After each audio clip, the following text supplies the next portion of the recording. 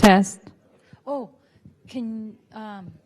can you go in the back and see in the conference room if you can hear it? I'm not sure.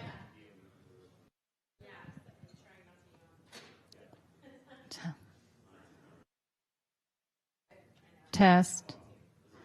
Test. Test. Can you hear me, Joanna? Can you hear me? Just breathe. Hold that breath. 10 seconds. Can you hear me? You can come back now.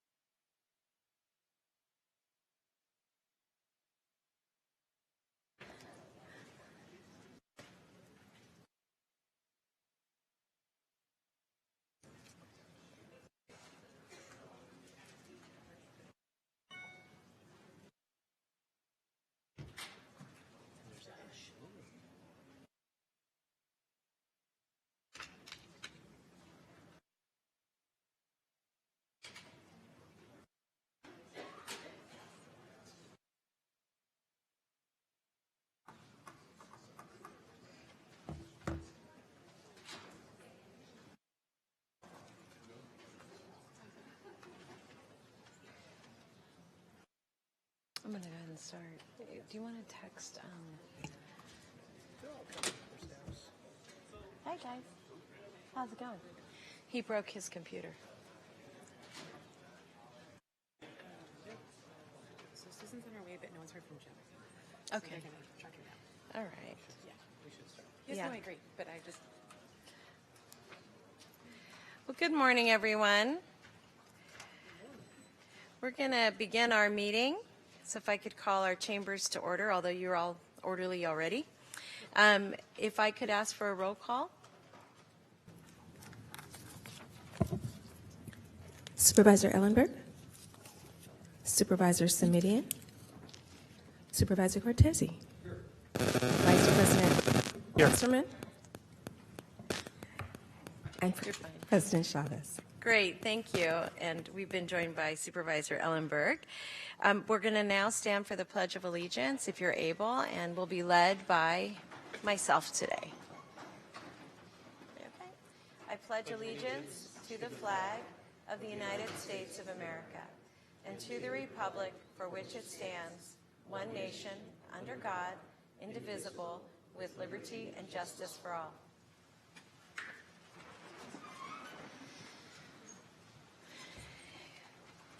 We're now going to turn to my colleague, Ms. Ellenberg, for our invocation.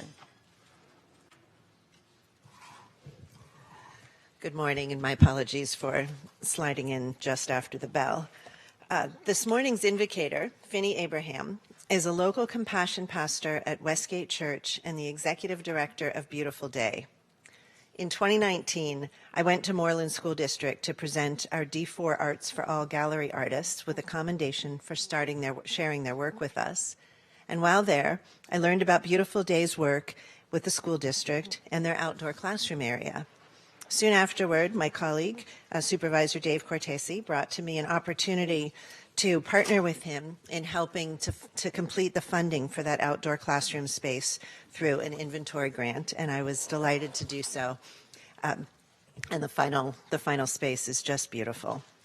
Learning how this group of residents volunteer their time to help our community was exciting and yet another heartwarming example of how our community works together. So I was thrilled to have the opportunity to invite Finney here today to talk a little bit about the work Beautiful Day does. But first, let me tell you just a little bit about him.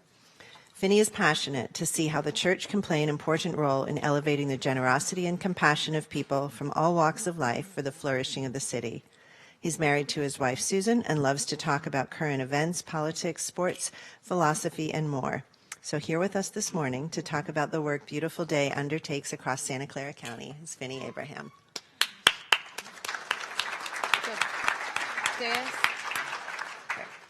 You want to come around to the other side, and then you can face everyone.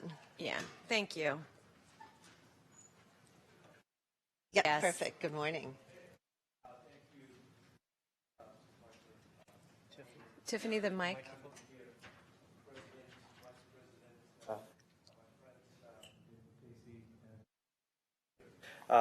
It is great to be here. Good morning to all of you. It is truly a humbling experience for me to stand before you and do this invocation here today.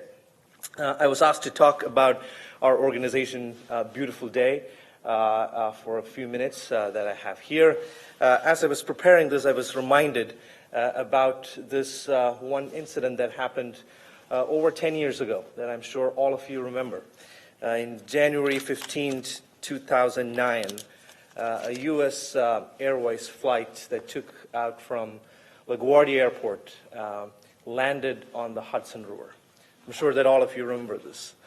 And many people called different things, said this was a miracle. This happened, and how did this happen? And the one thing that I learned from this experience, this story, was that it was not a surprise for that Captain Sullenberg, because he has done the work of learning his art well for over 30 years, putting thousands of hours to do what is right, so that when trouble comes, he was able to help hundreds of people and save their lives. Beautiful Day is an organization that is trying to instill the value of kindness and compassion among people in our community for the last over 14 years. And we believe that not to do that one day of a year. We believe that to do it again and again and again, so that when trouble comes, that it will be of second nature to us to show kindness and compassion to people around us. And as all of you know, and I'm sure all board members also know, we are living in some troubled times. And I'm sure that showing people kindness and compassion could make our county, our country, a better place to live. Beautiful day, hence work with government agencies, nonprofits, and people who are in need in our county. And we tend to help folks so that everyone can thrive in our community, and it would be a place to live happily. I want to share a few stories that did happen in the last year. We got to work with schools and with with several school districts in San Jose. But when we actually started working on this school, the school district superintendent asked me, can you help us with this project? And she told me the project would cost $500,000. I said, I do not have it. I have $5,000 to help. But what I have, I give you, which is a group of people who are willing to volunteer. And she said yes to that, and that's where the story began. We went to clean up, and a group of people who saw the plan said, hey, looks like they need an amphitheater. I'm a contractor. I'm willing to sponsor that. Another person said they need a pond. I'm a person who make that. I'll sponsor that. And by the time we got out, I think we put over $150,000 worth of work just by volunteers. And suddenly, a great thing happened. The community came together. Neighbors came together. Parents came together. Faith communities came together. And may I tell you, the Board of Supervisors, Dave Cortese and Supervisor Ellenberg, came together to support this. They gave a huge amount to finish this project. Now, you may look at it and say that, okay, we helped to finish this project, but what it translated to the people who came together was, if we come together, great things happen. And that was a great encouragement for our team. That was a great story of people coming together to do the right thing. And when I look around this county, there are many, many, many such projects that can be helped only if someone is willing to step in and to take the first step, and people would come together. So let me tell thanks to the county supervisors for the kind of work that you're doing to encourage volunteer work and to encourage kindness and compassion in our community. And as I end here, may I remind you, all our leaders who are here, it is a privilege to be part of this great county, Santa Clara County. And I'm sure that all of you know that it is a great privilege to lead this county. May I remind you to preserve some of these values, to live out some of these values so that when trouble comes, it will just show up as second nature. As in the Hebrew scripture, it says to act justly, to love mercy, and to be humble.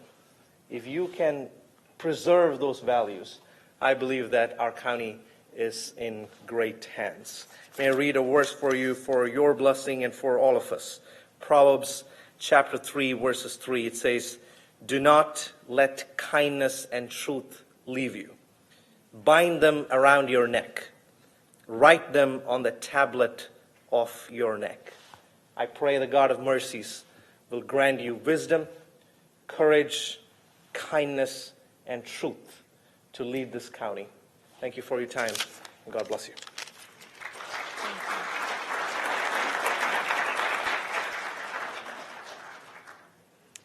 Thank you very much. We're going to now go to adjournments, and I think Mr. Wasserman has one. Thank you, Madam President. Larry McIlvain was the founder and executive director of Discovery Counseling Center.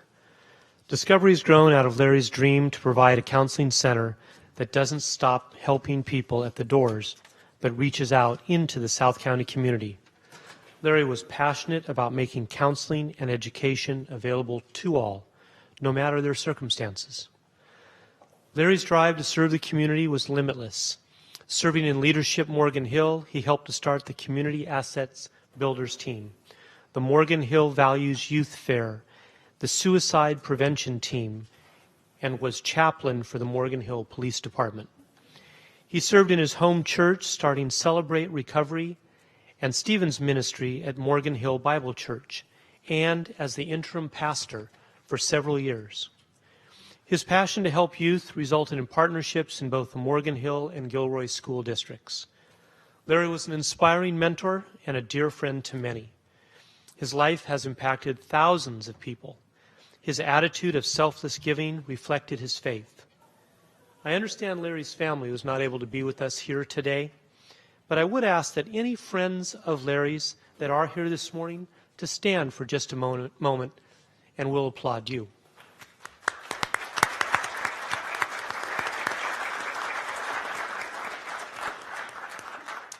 That said, we are grateful for Larry's legacy of service to the community, and we know it will continue through Discovery. Therefore, on behalf of the County of Santa Clara, I extend to Larry's family and friends our sincere condolences. Thank you.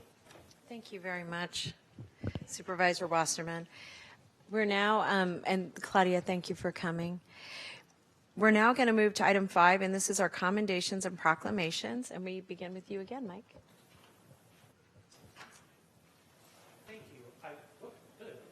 Hello there. Thank you. I would like to invite Nancy Howe to join me at the podium.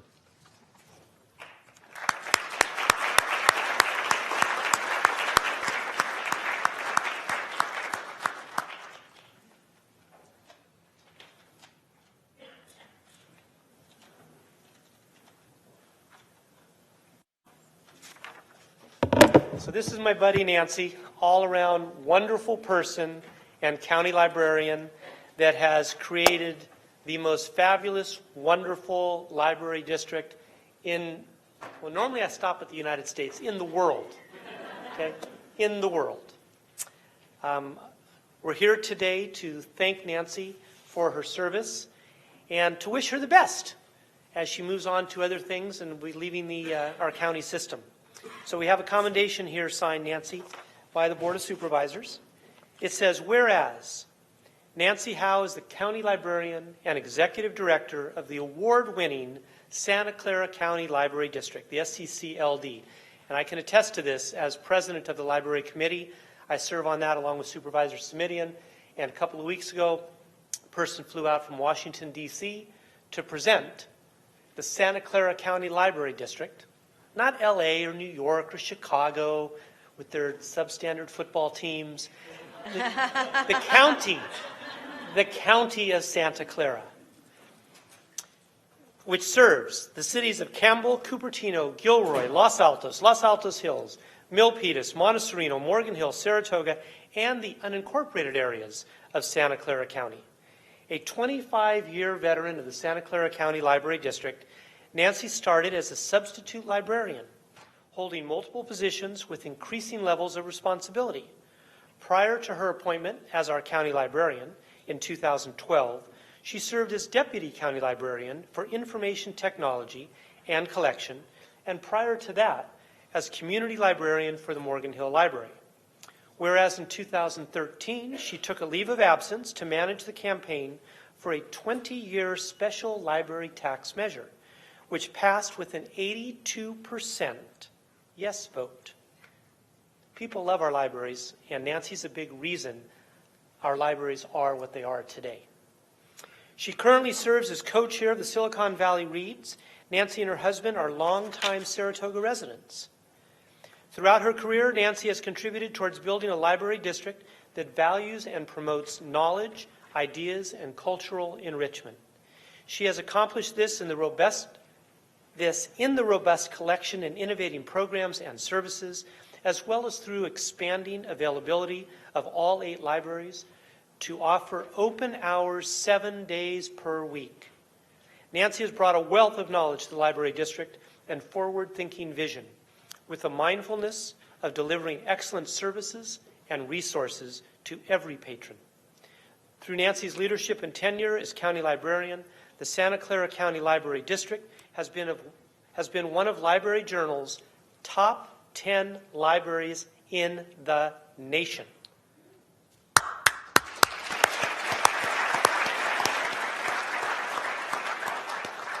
And that's for all libraries with expenditures over $30 million in the nation. Now, therefore, be it resolved that the Board of Supervisors of the County of Santa Clara hereby honor and commend Nancy Howe. Please, everybody.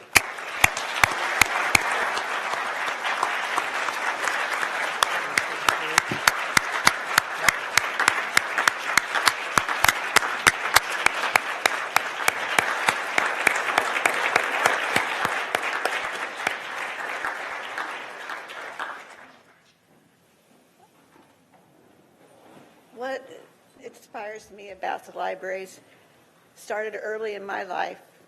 As a young girl, I grew up in a very small town. My dad dropped out of high school to support his mother and father and brothers and sisters. My parents worked hard.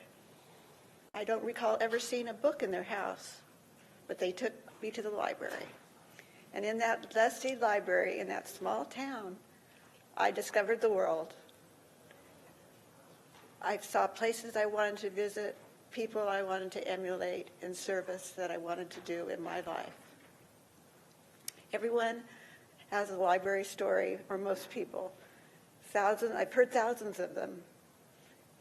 And it reminds me of the transformational power of this institution in individual lives.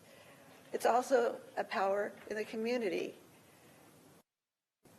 The Santa Clara County Library this year is 105 years old. It has endured and it's changed with the times, but there's much that stays the same. We are an equalizer. We bring the people together. We are non-judgmental. We are private. We are a powerful voice for civility, discussion, and open ideas in a community, and sometimes in a world that has lost its way. Three people I want to single out today, but there are thousands and thousands of people I could thank and deserve thanks, but there's not time. I see the canine dogs are after me, and they will no doubt be stiff competition for your attention. But as part of the county, I've always thought the library structure had the best of both worlds. As an independent joint powers authority chaired by Supervisor Wasserman, and as a county agency under the leadership of Dr. Jeff Smith. We are thrilled to have two county supervisors serve on our board and unite us with the county in the good ways that help us be of service to our most vulnerable populations. So I would want to acknowledge Supervisor Simidian and Supervisor Wasserman for their years of service, and certainly Dr. Smith.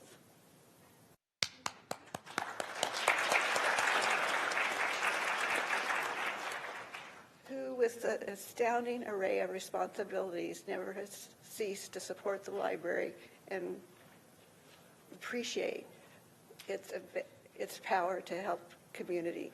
So thank you for letting me be a part of this journey, 105-year-old journey, and I look forward to seeing what you'll do in the future. You're in great hands. Thank you.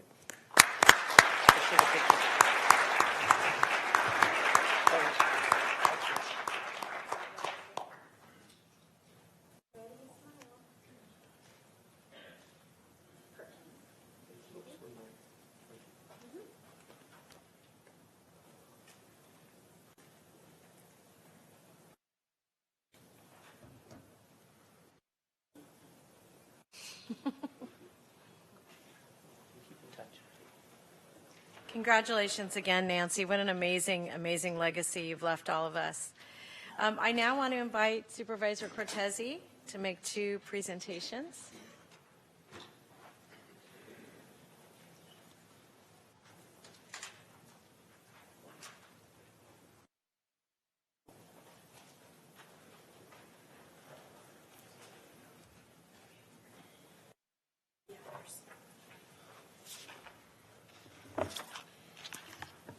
Well, good morning, everyone. If I can ask Sergeant Richard Alanis and Sergeant Noe Cortez to come up, please.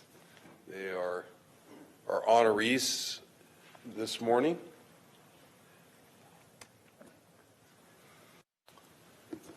And as they come up, I'm going to begin to explain why they are our honorees this morning. Sergeant Alanis has been an employee of the Sheriff's Office since being hired in 2001. It is among the best models of how law enforcement officers should be. He's married and he has 2 children. When he was not at work, he enjoys spending time with his family, going on vacations to Lake Tahoe, coaching competitive youth soccer, listening to country music, and getting in a good workout at Orange Theory Fitness. Sergeant Alanis has held various assignments with the Sheriff's Office, including court security, patrol, field training officer, recruit training officer, and detective, and I'm guessing maybe some other things as well. Sergeant Alanis has over 6 years of detective experience and especially excelled as a mentor to younger deputies. Sergeant Alanis most recently has been assigned as a detective in the homicide unit and has spent significant time investigating cold homicide cases. On October 12, 1974, to put that date in perspective for a moment, I was a senior in high school at that time. Arliss Perry walked into Stanford University Memorial Church just before midnight after an argument with her husband, Bruce Perry. About 30 minutes later, Bruce went to see if she was at the church, but found all 3 main doors were locked. Investigators determined that Stanford security guard Stephen Crawford had locked the doors 15 minutes earlier. She was never located that night. The following day, at 5:30 in the morning, Crawford opened the church for the day. He walked through the church and found that Arliss had been murdered inside the church. She had been positioned behind the last pew of the east transept. The medical examiner determined that she was strangled and an ice pick was lodged in her skull. Sheriff's Office investigators questioned numerous people and followed every tip and every lead, but the investigation went cold. In 2015, Sergeant Alanis reopened the 1974 murder of Arliss Perry in hopes that a fresh review of the case file and the evidence might produce new investigative leads. He submitted items of evidence recovered on or around her body to the Santa Clara County Crime Lab for DNA testing, as science and technology, of course, have advanced over the last 40 years. The evidence was tested and determined 2 male DNA profiles. One was her husband, and the other was security guard Stephen Crawford. The sergeant eventually narrowed his focus to Stephen Crawford and determined him as the primary suspect after he found his statements to be untruthful and without alibi. In 2018, Sergeant Alanis and several other deputies attempted to execute a search warrant at Crawford's residence. Sergeant Alanis believed the evidence against Crawford was insurmountable, and the district attorney was prepared to file charges of murder. But Crawford committed suicide by handgun before detectives could enter the premises, and Sergeant Alanis never had the opportunity to arrest him for Arliss's murder. But it was through Sergeant Alanis' extreme dedication and investigative mind that directly contributed to resolving the 44-year-old cold homicide case. Sergeant Alanis constantly represents the Sheriff's Office in a positive and professional manner. And I want to add right now, before I forget, we are so news-driven by the negative side of crimes like this and so many other things that I want to pause before I move on to Sergeant Noe Cortez and ask all of you to give Sergeant Richard Alanis a great round of applause as I present him this commendation.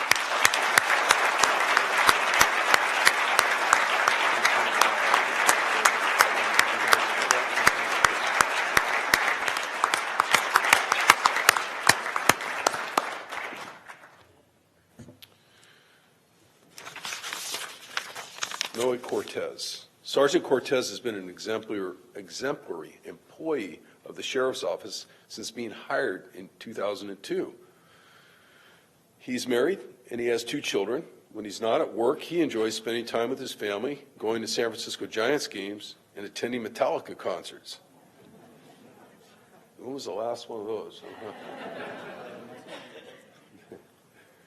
Sergeant Cortez has held various assignments within the Sheriff's Office, including court security, patrol, field training officer, and detective. And I imagine he got to do a few other things over those years as well.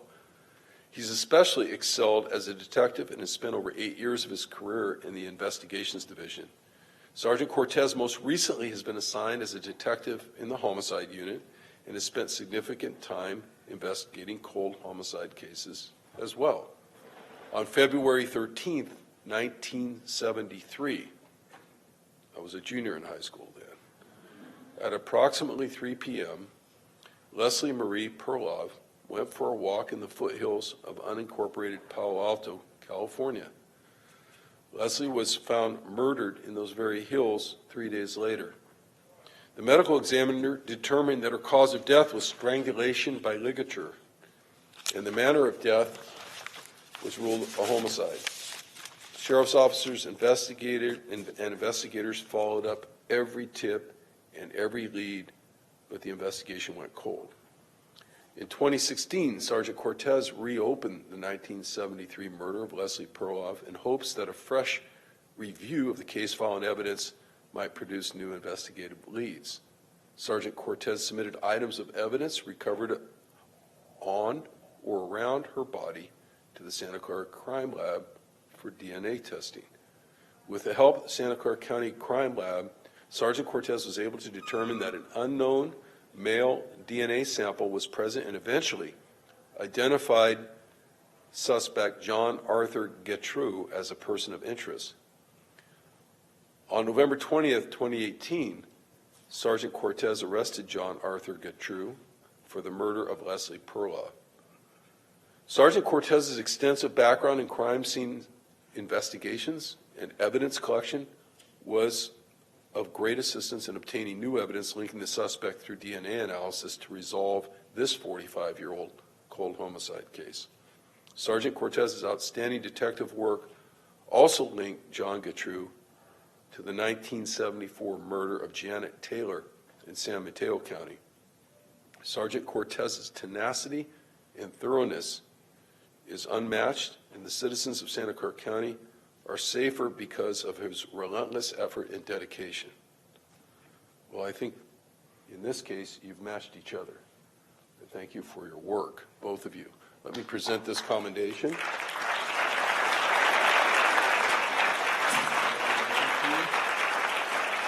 you like to say a few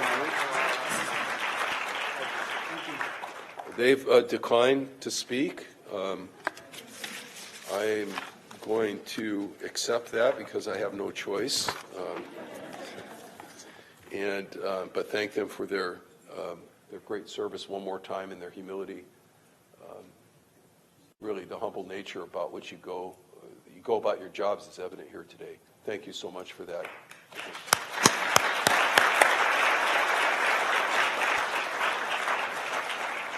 Would the Board of Supervisors like to come down for this photo? I'd like to invite you down, President Chavez. It's kind of a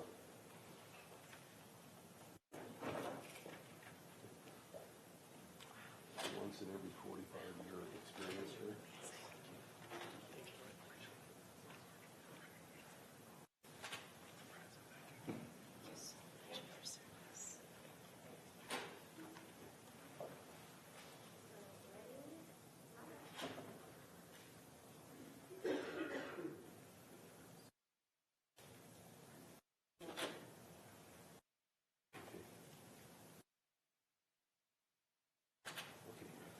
Thank you, gentlemen.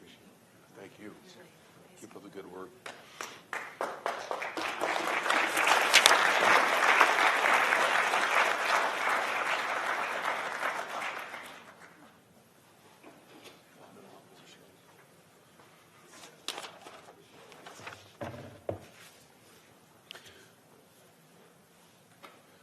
At this time, I'd like to ask some other folks to come forward, if they're all here. Cheryl Walsh, Rolando Webe, am I pronouncing that correctly?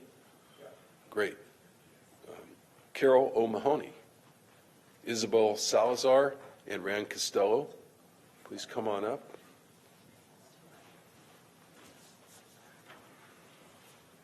Great. They're all here representing the Sean M. Walsh Canine Memorial Foundation, which was established by Cheryl Walsh to help police agencies afford the purchase of new canine dogs and support the needs of departments with canine programs after the death of her son, Sean. Specialist Sean Walsh was an active MP in the California National Guard in the Coast Province of Afghanistan when he was killed in action on November 16, 2011. Sean had previously been a youth cadet with both the Santa Clara County Sheriff's Office and the Santa Clara Police Department. He ultimately wanted to become a peace officer after his tour of duty was complete. To honor Sean's memory, Cheryl and Sean's friends created the Sean M. Walsh Canine Memorial Foundation. To date, the organization has donated over $350,000 by way of purchasing 29 dogs and assisting 21 different agencies throughout the county with equipment purchases. The Sean M. Walsh Canine Memorial Foundation has designated the Santa Clara County Sheriff's Office Canine Unit as their primary recipient for future donations. To date, the organization has donated approximately $40,000 through the purchase of 3 canines known as Raider, Dutch, and Ollie to this county, and they also plan on helping the Sheriff's Department acquire another new canine this year. And I just want to mention, as a matter of personal experience that I get to witness in my own district around the holidays every year, they help the Sheriff's Office by donating annually to something called Operation Santa Paws, where our canine unit donates gifts, and I mean a lot of gifts, to needy children, and I mean a lot of needy children, during a block party evening celebration over in the unincorporated area right off of Kirk Avenue. Thank you for doing that. That is a heartwarming effort in and of itself. And with that said, I want to present this commendation to the Sean M. Walsh Canine Foundation, and I would like to ask Cheryl or anyone else, any of you, if you'd like to say a few words. But let me present this on behalf of the entire Board of Supervisors.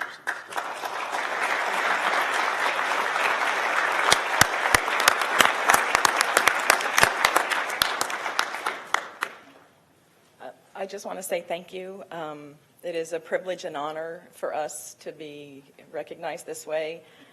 Sean started his career in law enforcement as an Explorer Cadet with the Santa Clara Sheriff's Department, and the Sheriff's Department has been very unselfish in helping us raise funds to pay it forward to help departments much smaller than theirs that don't have the funding to purchase canines because they recognize the value they bring to their departments. As I look around, I'm looking at the dogs in the room, so thank you all. They've come out and selflessly helped us, so thank you so much. And now I consider this an adoption of all the dogs who we haven't funded, so now you're part of the family officially, so thank you.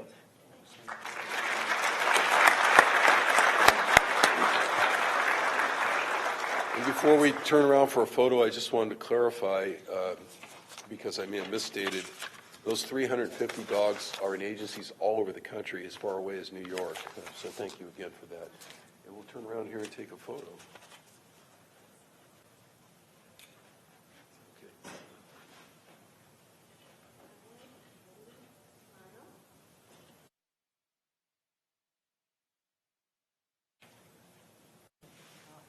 Too much promotion. Did you want to get the, yeah, we'll do them outside. They're right up here. Yeah, we've got dogs here if you want to bring them up. I think we can pause for a couple minutes Sure. and do that. Sure. Can we bring up the dogs? Oh, that's right. Everybody wants to see them, so we're bringing up the dogs. I can make it happen. Hi. How are you? And the dogs are bringing their handlers with them. This is Niner. This is TJ Monroe. Why don't you introduce them, please? This is Officer Monroe and Niner. He and his cousin, I'm sorry, this is Sergeant Monroe and Niner, and he and his cousin, Sergeant Jones and Raider, we're nonpartisan here. They started the Santa Paws Project, so we just kind of stepped in and provided them with the nonprofit support they needed to keep it going. We've got Deputy Tran and Ollie had to take a break. Ollie had to take a break. You want to just step up and introduce yourselves and tell where you work in the department? Ollie's in the jails. Finn's in the jails also, and Deputy Kendrick. And Allie. Yep. Sergeant Fernandez, Special Operations. So, and they've received a commendation as well for their work with the federal agencies. And I think that's it. He's undercover. That's why he's in flannel. So I'm going with that, and I'm sticking with it, Tyler. Thank you.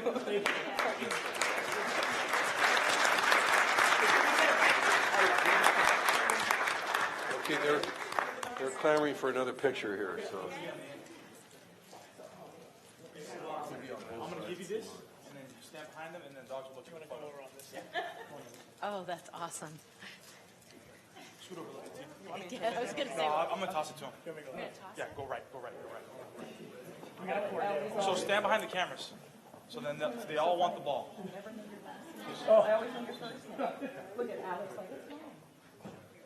Yeah, pick it up, John. We won't let them get you. Go stand behind the cameras. Go stand behind the cameras. Okay, sorry. It's a little slow.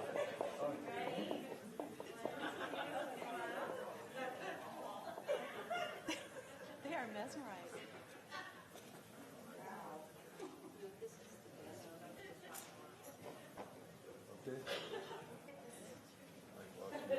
Right.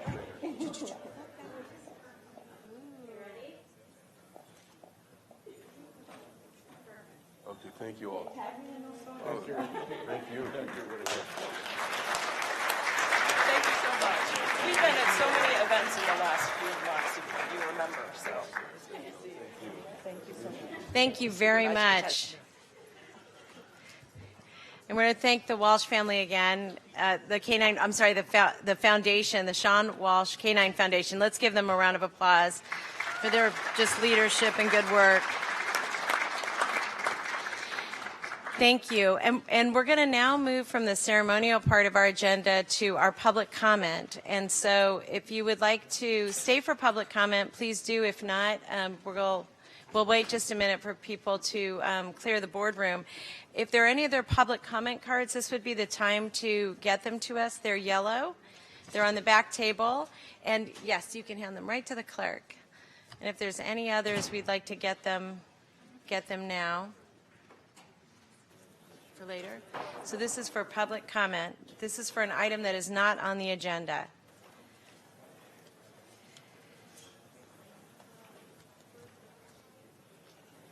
I see no more cards. So we're going to invite the public to come forward. We have 10 speakers, so that is 2 minutes. Is that right, James? Okay. So Linda, Cam Haven, Angel Kelly, Pamela Nicholson, Mark Trout, and you can come up in any order. Serena Hanley, Miriam Wahab, Mont Thompson, Lourdes Gomez, Judith Weinstein, and Scott Largent. You can come in any order, and you're going to come to the black podium here? Yes, perfect. Welcome. You may Are you ready? Oh. My name is Linda Cambereri, and I know that maybe some of my name might sound familiar. I've emailed you quite often over the last few years since moving to San Martin. I want to just have a voice for San Martin and to remind all of you that we are on wells there. And since I've moved to San Martin, I've had to deal with possible RV parks, Morgan Hill sewer contaminating my well, and also the cemetery. And I just want to keep San Martin in the forefront, and I know I've talked to Supervisor Wasserman about this before as well. I was a little disappointed that the cemetery was approved. I don't know if the final approval is yet, but I don't think that when the expert, your expert, said, I don't know 7 times during the hearing, the Planning Commission hearing, made me feel very good about my well water. And I want to make sure that, San Martin has been poisoned before. Their water has been poisoned before. RLUIPA does not guarantee somebody to have a cemetery with their place of worship. And I don't want San Martin to be taken advantage of because we don't have the money to fight this. And I want you to maybe think about that.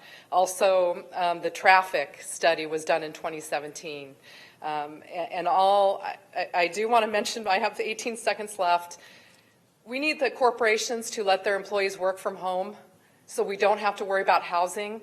And anything you can do to make that happen, tax incentives or whatever, because it's unsustainable, the amount of people that we're trying to shove in here and the traffic. Thank you. Do we have, are those public comment that we have? No, they're for this item? Okay, great. Welcome. Good morning. I'm Angel Callie. On January 2nd, the staff at the Department of Family and Children's Services were informed that the receiving center had been closed on January 1st. Well, a couple of weeks later, we had a high-risk youth who was informed to be brought over to the Department of Family and Children's Services because there was nowhere to take them. They sat in the lobby, and then that worker was informed that they needed to go over to the Kiki Center, which by prior orders had been that the receiving center and the Kiki were supposed to hold different children, not our high risk mixed in with our young children. And yet that's exactly where this high risk youth went because there was nowhere to go. Bill Wilson would not take the youth back, and we had nowhere to take that minor. So is that working? No, it's not. That was closed without a full thought of what we actually need because the service providers that we have in the community can also not serve those high-risk youth. We have no group homes to place them. That's one. The other is, are you aware that a social worker is given, it's accounted for 11.2 hours to investigate a case? That is to drive there, that's to investigate, that's to do research, that's to do the write-up, that's to do the whole thing. If it was your child, your grandchild who had been sexually abused, physically abused, I can't imagine that you would think that 11.2 hours to have done that whole thing is sufficient. We are understaffed. We are overworked. We don't have the manpower to do this. We just had warrants last week that I can tell you took at least 4 days out of the week. And I was working with workers until midnight. And yet we have an overwhelmed judge who on Friday was asking us why was she getting 5 warrants after 5 o'clock. Judge Shorts has always championed for us, but even she is getting burnt out. We need the staff. We need the proper resources. Thank you.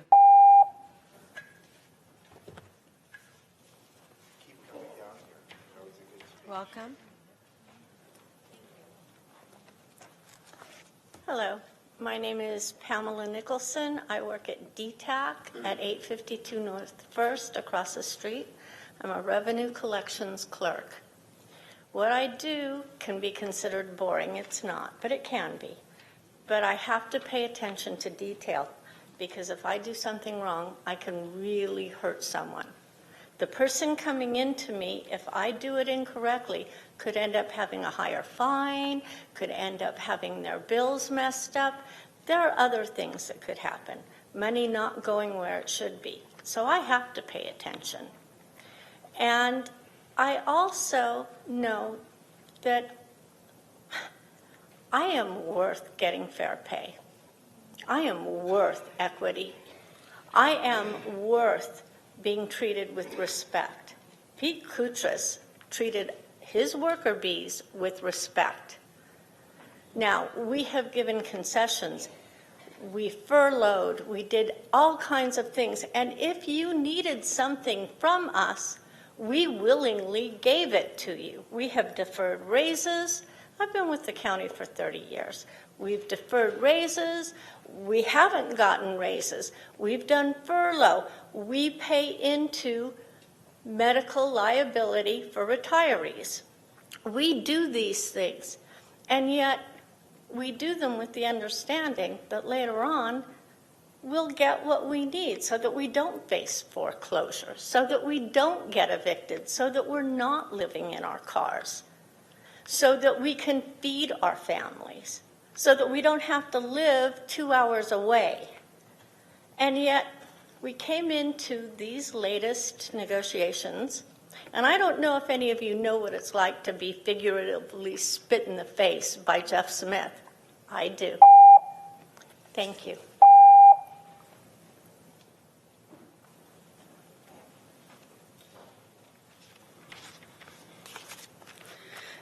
Good morning. My name is Serena Hanley, and I'm here to kind of go off of what Pamela has just said to you. We've been in this contract now for over a year. I know because my husband is a negotiator for the EWs, the eligibility workers, and I'm a strike captain. And I've spoken with some of you before a few weeks ago, Ms. Ellenberg. And we really need this to wrap up. I mean, people are really counting on these raises. They need this help. They need your help, and they can't do it without you. I see clients come in all the time, every day. I work for Medi-Cal solely in continuing, and I enjoy my job. I've been doing it now for about 6 years, and I love helping people. I also interpret for them in Spanish. I'm half Mexican, half Irish. I'm old school, if you will. I come from hardworking parents. I mean, I've even said before, if they needed me, I would work and not get paid just to get the job done. I've stayed after work and I haven't been paid for it. I haven't asked for overtime. The office is literally supposed to close at 5. I've left at 5:30 or 6 o'clock before because I want to stay and help that client. And it's not about the money. It's making sure they get what they need, the Medi-Cal that they need to see the doctors. We do the best for our county's residents every day, but it's very hard with the chronic short staffing. Our bargaining team has provided a proposal that wins for workers, the county, and the communities that rely upon our services. Let's get back, please, to work on taking care of our community and working together to improve our relationship. We are asking you to make us and our fellow SEIU members a priority too. We are supportive of all the county's unions in their fight for a fair contract, and we know for a fact that thousands of our members are struggling. Thank you. Got your notes up here, ma'am.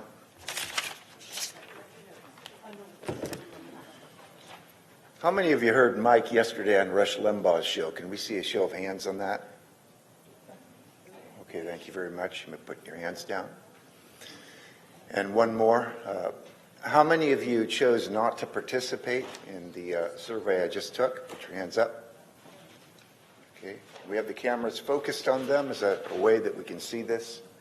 So the cameras can also be focused on them. Who's in charge of the TV here? Okay, that's important. Mike mentioned that if Paul Ryan had ripped up Obama's State of the Union speech, the Democrats would have been outraged. I see Joe rolling his eyes here, you know, Joe Simidian. But let's face it, Kay, if Paul Ryan ripped up Obama's State of the Union speech, the Democrats would be outraged. They'd demand his resignation. You'd never hear the end of it. I mean, think about what is happening in our nation. Nancy Pelosi said walls are immoral. MS-13 are God's children. I mean, there's different definitions, I think, of treason, and there's different acts which definitely would be considered treason, but certainly to say that you don't have the right to defend your nation, that's the highest, one of the highest acts of treason there is. And she's walking around, and her nephew is our governor. He's walking around. Truly, Trump needs to invoke the Insurrection Act that Abraham Lincoln did, but he's not doing it. He's not doing it because he can't do it or he won't do it, but he's certainly not doing it. Look up insurrection. We are seeing an insurrection against lawful government. But my Bible tells me this, Unto us a child is born, unto us a son is given, and the government shall be upon his shoulder. And his name shall be called Wonderful, Counselor, the Mighty God, the Everlasting Father, the Prince of Peace. Of the increase of his government and peace. Welcome. Hi, Buenos Dias, another social worker for Bilingual California. My name is Judith Wensing. I have my master's in social work and my master's in psychology. I'm a retired county employee. I was first hired in December 2000 and retired in June 2019. I worked intermittently during that time period. I need help from the Board of Supervisors. I've previously presented here. Improv staged my family court hearings in Watsonville, California, and to date, no one's formally apologized or rectified the situation. So we need her to be returned immediately to our care in Saratoga, California. She hasn't lived at home since improv-associated individuals staged family court. So please intervene immediately. In addition, child support is erroneously still being deducted from my CalPERS. Please contact Betty Yee, who's on the board at CalPERS, and ask her to intervene and stop the deductions. Thank you so much. Welcome. All right, good morning. My name is Mont Thompson. I'm a radiation therapist at Valley Medical Sproul Cancer Center. I ask you to wholeheartedly consider the request of employees represented by SEIU 521 for a fair and reasonable contract. Now, the nurses in RNPA received a deservedly reasonable contract. I love our nurses. What about members of SEIU that work in our health and hospital system and provide billable patient treatments and services to our community that generate revenue for this county? Why treat the largest represented workers with less respect and parity? Is any board member more worthy than another? I'll let you argue that amongst yourselves. Our members have judiciously compromised on wage realignments. Dr. Smith has noted that market forces influence realignments. However, our realignment requests are reasonably below market wages, even though justification for higher wages abound. In addition, while striving to assist all our workers, including our lower wage workers, I encourage the board members to investigate a mechanism to provide a pathway for workers to continue employment with the county while allowing them to attain additional education and skills and tools to advance among classifications, to managers, to administrators, to executives, and to future leaders of the county. Thank you.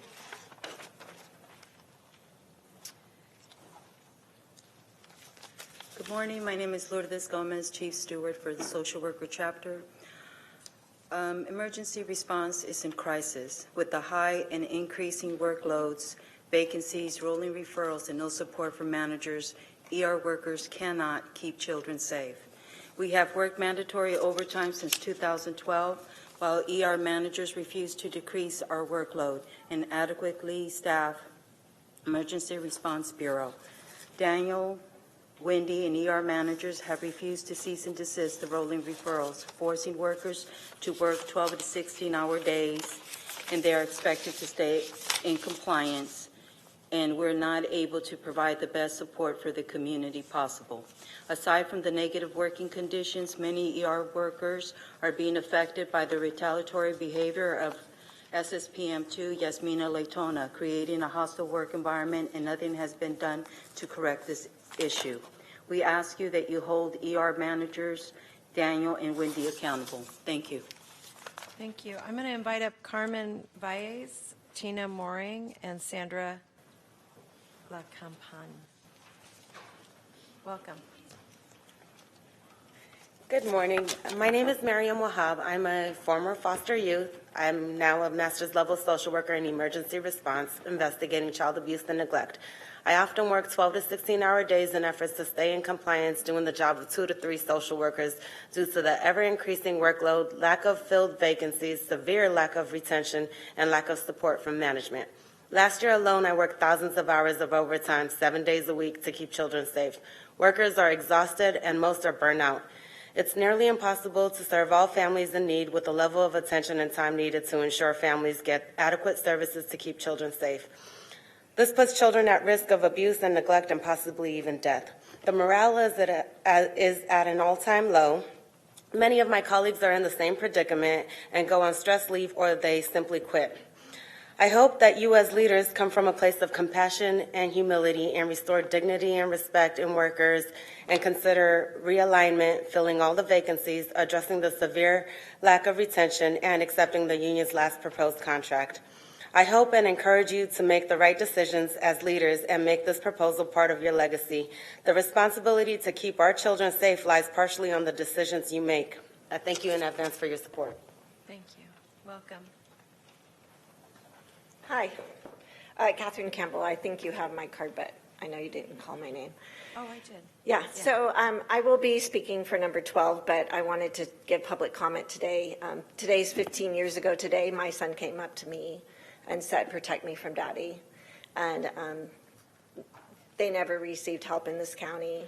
We had probably 12 cases with CPS, probably I don't know, probably a dozen cases with the police.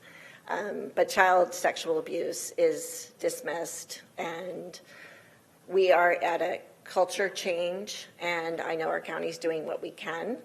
And I suggest that we as a county show the film, What Doesn't Kill Me, to learn more and to educate ourselves even more, and that we institute a survey that's recommended by Dr. Jennifer Fried, who is now at Stanford. And she's working on something called institutional courage. And I brought this up before to this board. And it's very, very important that we understand why the culture has existed, why there's been institutional betrayal, and how to shift that.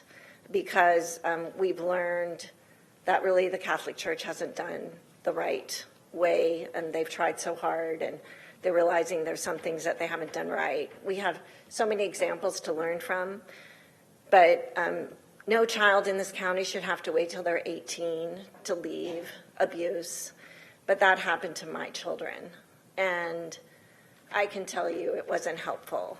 So I'd like to do everything we can in this county to make sure that CPS is supported as they need, but we need institutional courage first to do that. Thank you. Thank you.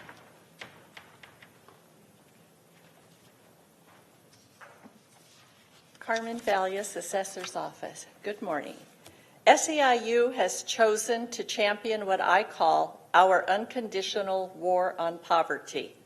Supervisors and administration, you are all familiar with how many of our employees are struggling financially. There are many programs, agencies, and measures across the nation and within the county attempting to help the public rise above these situations. It is surprising to me, though, that we sponsor so many programs and organizations, but we can't seem to conquer these problems with our own employees. Make no mistake, SEIU members are the champions here. We need to conquer these problems. We will never lose and will keep on fighting until this ends. Supervisors and administration, please find it in your heart and in your mind to join us and champion these causes. Give us more than a 3% raise and realignments as appropriate. We want to retain employees, and we want to keep providing services in the county that we love. The main assets of the county are the employees. Without us, please recognize, I'm sure you do, but there would be no services. So please join us and become champions right alongside of us. Thank you. I'm going to call up Scott Largent, David Howley, Trina and Sandra, and then we have no more cards. Trina, welcome. Good morning. I'm Trina Maureen from the DA's office, Steward. I'm coming up here to talk about the contract. This 3% that is being offered hurts the pockets. It hurts us paying bills. We need your help so that we can live in this county. We have a lot of people that have to commute because they can't live here. Many years back, we took furloughs and we took 1% raises, 1.5% raises. We worked with the county on this to try to help the county.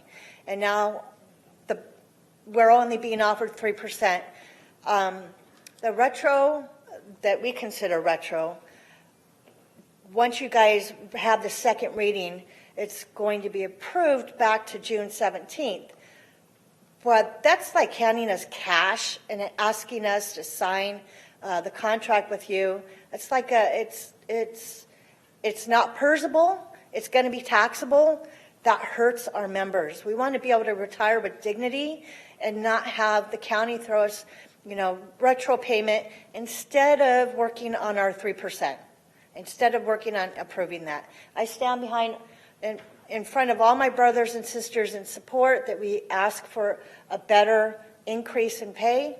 I want to thank you very much for the medical and the PERS being taken off the table. That does help. We recognize that. But we also need to be able to continue to live here, and we need your support.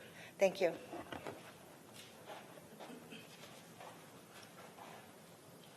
Hi, good morning.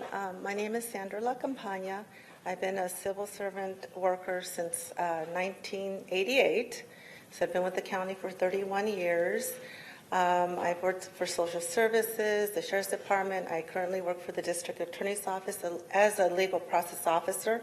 I have a degree in child development, a second major in Spanish. I'm a parent project facilitator, so my emphasis is families. And I care about families, but I can't do my job with the conditions that we have here with the county. I've tried to promote several times. I can't promote. I've been in the same position for about 25 years, making $29 an hour. My house payment is $2,900 a month, so my whole salary goes for my house payment. I'm very afraid. And I don't want to sell my home where I've been living all my life because I can't even get a promotion here. And no, we're not even getting a raise. I'm a single mom, and I care about families, but nobody cares about me. It's not fair that we have people making $60, $70 an hour, and I'm making $29, and I can't even get a promotion because there's management has their favorites, and there's nothing we could do. Can you please help us? Help me? I've been a good employee. I have good references, but yet I can't get a promotion. And I can't even get a raise. So something has to be done. Something's wrong. There's policies and procedures that have been broken in our departments, and someone has to investigate and find out what's happening. There are favorites, and there's nothing we could do. So please don't be part of this crooked system. Thank you.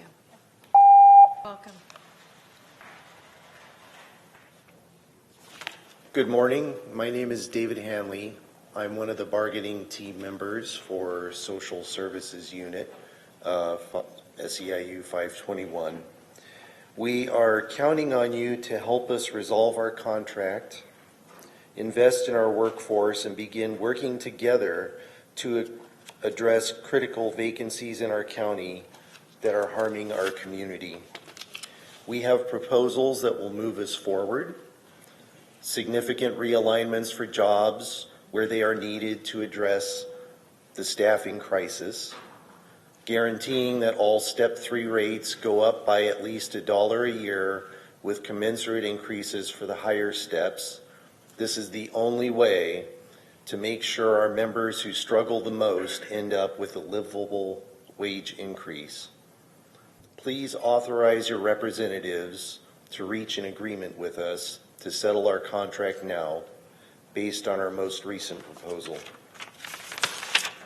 We know you had a chance to meet in closed session yesterday. We've requested to get back to the bargaining table, but we have not yet heard back from management. We want to resolve this contract as soon as possible for the best interest of our community and those we serve. Please urge management to schedule a date to bargain with us as soon as possible. Thank you.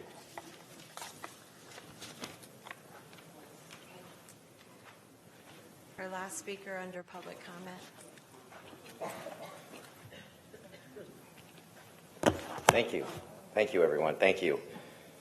When you type into Google just methamphetamine and type in news, and you'll start to look at all the different counties and what they're going through, where the meth's coming from. I try to keep a tab on articles like that, but lately it's just gone wild. You know, I know Google kind of checks my results and knows what I look up. It's endless and endless and endless, and it's nonstop. And the amount of meth that's coming in here is pretty disturbing. And at what point do we involve the federal government at this level? Department of Justice? Do we get the National Guard involved? You guys know where all the meth's coming from. Super labs out of Mexico. It's coming from Mexican cartels, and it's poison. It is not the old school biker meth. Now, this might sound weird. I know you guys are going to be like, what is this guy even talking about? I have friends whose parents were meth addicts. They were in biker gangs. They would cook their own dope. They kind of had their own gig going. These people were tweakers, but over 20 years, I mean, they were a little weird and they were doing oddball stuff, but they weren't going completely insane. That's what the new dope is doing now on the streets. Okay, I talk about this a lot, but they are all going insane downtown, up and down the light rail, but they are really going crazy now. The videos I have now, they're getting violent, they're swinging on people, they're attacking people. At what point do we really start clearing out that park? When is it going to be a no-tolerance zone? I see signs that say drug-free zone. There's nothing drug-free about downtown. There's really not. It's not safe. I want to go to my appointments. I really do. When does the county start bringing more sheriff's deputies out there, put more pressure on the PD? Today, I finally saw beat officers that were walking around downtown. We need them on every corner. We need to start just vetting this out downtown because there's really nice people that are stuck in the middle of that park right now that shouldn't be there, that are just being lost, and we have no place to go. Go on a field trip. Thank you. Our last speaker, and then I'm going to close the public comment. I don't know if I need a special wand for that, but Connie, if you can come up, Connie Ludwig, and then if there are other folks who want to speak, if you can work with the clerk to figure out a place on the agenda. Welcome. Thank you. I apologize for the confusion. No, that wasn't, it's new. I don't expect everybody to know the rules. Thanks. Thank you very much for being here, and whoa, what a lot of responsibility you have after hearing all that. I know in churches like, Lord, hear my prayers, but please hear my plea. I'm here to talk today about our soil and water in San Martin, and I feel that, you see us come, you hear us, but I don't know if you really listen to us, and so we have serious concerns. It was not known that Olin Corporation would cause life-threatening devastation to San Martin, or as it went further south. My family is reminded of this catastrophe every day. This is my thyroid medication. Our daughter had thyroid radiation treatment. My cat, Twiggy, had to be put to sleep. Rick Gordon, who played Santa, who delivered toys each year to San Martin Housing Consortium, died. I am just not a wounded member of San Martin. I'm a wounded warrior of San Martin. And we keep coming back, and we're not professional speakers and presenters, but we want you to hear us. Thank you. We were in October 2018 at the Gilroy Morgan Hill Chamber. We were mocked by the project manager of the Cordoba project when he said, San Martin blames Cordoba for perchlorate. That's absurd.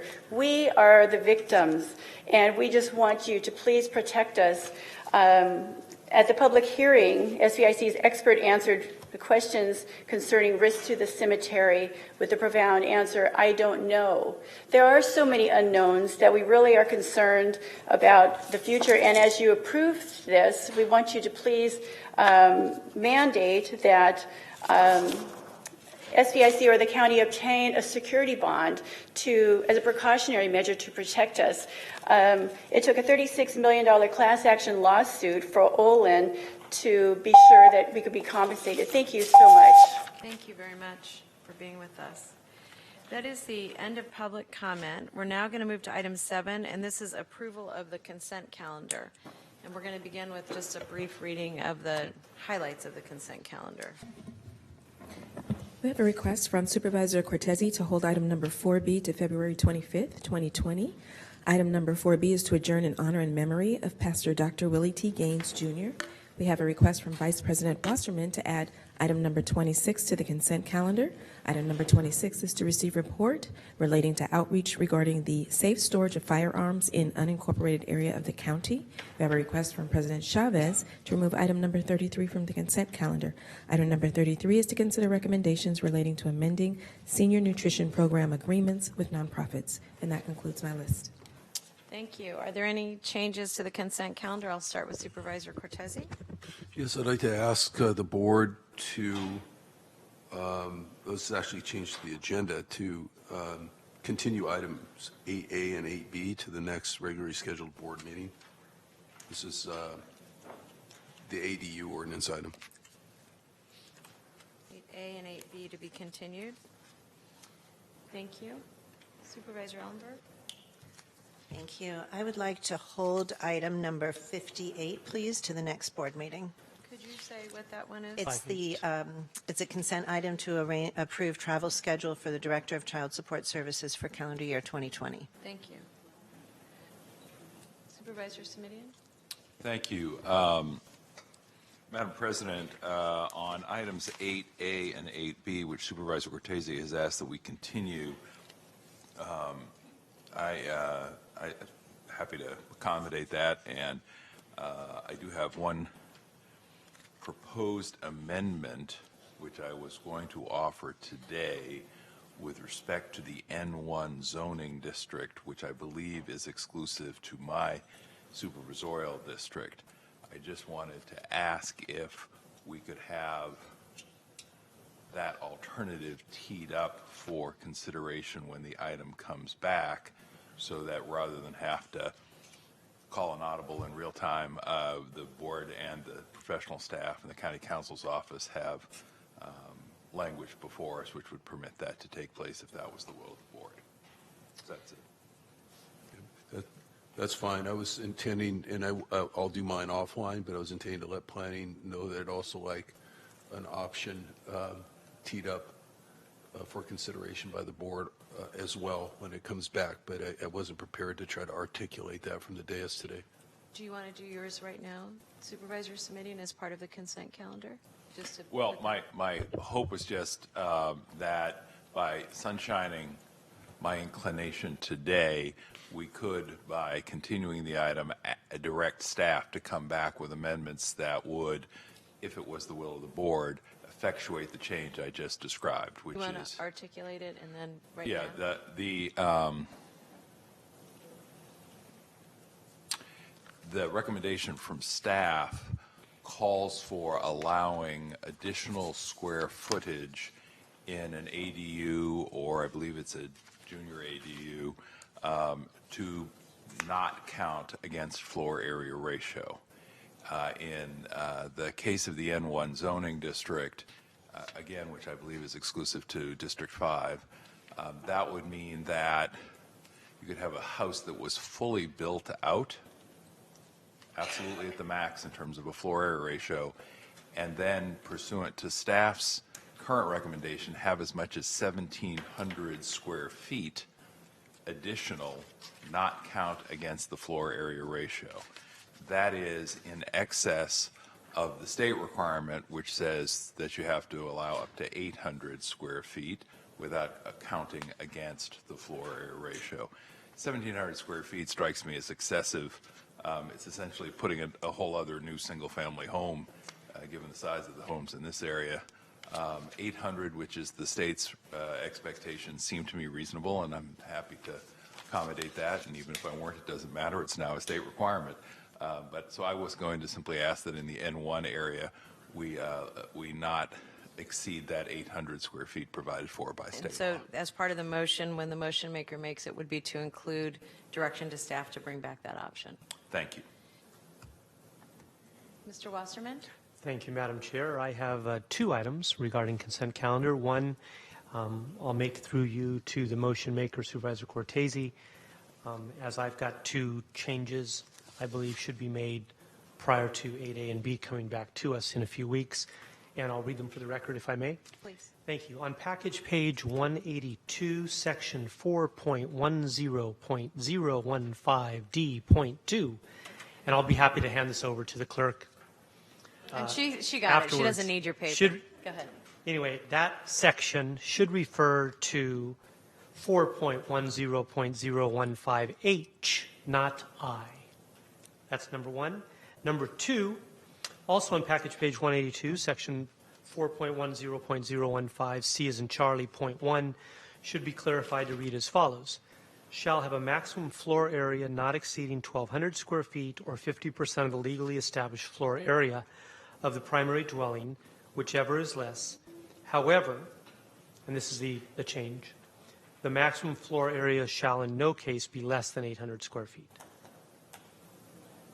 That's item one. And the other item on consent, Madam President, is I need to recuse myself on item number 52 that's on our consent calendar today because of financial interest resulting from my ownership of stock in Amazon, Google, and Microsoft. Thank you. Susan. Since we are weighing in on 8 on consent, And it'll be deferred, but yes. right, Or continued. being Sorry. deferred, so I'm going to add my request as well to be included in the motion, and this has to do with the county's requirement of one covered parking space per single family home.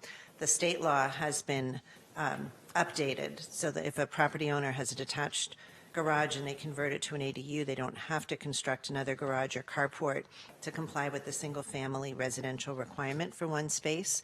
So when the item does come back, I'd like the county to eliminate the covered parking requirement for single family homes, since we no longer enforce it per state law. And I'm going to just ask that all of these come back as options and recommendations so that we're not weighing in on that today.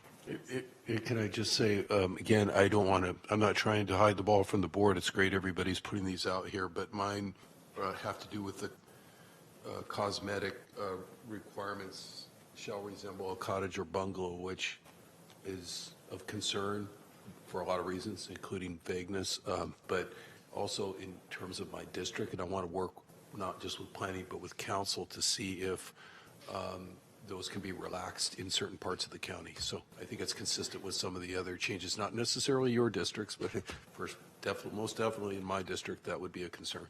Thank you. Madam President, as I listen to the range of possibilities that we have put forth, I'm wondering if perhaps asking that this item come back 2 meetings from now rather than at next meeting might be the most practical. Rob, is that better? I'm certainly open to having it come back the next meeting, but I just... So we'll give the staff the option to come back at their earliest opportunity. Is that all right? I don't want to, Supervisor Cortez. And you know what, and I wanted to just say, I would like this not to turn into an item or I'll just pull it off. So if we have a lot of input, we have options that we're requesting, what's the soonest they can come back? Here's the thing. Any changes to the ordinance need to first go back to the Planning Commission for their input and recommendation. So, and right now we're operating in a situation where as of January 1, any local ordinances that did not comply with updated state law are void. So we have a gap in our regulations. So we're trying to fix that gap as soon as possible. So we would like to be able to get clarity with respect to all of the proposed amendments from the board. It doesn't have to be at this meeting today, but in time to get them to the next Planning Commission meeting. Which is when? It's February 27th. Yeah. So I think our next meeting is after that. Is that accurate?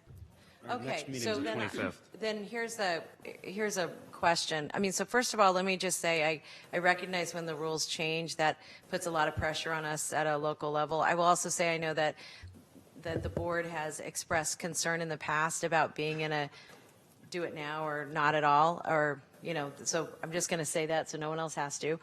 And then my request would be we can do this one of 2 ways, and I'll ask my colleagues this. We can pull it off and the consent calendar and or we can wrestle it to the ground today, or we can have staff come back to us. And I guess my big point there is we wouldn't make the next meeting. We wouldn't make the next Planning Commission meeting, and is that okay with our colleagues? And in some respects, I think getting it right may be as important as getting it back to the commission. So I'm going to ask if my colleagues are comfortable with us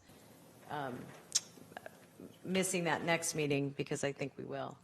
Yes, Mike. Thank you. I agree with getting it right. Our next board meeting's the 25th, and the 27th would be after that. Oh, so great. We couldn't do Is it that enough time? on that date anyway. And also, just for the record, we're not pulling it off the consent calendar. I know, it's good continuance. Is that okay? Does that work for you? On the 20, if you can, if we can hear it on the 25th and then get it to them on the 28th? That would be a bit too tight. Okay, so I'm going to leave it up to you to come back with a timeline if my colleagues are okay with that. Yes. Thank you. Dave, is that okay? What does that mean? We're deferring it, and then they're going to come back with a We're timeline? continuing it till the 25th. On the 25th, they're going to come back with options for us. Is that accurate? No. We can't come back for board adoption of Right. the ordinance until we go to Planning Commission. So that couldn't happen until after the 27th. Right, but that way, what I'm trying to do is give you time to do research, let my colleagues continue to, if they want to give you information. So I recognize we're not going to adopt it. We're going to continue the item today. We're going to have a discussion about it. Based on whatever vote the board takes, that will go back to the Planning Commission and then back to us. Correct. That's fine. Is everybody okay with that, irrespective of how long that takes? And we'll leave it up to staff to get it back to us. All right. That will be embedded in the motion for consent. Thank you for that. Thank you all for joining that wild ride. Is there anything else on consent? No? Okay. So we have two speakers that want to speak on item 8, so I'm going to put them in the consent calendar, and then we have a number of other speakers for consent. So I'm going to go to the speakers, and then if there's anything else folks want to raise, they can. And that is Chad Bojorquez, Scott Robert Largent, Linda Campoverin, and Dorsey Moore. Welcome.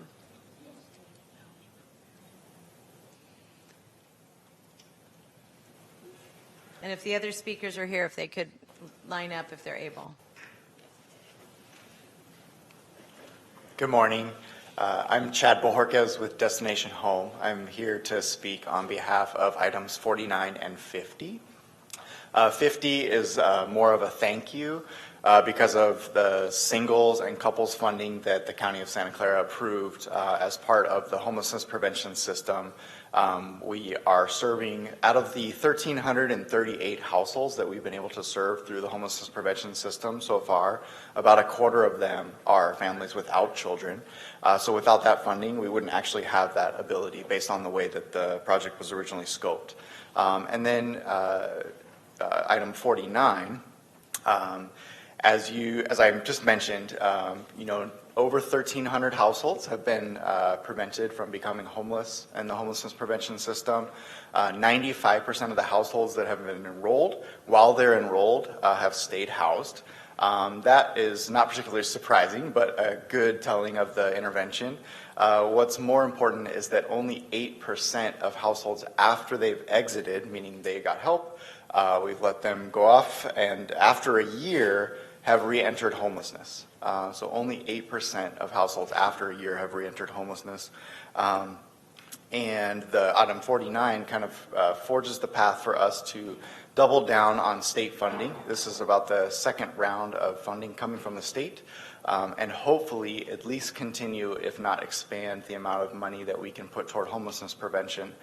Because you hear us talk about all the great work happening to house people who are currently homeless, over around 8,000 households over the last 4 years. But if we don't start really expanding our homelessness prevention system, that's the other part of the inflow, right? That's the other part of homelessness here in Santa Clara County. So just mostly thank you and supporting those items. Thank you. Thank you for your work, Chad. Scott, Linda, and Dorsey, please, if you could come forward.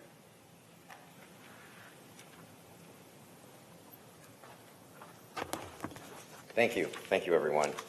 I'm not always here to wave the flag. I kind of am. On here, Law and Justice, we are providing some money to the Department of Justice for eradicating cannabis.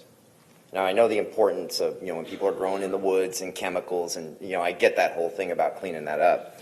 Are we going to contact them about the meth issue? It's not normal meth. It's not at all. And more people are kind of starting to wake up to that, but I'm very frustrated. I can't say it any other way. I worry that we'll be here 2 years later from now talking about the same thing. I appreciate your involvement, Supervisor Chavez, and I appreciate now we're going to detox meth addicts, but in a 24-hour period, so you understand, they're still high on dope. So they're not going to, until they're 48 to 72 hours into the storm, so to say, that's when they start to detox. And if we bring people over here, I've already talked to a lot of advocates, we're going to be dropping people off over there like mad. But if they're just going to release them in one day, 24 hours later with no other place to go, that's going to be a problem right there. And I hope there's options past that. We need a drug rehab the size of Costco. We really do. And the dope that is coming out of Mexican super labs is what is doing all of this. Plain and simple. And that's the street level dope that's out there. That's what's making these people go crazy. I went through the same thing. I went nuts like that. I started screaming and yelling and doing bizarre stuff. And my motorhome, I spent 2 years working on a motorhome. I'm a mechanic in a previous life. I could have that thing running in a day. I couldn't get it running for 2 years on those drugs. My brain was everywhere. And unless you get off the drugs, none of this stuff you're allocating money for to help the homeless is ever going to work. They have to get off those drugs. So thank you. Thank you. Dorsey, I think you're our last speaker. Linda's not here anymore. Yeah, President Chavez, members of the board. I was actually here to advocate on behalf of the zoning ordinance amendments for 8A and 8B. I'll hold my comments till they come back before the board, but thanks for your consideration. Thank you. All right, so if there are no other comments and seeing none from my colleagues, then I'm going to ask for a motion to accept the consent calendar and to continue item 8A and 8B. You are recusing from one item. Can he make the motion if he has to recuse on an item? Yes? Okay. Did I hear you say hold 58? Was that in the list? Thank you. Okay. Yes. Thank you. All right. So we have a motion. Do we have a Chavez, my voting screen went on the blink. Okay. So we'll do this by all members voting, and then Supervisor, do you want to say your vote? Aye. So we can get the screen up. Oh, he got it back up. Oh, well. Oh, so we have a unanimous with Dave not away, but an aye vote. Thank you very much. I just wanted to let all of you who are here, just so we can walk through the next steps of the agenda, that we're going to take a break at approximately 12:30 to 1. And we have, and I'm more saying that just to give everybody a little heads up about how we're going to proceed. And if I could just get for a moment, we will now move, because item A has been continued, we're now moving to item 9. And this is a hearing, pardon me. This is a public hearing to consider an appeal of the Planning Commission decision to grant design review and grading approvals for a new single-family residence. The appellants are Carlos and Manuela Silvera, and the applicants are Judith Hart and Kevin Aitken. Let me just explain the process for all of you who are here. First, we're going to hear from county staff. They're going to make a presentation and take questions from the board. Then I will open up the public hearing, and the appellants will have 7 minutes to present. Then the applicant will have 7 minutes to present. Then we will take public comment. The appellant will have 3 minutes to respond, and finally, the applicants will have 3 minutes to respond. At this point, the public hearing will be closed, and the board will deliberate. Are there any questions about the process from the applicant or anybody, or the appellant or the board? Okay. Seeing none, then I'm going to begin by asking whether the administration wishes to provide a presentation at this time.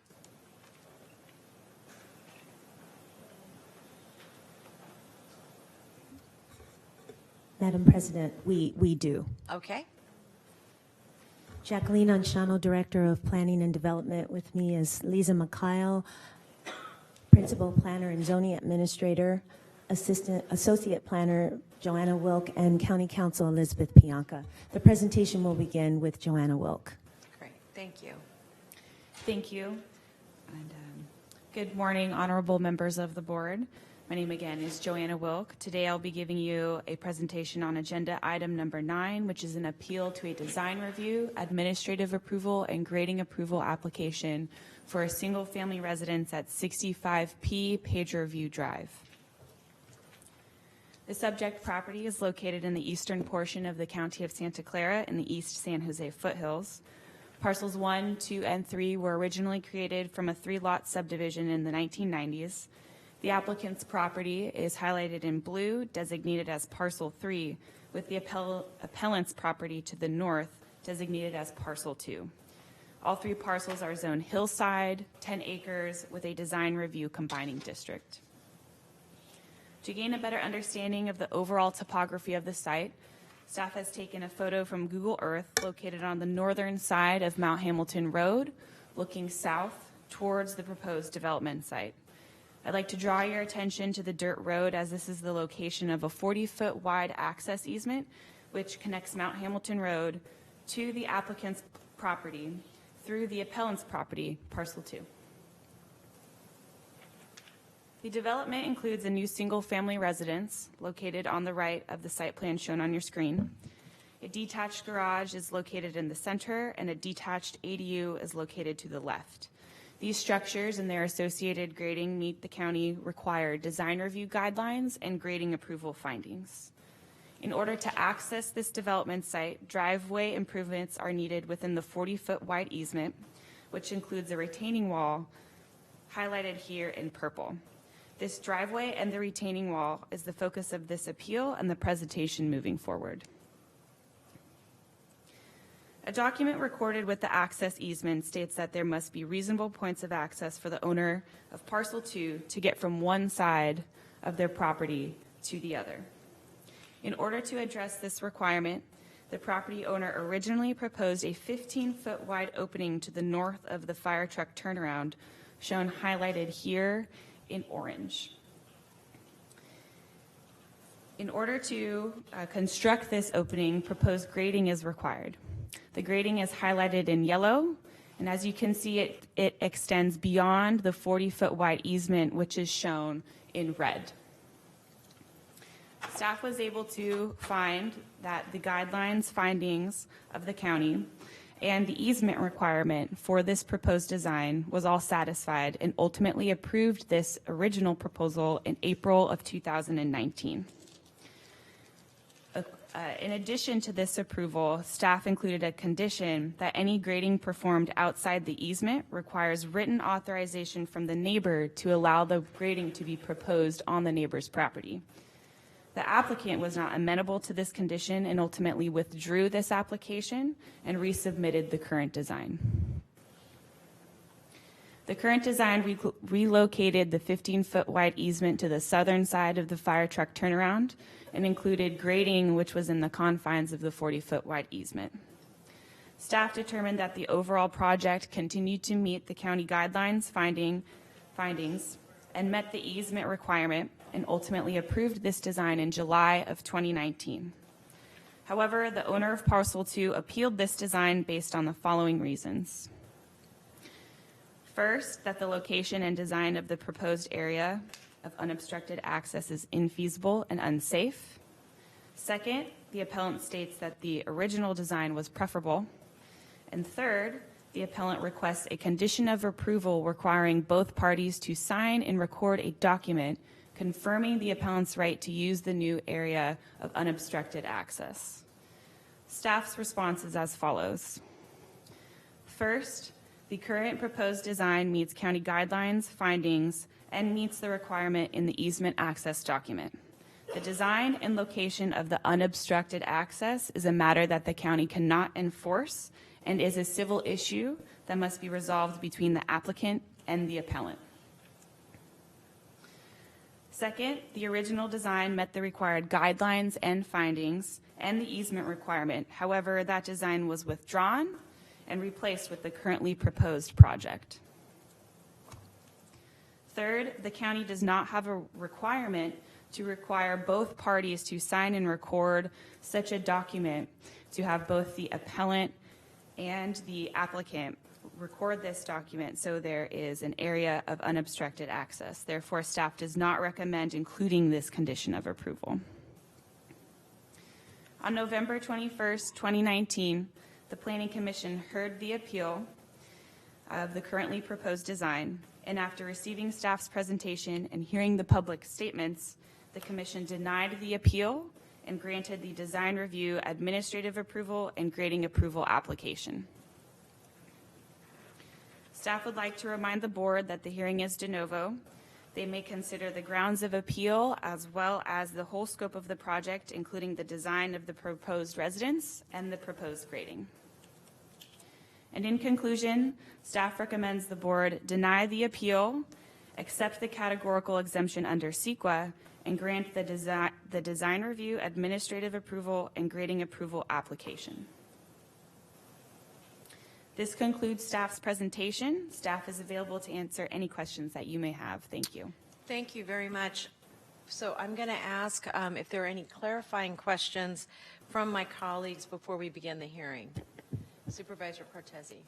Oh, thanks, President Chavez. Yes, this is in my district, and I'm very familiar with the site, and I understand the whole presentation, and I understand the rules that are in place today. The question I have about, if you could put the slide up just so everyone can kind of reference, the last slide, I'm sorry, that indicated, if you can go to the slide before that.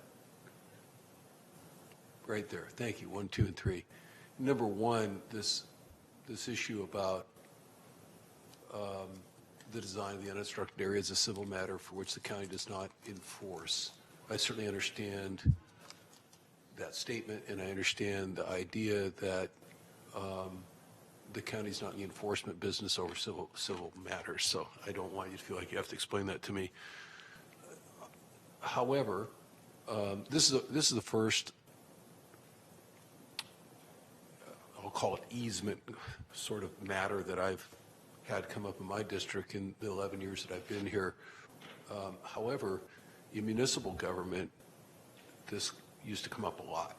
The idea of neighboring parcels, even if they were under the same ownership, having to have unobstructed access or a properly sized driveway, or a driveway perhaps that doesn't accommodate both properties but accommodates them separately, those kinds of things. Those are just examples.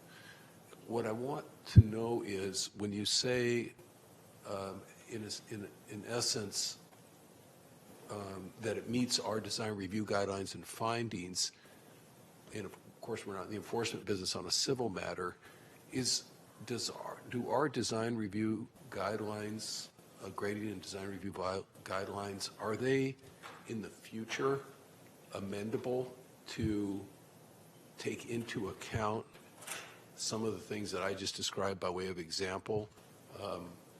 The need for unobstructed access, or the need for visibility, for example, if someone's going to put a retaining wall next to somebody else's driveway, or that might border an easement area. I'm getting it that we don't have any kind of guidelines or any significant guidelines in our design review guidelines now, but is it something that could happen in the future? That's really what I'm asking. Thank you. This is Lisa McKyle, Zoning Administrator for the county. Through the President, if I may answer. If it pleased the Board of Supervisors, we could come forward to make amendments to our design review guidelines that addressed applications that included construction within easements. Typically, those are gray areas when they're privately owned easements. Some jurisdictions will require that easement holder permission be included. That's a common code requirement that I've seen in my past. However, here the county does not have that. Because the development is still within the -D1 district design review, we still look at improvements such as retaining walls and how they impact aesthetically the neighboring environment. In this particular case, the applicant did design the retaining walls to meet the standards of our design review guidelines at 5 feet. Right. And for that, based on your last sentence here, I mean, I will listen intently, as I know my colleagues would, to the applicant and the appellant and anything else we hear today, but I'm understanding the design review guidelines are what they are today, and this project would need to be judged by the guidelines that were in place for the applicant and continue to be in place as of this moment in time. But I appreciate you answering the question, and I think that's a separate referral not to be included, if it is going to happen, not to be included in any of the actions today. But I just want to know for future reference if those guidelines are, I assume that they were amendable, but I just wanted to make sure and hear back from you as to whether you had saw some obstacle to doing that, perhaps as part of a future No, I don't see consideration any or future obstacle in the matter. future. As long as they're legally conforming with the laws, then everything can be amended for guidelines at the pleasure of the board in the future. Thank you. Thank you. With that, President Chavez, that's all I have. I'm ready to proceed. Member Smithian? Thank you. As long as we've got the screen up, I wonder if we could go back one more screen, please. And I apologize. I was looking for, can we go back one more screen? And if I've got the wrong screen, I'll just ask the darn question. So I do. Here's my question. On one of these screens, it indicates that the original application was different, but that it was withdrawn. Did I get that right? That's correct. Do we know why it was withdrawn? Yes, it was withdrawn because the applicant did not wish to accommodate the condition of approval that staff required. As you can see on this slide, grading ordinance code section C12-489 requires written authorization when the grading occurs on their parcel. As you can see in this particular instance, the red outlines the confines of the easement, and the grading extended beyond that. So we were able to apply our grading ordinance for signature authorization from the neighbor. The applicant did not wish to do that, so they originally appealed the project and then chose to withdraw their project and redesign it, which is the next slide. I'm sorry I asked, but let me try it this way. Is the signature that is required in order to accommodate the original proposal from the party that is now the appellant in this matter? The signature would be required from the appellant, correct? And was, as things started out, was that the problem, that the appellant did not originally like the first proposal? I would defer probably to the appellant to answer that question. My understanding in the meetings that I was in was they were amenable to this design originally. However, obtaining signatures for the applicant was of concern. All right. Well, I'm not familiar with the area to the extent, obviously, that my colleague is and will be. But if staff has comments, that's fine. If not, the applicant, the appellant may weigh in. What I'm trying to think through here is if the first proposal, which was apparently reviewed sufficiently to make its way into the appeal process, was initially unacceptable to the appellant, but yet, as your slide shows, as the appellant now wishes we could go back to number one, the first proposal, trying to figure out if that can be accommodated and whether or not it could be accommodated by saying, you know what, can we approve both the first application and the second application and let them figure out which one they want to go forward with? Is there a reason we couldn't do that lawfully, legally? I don't know. I would defer to County Council. My inclination is that we could approve it. However, in order to make sure that we had the adequate conditions of approval, we would have to continue the item. That would be my recommendation, but I'll defer to County Council. We would recommend that the item be continued to address the conditions of approval as well as adjusting the findings because the original application, it's my understanding, had different grading quantities, and so our findings that have been prepared for the second application don't take into consideration the grading quantities of the first application. Yeah, understanding the staff and council's view that this would require a continuance. If these are big ifs, and we're going to hear from the applicant and the appellant, if we had an original proposal, it required signature from the party that's now the appellant, the applicant said, I don't want to go through that because that could be a problem, and now we've got an appellant who doesn't like proposal number 2, who might be happy to sign off on proposal number 1, I'd kind of like to accommodate letting the folks sort out the best option, assuming they're both sound from a planning point of view, which I look forward to hearing about. And also I do want to, again, sort of acknowledge the local knowledge and expertise I don't have that Supervisor Cortese is going to have on this site in this district. So thank you. Yes, if I may, through the president, I just want to also remind the Board of Supervisors that the applicant did withdraw this application. So we would need to ask them if they're amenable to bringing it back on the table. The current application is technically the next slide. Understood. All right. Are there any other comments or questions? Then what we'll do is we're going to open the public hearing, and we'll begin with the appellants, the Silveras, and their attorney. They now have 7 minutes to begin. Make sure that clock is at 7.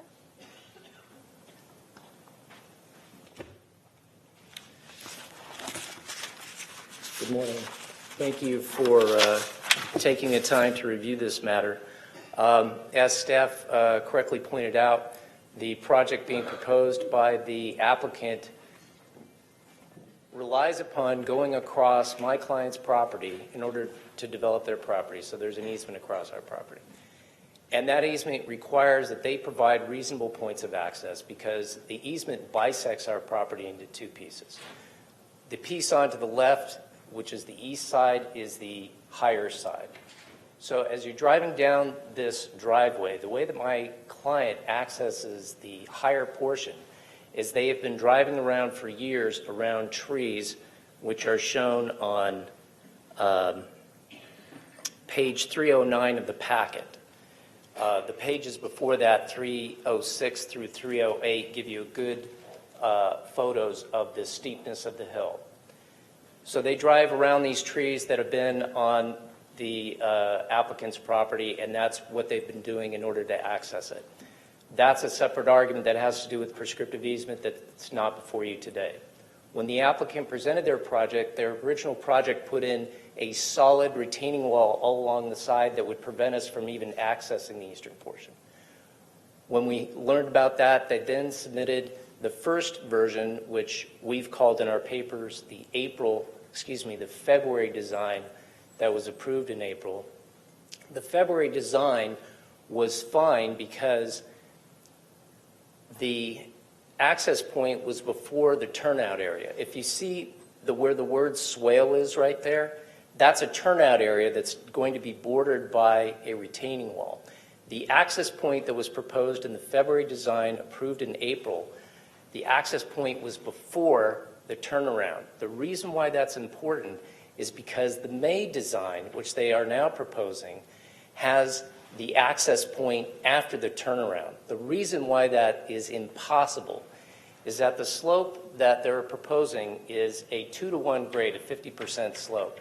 If you approve the May design, what that forces my client to do, he has horses, he has goats, he has a truck where he has a trailer, where he has a water tank that he carries, it would force him to make a left-hand turn and go straight up the 2-to-1 slope, as opposed to the February design approved in April. He's going across the slope. And as the declaration that we put in by our engineer, going up a 2-to-1 slope is a 50% slope, whereas going across it for the February design is only a 32% slope.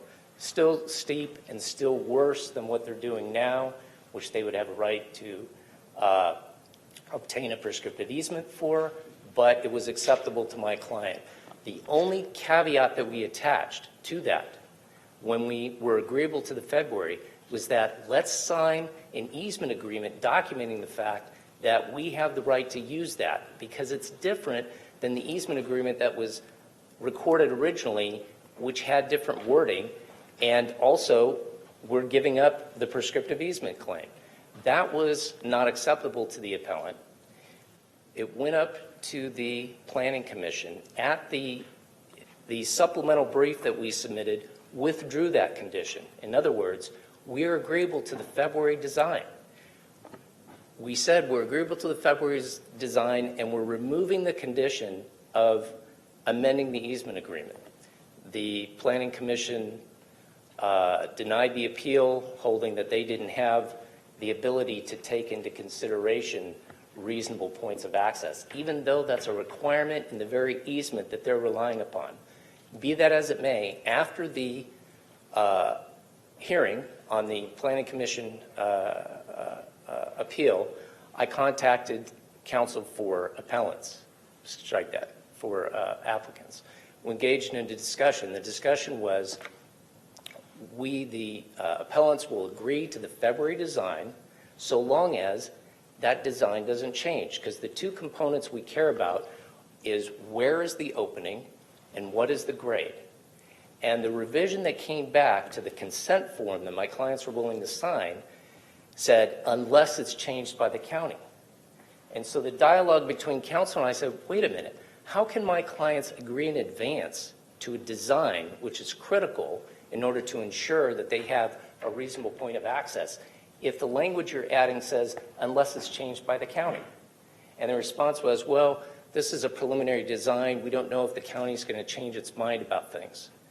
So to boil all this down, to crystallize this, the hang up here is that we're willing to agree to the February design that was originally proposed. We've withdrawn our requirement that we sign an amended easement agreement. We'll kick that issue down the road, even though it's a very inefficient way to proceed, so long as we know that it's not going to change.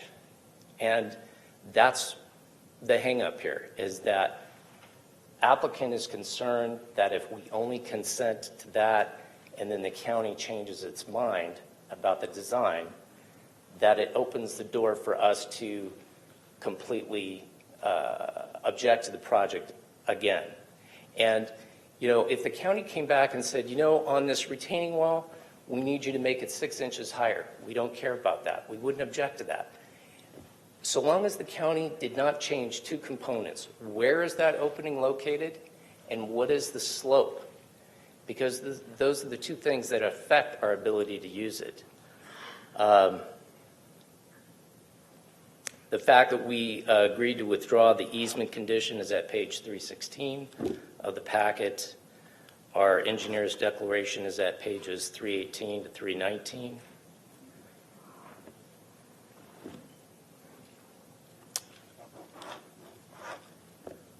And I think I've summarized the issues. Thank you.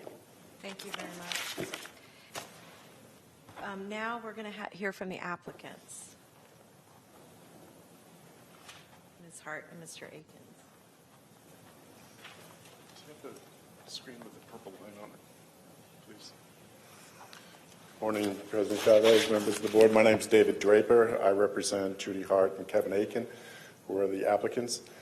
I've listened to what you've said, Supervisor. I've listened to what you said, and we're trying.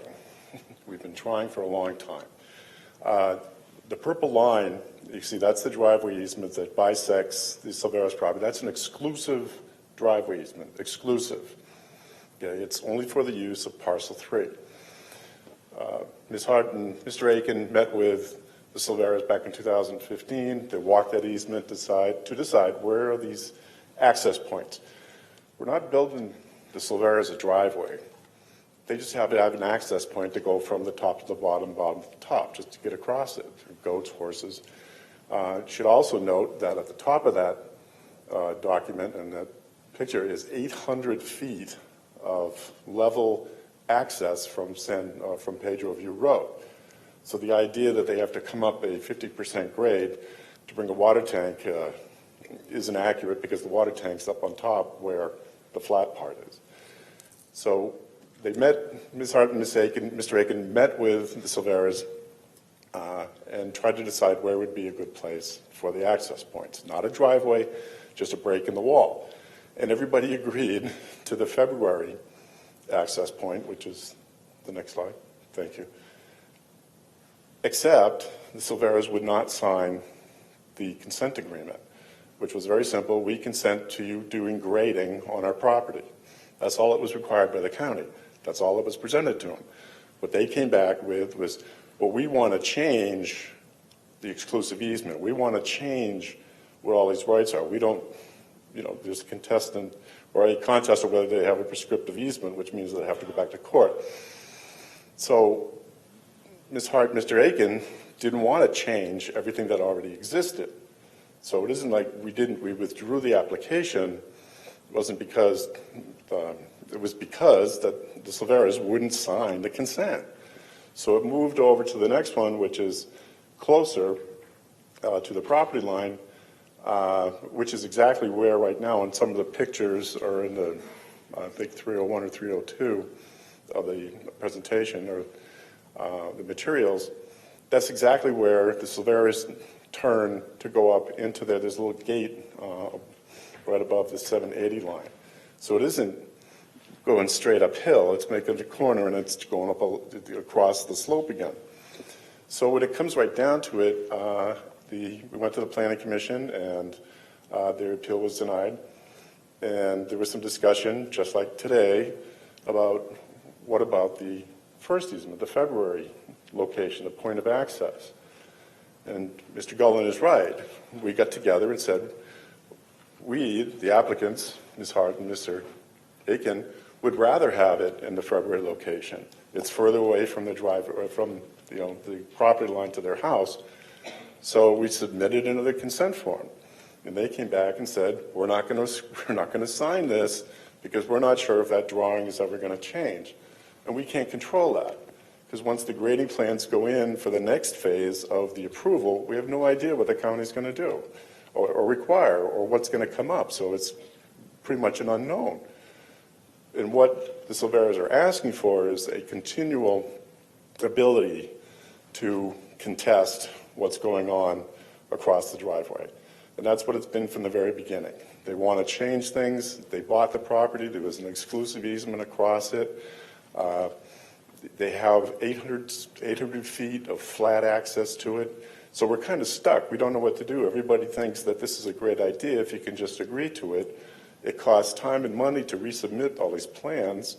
It's been going on now since 2018. I like your solution, but how do you get to it if they won't agree to it? So that's the problem. This was brought up with the Planning Commission. Their appeal was denied, and we'd ask that their appeal be denied again so we can go forward and build what the county has approved. Thank you. Thank you. So we've heard both from Mr. Draper and Mr. Gullen representing the appellant and the applicants. So this is an opportunity for any speakers from the public. I'm going to go to public speakers and then go to questions from the board, if that's okay. We have one, and that's Carlos Silvera. Carlos, I'm sorry, Silvera.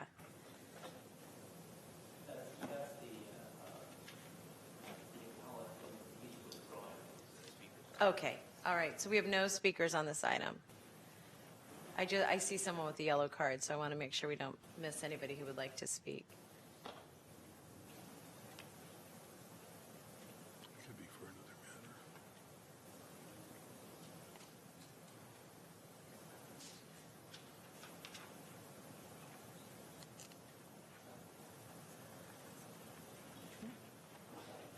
I'm just going to let Rhonda explain the rules to her. She may not know.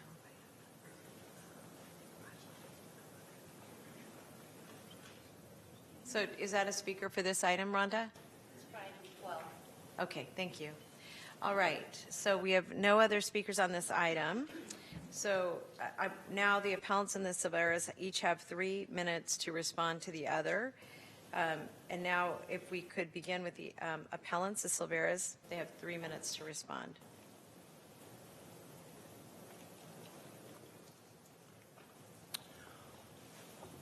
Thank you. The slide that is up right now, you'll notice You see the big word swale, and then to the right of that, you'll see a tree that says almond tree. That is the tree that my client drives around now because the applicants put in a fence blocking him from driving around the previous route that he used to take. But that's the tree that he drives around now that you can see in the photos which we've attached, 306 through 308 and 329 and 330. My point is that right now he has to take a very hairpin turn in order to traverse across the steep hill. What is being proposed, and I'm responding to council's comment, that's the way he goes now. No, it's not. The change that they're going to make is not going to allow him to continue to take the route that he goes now. The route that he takes now is basically a way where it's a hairpin turn and it goes parallel to the driveway. The route that they want to propose with the May version, they're cutting into the hillside, they're putting in a retaining wall, and it blocks my client's ability to use that route, which is a safe route, as opposed to forcing him to go straight up the hill. Council made another comment that we just won't agree. I've said it in writing in our supplemental brief. I said it at the last hearing. I said it, and I'll say it again. We agreed to the February design, as long as we know that that's the design. And so if we can have a guarantee that the location will not change and the slope will not change, then we're done. Because they submitted the February design, it's been approved, and the only reason why they changed it to the May design is because at that time we were requesting an easement to confirm that we have the right to use it where it is. That's the efficient way to resolve all of the issues. Unfortunately, to kick that can down the road to me doesn't make sense, but if that's what it takes to get this resolved, fine, we will withdraw that condition. And we'll agree to the February design as we previously stated, as long as we know that that's the design. Thank you. Thank you.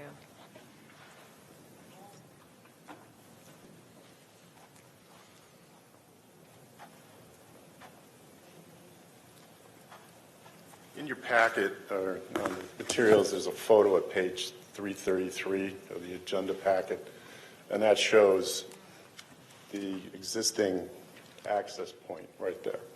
Okay. Nobody's forcing the Silveras to go up that hill. They have 800 feet on Pedro View Road. What they're asking is for a continual ability to stymie this project, and that's what's been happening for the last 2 years. They're asking us now to say they'd agree to the February location. My clients would like the February location, but they're asking us for a guarantee that we can't give because we don't know what the county's going to do when now the grading plans come in. So that's the quandary. They say they would agree, but it's got to be a condition to it. That's why we went back to the May location, because now the consent is no longer required. So my clients can just go forward and build this project instead of being constantly revising plans, looking at things, being stymied in what they're trying to do. It went before the Planning Commission. It went before the Planning Department. They just like to build their house. Thank you. Thank you. That concludes the public hearing. I'm going to close the public hearing. Now, for my colleagues, are there any further questions for staff or for the parties who've addressed us today? And I'll go to Supervisor Cortese. Your light's on. Thank you, President Chavez. I just want to ask, just for one final clarification, which I think we all know the answer to, but before we act, from County Council as well as from the Planning Department, and to set up the question, we've heard a lot of things that would seem to be a request to adjudicate the location of an easement and the access points on an easement. And my understanding is that's not within the scope of what this Board of Supervisors can do today. Is that correct? I'm sorry, I didn't mean to ignore you, Elizabeth. Thank you. Elizabeth Pianka, Lead Deputy County Counsel. That's correct. What's before the board today is the application.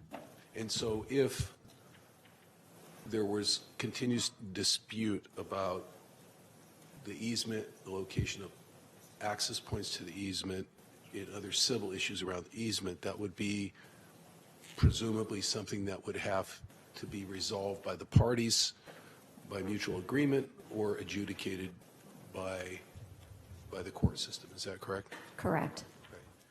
And so and therefore, what is before us today, based on the design review guidelines and the county policies in place at the time of the application through today, allow us to take the actions recommended today, but no actions regarding the location of the easement or the access point on the easements. Is that correct? Correct. Okay. That said, I would like to make a motion, but I see that there are questions or concerns here. But so why don't I withhold that? I would just like to make a comment that as much as the applicant would like to get this resolved today, and I think I'm very sympathetic to that, given what's before us in the findings essentially that have been made, it is my inclination to support the staff recommendation, but I do not think that that's going to resolve the easement issue and result in an opportunity for this project to get carried out. That's speculation on my part, but informed speculation at this point. So I think that we would end up seeing this project again another day. That is my speculation. But that said, I'm prepared to make a motion when the time comes. Thank you, President Chavez. And I'll come back to you. Susan? Thank you. It sounded to me like both parties are willing to go with the initial design. I realize that application has been pulled back, so there would have to be some other process. But the concern distilled is that the county on our end, we may change the design or change requirements. Can you talk a little bit about what the nature of that concern is, and why are we or are we not in a position to give more of a definitive, reliable response that something won't change? Sure. This is Lisa McKyle again through the president. The application before the board is the current design. Staff would not envision that this design be changed in the future when it's going through the plan check process. There may be structural elements that require changes, but those would be nominal. I'd also like to further clarify that it is staff's present understanding that the applicant is not proposing the original option. So we would probably want to clarify that with them. I agree that would need to be clarified, because I understand that it was withdrawn, but I also heard them say today, and I would ask for a correction if I'm wrong, that original design today would be acceptable if there is a reliability that the easement agreed upon would not change. May I direct that to the? So, but I thought the applicant would. So, Ms. Ellenberg, are you asking if the applicant is and the appellant concur on that? Yes. So, if I may, through the president, the applicant did not state that they would agree now. They stated they had agreed, but perhaps we have to hear from the I was just going to invite him up to respond to that. Thanks, Deborah. Good point. Thank you, Mr. Draper. Thank you. We left the Planning Commission appeal having the same discussion. And Mr. Gullen and I got together for the next day. And they said, we'd like the February location. My clients would like the February location. I sent the consent form over. They won't sign it. We can't get grading. We can't get the approval until they just get the consent form. They came back with as well, we're not sure what's going to happen. Well, neither are we. I'm sorry. So my understanding then is that the consent, so you would potentially go back to the earlier design. The appellant's sole hesitation on signing the consent form is concern that the county may make a change to the design. And if we can get assurance on the record today from county, if that's appropriate, and I am asking, not directing, to assure them that the design of the, are we talking just about the easement, won't change, then does that make it acceptable? So, Mr. Draper, I'm going to, if you could, I'm sorry, Mr. Gillum, if you One could approach. clarification, you're not changing the easement. The easement stays where it is. It's just an access point across, and it's a break in the retaining wall. Okay, so it's Thank you. So it's that piece that we're looking for reliability on. So, Mr. Draper, I wouldn't go very far. Thank you. Oh, So to clarify, the hang-up in the consent form that Mr. Draper and I were going back on was when Mr. Draper added the phrase, unless there's a change by the county, and with regard to the design. So we had a consent form where we agree, February design, we agree, and we attached the drawing, the February design, to the consent form. And Mr. Draper's change came back with, unless it's changed by the county, which meant that we were agreeing in advance to any change made by the county. So we've distilled to this very brief phrase, and I'm going to turn to council to ask whether we are sure enough that it's not going to change, that the applicant could remove that. I would defer to staff on the question about the change to the design. Great. Staff has had our land development engineering, through the president, our staff has had land development engineering review both designs in an attempt to make sure we limited any future revisions that would be required. The designs in both scenarios appear to be appropriately designed. We do not anticipate any major changes. There may be structural changes to the retaining wall that could occur when it's reviewed structurally. But that wouldn't impact access. It should not. It should We wouldn't not. be able to confirm that today because they haven't actually gone through that formal process of a plan check review. But they've looked at this pretty intensely from our land development engineering. We don't anticipate any changes. Okay, I'm going to move, are you, okay, Mr. Simidian? Thank you. Ms. Ellenberg's questions went pretty much to the heart of the matter. And I think the first point that her question clarifies, in my view, is that any changes at this point, given the great and weighty deliberation this project has received by your department, would be relatively modest in your view. Planning staff, is that an accurate restatement of that long explanation? That's correct. Thank you. Then, if we did approve, and I'm not going to be the maker of the motion here, if we did approve an either or, saying, you know what, here's number one and here's number two. Here's February, and we're calling the second one, what are we calling that one? February. May? Second one's May? July. July? All right, February and July. February was number one, July is number two. If we approved or authorized both and said, sort it out, then they could either sign number one, whether they like that language or not, or they'll live with number two. Is that what happens? That's correct. We would just need to request respectfully to be able to look at the conditions of approval to make sure they're accurately presented. Understood.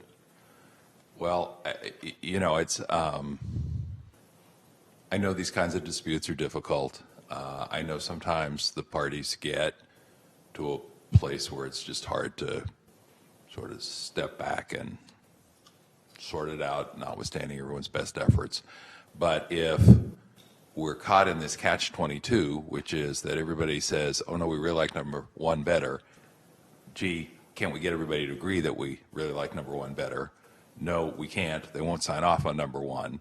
Well, one possible solution would be to say, great, here's number one, here's number two. Either sign off on number one or number two is approved, and that's where we're going. And that might actually force some resolution in the matter, either or both of which, presumably, our planning department thinks are acceptable and appropriate resolutions. Is that a correct statement?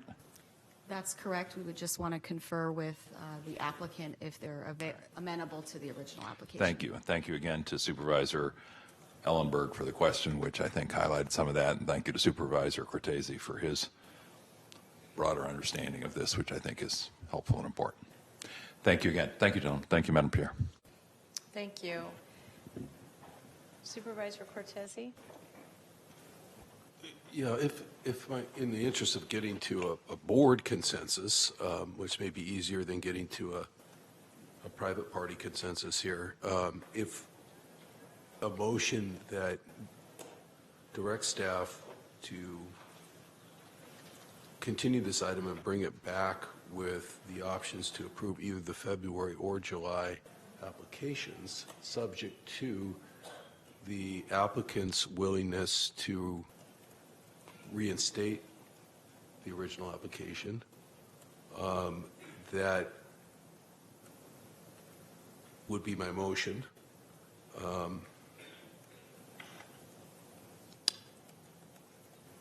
Again, I'm going to stop there, end of motion, and just say I don't feel as if, based on what we've been told by council, that we can add much more to that motion in terms of direction as to the easement dispute, because it's outside of our jurisdiction.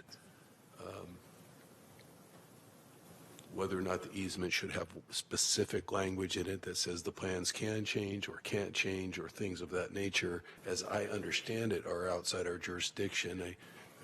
I see concurrence by council. I think that's what that is. If we can't stipulate to easement conditions, I would imagine one or more of us might want to take a run at that just to try to align the easement conditions with what we think the changes may or may not be to the application in the future. But again, I'm understanding that that's a bridge too far, no pun intended. Yes, the easement is outside the scope. Thank you. So I would leave the motion to be direct, to continue the item and direct the planning department to come back with the February and July options, assuming that the applicant will reinstate the original application. And let me further clarify the motion. And if not, to bring back today's recommendation in lieu. Yes. So I'm sorry, I made the motion inadvertently. If we could ask the clerk to clear the board. It's all right. I'll second it. I want to. I'm not too worried about that. All right. And then just a comment. There are, for whatever it's worth, I want to acknowledge, as a supervisor that represents the area and has traversed that hairpin turn, this location where everyone's talking about the access point, probably 5,000 to 6,000 times in my lifetime, to get from one property to another myself on the county road. I mean, the state road on Highway 130, Mount Hamilton Road. So I've even done it a few times on bicycle.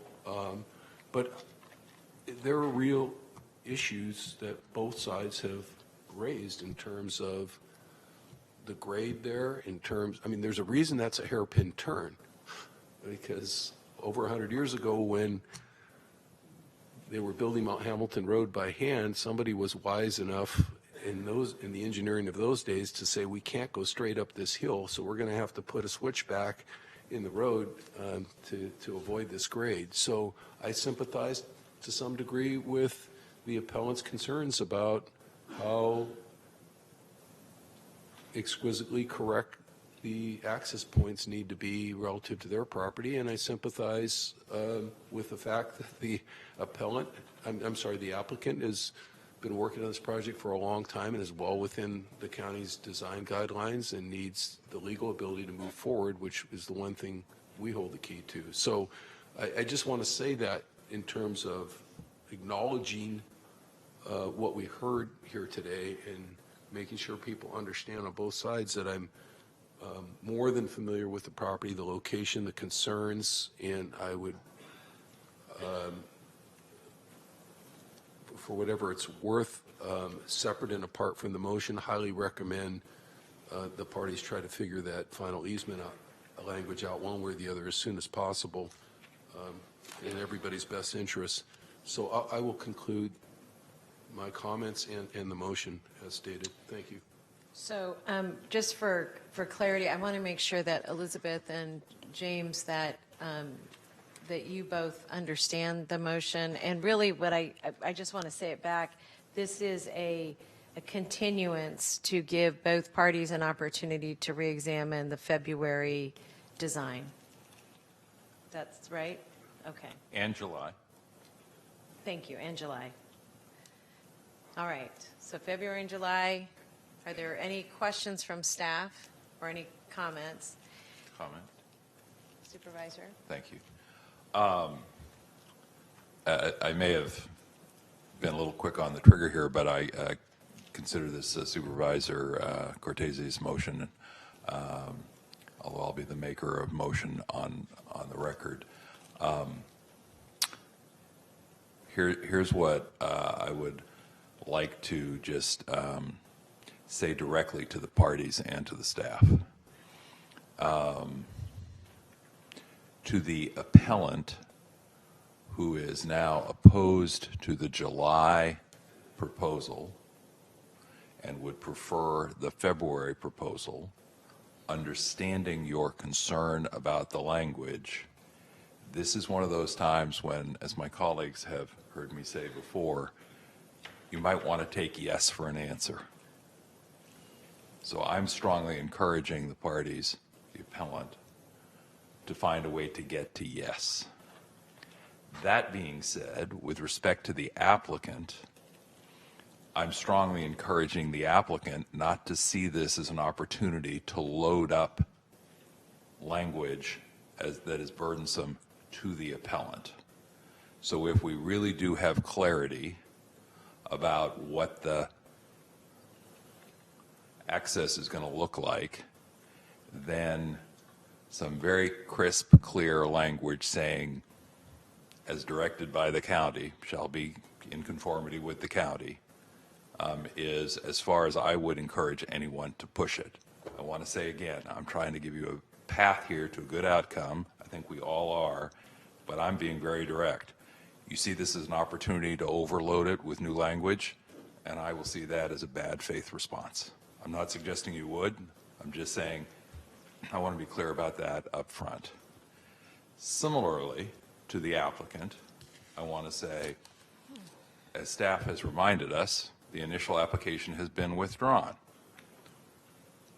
Nothing that compels the applicant to put the old application back in the hopper. But if the applicant chooses not to do that, then they take a risk as to whether or not this board would approve number 2, the July. So my exhortation to the appellant is time to see if you can take yes for an answer. My exhortation to the applicant is let's not overreach given this opportunity, and let's not take unnecessary risks about whether or not this board would or would not approve the second application. Let's try and create a situation in which, irony of ironies, everybody gets what they thought was the best outcome in the first place. Thank you, Madam Chair.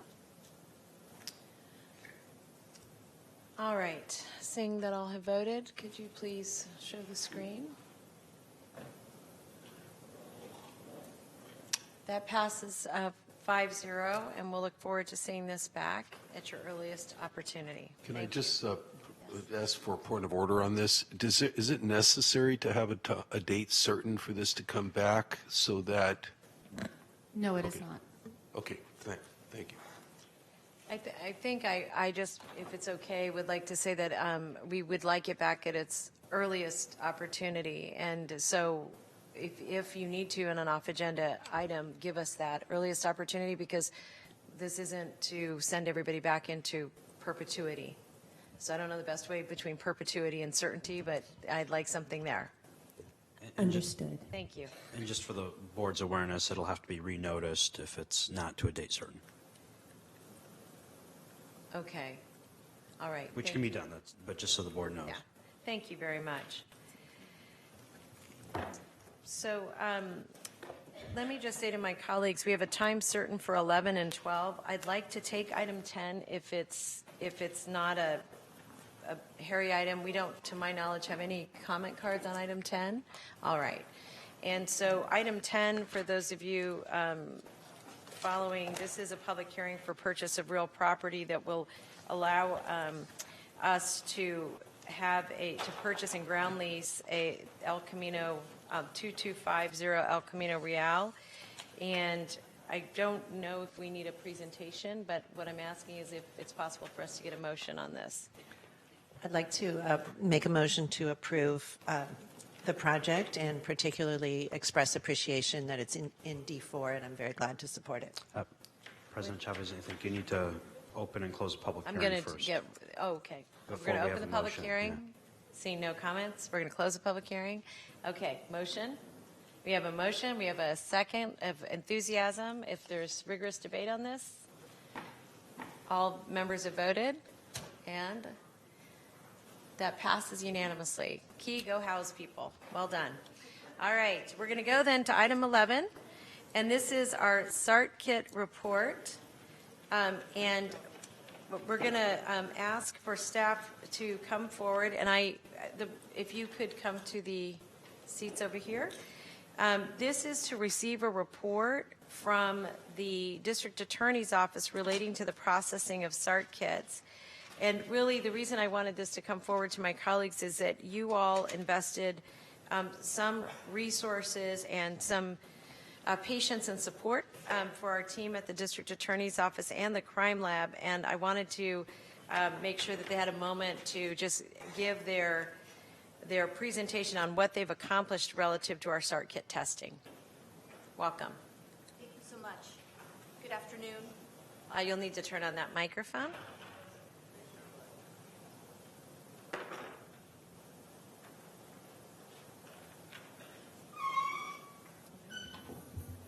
Thank you. That's better. Good afternoon. My name is Terry Harmon. I'm an assistant DA, and I oversee the sexual assault unit, among other units in our office. In June 2018, the Santa Clara Board of Supervisors approved a one-time $300,000 expenditure to process 269 rape kits that were at the crime lab waiting to be tested. This was a backlog at the crime lab.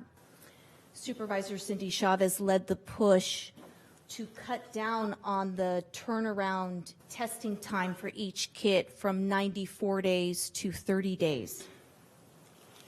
Currently, state law calls for a turnaround testing time of 120 days. So as of December 2019, our turnaround time is 16 days. That's amazing. She's pausing for dramatic effect, but that's really amazing.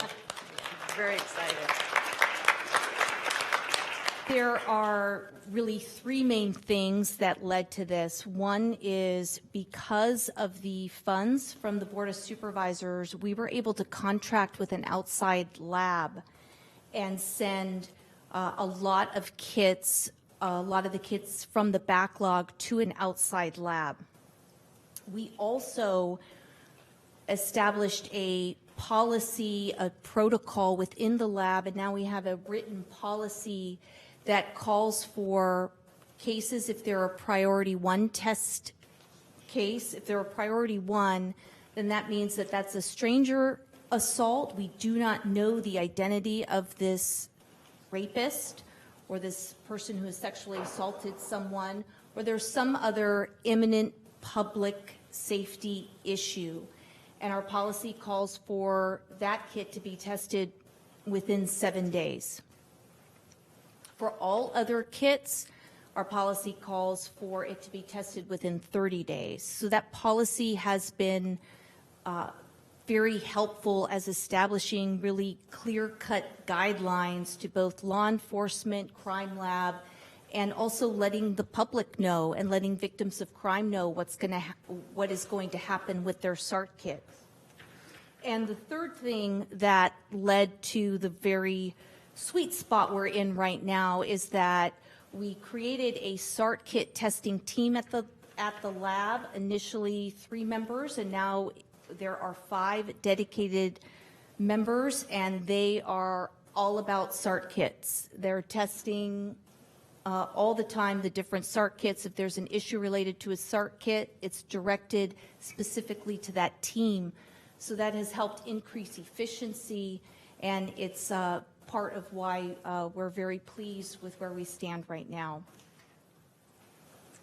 So I really wanted them to come forward only because we spend a lot of time here, as we should, trying to figure out how to get better at what we do. But I didn't want to pass up an opportunity for 2 reasons. One, we invested resources, and I think one of the questions, Supervisor Ellenberg, that you've asked, and I think it's a wise question, which is when we invest resources, what's the outcome that we get? This is a great example of going from a backlog to now having 0. And frankly, this 19-day turnaround time is something that my hope is that we're actually pressing our counties, our sister counties, and across the country to play, and crime labs to play a leadership role in bringing more healing and trying to reduce the trauma. So really, I just want an opportunity to let you tell us that and to say thank you. And then I'm going to ask for my colleagues if we can, the action we're going to take today is very simply to receive the report, but I wanted to say to the DA in particular that the leadership it takes not to be defensive and to be open to getting better at what we do is really very profound, and it can be very rare, and I think particularly right now it feels very rare. So I just want to say a very sincere thank you to the DA, to the leadership in the crime lab, and to your whole staff. And Terry, in particular to you, you've been amazing with us. So with that, I'm going to make the motion to receive the report. And I want to just say part of the reason I could spend more time on this, but we also have a referral on sexual abuse that I'd like to get to before we take our break. So there's a motion. Do we have a second? And all members have voted, and that passes unanimously. Thank you again, and congratulations. Thank you so much. Thank you. We're now going to move to item 11. This was a time certain for 11:30, and this is a response to a referral that was put forward by Supervisor Cortese and myself. And this was a hearing that we did to address child sexual abuse in Santa Clara County and the absence of a system of care that is geared toward optimizing healing. Additionally, disclosures, let me just say that what we're doing here today, and I want to just thank Supervisor Cortese for doing this with us, is that I wanted to just give my colleagues as brief a background as I can on this item. On November 20th, 2019, the Children's, Seniors, and Families Committee held a special hearing on child sexual abuse. This was part of a series of hearings, including the CSFC hearings on the aftermath of the 2016 elections that we had an April 19th joint special hearing on sexual assault. Those panelists and the members of the public who participated in the hearing were profound and gave us lots of ideas and lots of feedback. To those who provide services who are in the room, I want to thank you for what you do for abused children. And to all the survivors who came forward and offered testimony, I just want to tell you how important that was, how impactful that was to the recommendations that are coming before us. It was really heartbreaking to hear the abuse, but more importantly, just the pain that people brought forward, and at many times the pointing out of what we weren't doing right and well, what we need to get better at doing. So, and what we really need to get better at doing to eradicate child sexual abuse in our community. We learned that the absence of child-friendly facilities designed and staffed to help children heal from abuse is a very serious problem, that there are major gaps in reporting and responding to child sexual abuse from disclosure to investigation. 3, delays and gaps in the provision of comprehensive services to victims of child sexual abuse is really dangerous for their long-term well-being. And 4, we still don't know how to prevent child sexual abuse in an effective and sustainable manner. And to that end, this referral is asking for the establishment of the Santa Clara County Child Advocacy Center by December 2020. And here I just want to say, in particular to Dr. Smith, that this was one of those subjects that was brought to his attention that he started to act on. So we're not giving direction to do something we weren't already going to do. We're really just asking for it to happen more quickly given the emergency. We'd like the administration to report to the board in partnership with the Office of the District Attorney March 24th relating to progress plan and timeline for the establishment of that advocacy center by December, and to establish the Child Advocacy Center in Santa Clara County. It's gained a lot of momentum since the hearing. Supervisor Cortese and I are really requesting that we have more frequent oversight. This referral is also asking for the administration to report to Children's Family Seniors in April with an analysis and a recommendation relating to the gaps in reporting of sexual abuse and as it pertains to the mandated and non-mandated reporters and the gaps in communication between agencies who respond and care for victims of child sexual abuse. Information relating to the best practices for service provision for victims of child sexual abuse, gaps in services in the county, recommendations for closing gaps in provision of comprehensive services, and recommendations relating to the effective and sustainable child abuse prevention. Lastly, this referral requests the administration work in close partnership with the Child Abuse Prevention Task Force of the Child Abuse Prevention Council to get feedback in responding to this referral. Really, today is that we're asking our colleagues for supporting this direction. There's a lot of moving pieces to it, and I just wanted to acknowledge that we had a lot of help, particularly from the council members from the city of San Jose, council members Arenas, Carrasco, and Esparza, and also to Dr. Stroom, who was just kind of our guiding light in pushing us forward. And I wanted to ask Supervisor Cortese, as you bring this forward with me, if you have any comments. Well, thank you for your leadership on it. And, you know, we've had some profoundly impactful hearings in the CSFC committee over the past year or so. This was certainly one of them, and I attribute that to the people who show up and people who testify. Of course, to some extent, President Chavez, to your staff's ability to organize the right presenters and so forth. The only thing I want to add, and I don't mean this to be anything other than blunt, in the section of our own referral where it says as reported at the November 20th, 2019 hearing, the consequences for delayed reporting of child sexual abuse are severe, and then it lists a whole bunch of things that are not good. The one thing we left out, and again, it's a blunt word and a blunt statement, is death. And I think we heard more from the public comment, the testimony from public comment, the suicidal ideation,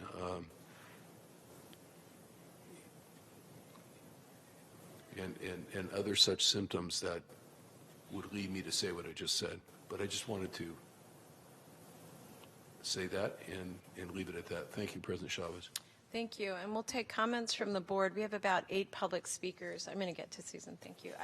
We have about 8 public speakers, so I want to make sure we have an opportunity to get to you. So I just didn't want you to worry. There you go. Susan. Thank you. I want to thank you, President Chavez and Supervisor Cortese, for holding this really critical series of special hearings last year for us to gain, in part, along with the many other goals, to gain stakeholder and community support for an accredited child advocacy center. I'm very pleased that the proposed location will be in my district, and certainly I'm in full support of us applying to have a nationally accredited child advocacy center here. In fact, looking at James, I said as much last April when I participated in a panel conversation at the Child Abuse Prevention Council's annual conference. Through the president, I'd like to include 2 additional action items that I'd like to see included in the March 24th report back, just again emphasizing your point of wanting to make sure that we're moving ahead. The first is a request that administration return with an amended lease proposal for the board to review and approve for 455 O'Connor Drive building adjacent to OCH. And second, request that administration return with a draft protocol similar to the sexual assault protocol that can assist with coordination of continued services after the CAC is officially established, so that we really do have clear lines of communications, understanding of responsibility and all of the other logistics that need to occur that have been working, to my understanding, very well for the SART team. Great. Thank you. We'll come back and discuss those if we need to, but I'm going to go ahead and go to the speakers if I can. I wanted to invite up Councilmember Sylvia Arenas and Dr. Strum. And then, Sylvia, if you could come forward, and Dr. Strum, we all have such respect to you, no one wants to go in front of you, but I know, Sylvia, you have to get back to a board meeting, and Dr. Strum, you have to get back to helping kids, so if I could have the 2 of you come forward. And then I'm going to invite up Catherine Campbell, Stephen Dick, Ashley Robson, Lil Hamner, Jennifer Kelleher, and Erica Elliott, Susanna Folick, and Jenny Pennepacker. Welcome. Thank you for the opportunity to address the Board of Supervisors, and on behalf of my colleagues, I'm here to share a letter, and I think all of you have received a copy of our letter. It really is just in support of this referral by Supervisor Cortese and yourself, President Chavez. And really, this is just to reiterate what we've been saying for the last year, and that this system needs some changes on the city side, on the county side. And I just want to thank you for your leadership in domestic violence that you've done for many, many years, and in sexual assault, and for having the willingness to take a look at those systems. You talked about earlier about how others were humble enough to take a look at some of the improvements in systems, and the same applies here. And so I know that we are responding to the crime trend in the last 8 years by making sure we have some systemic changes. And I applaud your look into that and the gaps in services. So I think there's 2 things that they're major, and that's the comprehensive timely services for victims of child abuse and the effective and sustainable prevention. And within those things, within those 2 headers, we're also doing our end to contribute to those. And I just wanted to share with you, we're taking a look at an SVU unit for this year to make sure that we have higher closure rates for our sexual assault crimes. We've added 5 additional investigators, and I'm going to make a recommendation later in this year to have forensic investigators dedicated within our investigative unit. And I also want to just raise another issue, which is the inadequate housing situations with our children and the vulnerability that creates for our families. And that's also connected to the lack of childcare and recreation opportunities, which is something that I will also be looking at. And so thank you. Thank you very much. Dr. Strum? And then if I could ask anybody who's able to please line up if you're going to be speaking on this item. Dr. Strum, thank you. Hello. First of all, I want to thank you really and truly from the bottom of my heart for everything that you are doing for children who've been abused in Santa Clara County. I'm now a little bit more than 3 years into my job, and I can't believe how much we have been able to accomplish with your support, especially you, Supervisor Chavez. Thank you so very much. On a personal note, I started my talk on November 20th with a story about my best friend from growing up who was sexually assaulted by a cousin for a period of about 2 years when she was 5, 6, and 7 years old. And after the evening, I called to tell her that her story is creating an amazing amount of good in Santa Clara County, and it was very moving to her. And she told me something in response, which was that she passed my speech to her sons, who are now 18 and 21. And apparently she had never had the courage to tell them before what had happened to her and how much it has impacted her entire life. And I share that with you, first of all, as part of my saying thank you, but also because I think it's incredibly important to understand that when people are able to tell their stories in an environment where they feel safe and respected, it really promotes healing. And the healing takes an entire lifetime, and we can't get started too soon. Specifically with regards to the CAC, I just came back from the Chadwick, the maltreatment conference in San Diego, which is one of the 2 most important child abuse conferences of the year. And I had the opportunity to visit Chadwick with Mary Ritter, my colleague. And one of the things that I learned at Chadwick that I really want to put front and center with you is the whole idea of a child advocacy center is to address the first 2 days after a child has been assaulted and come into care. And it's incredibly important that as we look forward, we look not just at those 2 days that are critical and we can't re-traumatize the child, but we must set in place behavioral health services at the CAC that will help that child recover over days and weeks and months and years. Thank you. Thank you so, so much. Welcome. Time there. Good afternoon. My name is Stephen Dick, and I had the honor and privilege of serving as the chair of the Child Abuse Prevention Council of Santa Clara County. One of our roles is to advise the Board of Supervisors, and our advisement here is to enthusiastically support the acceptance of line item 12.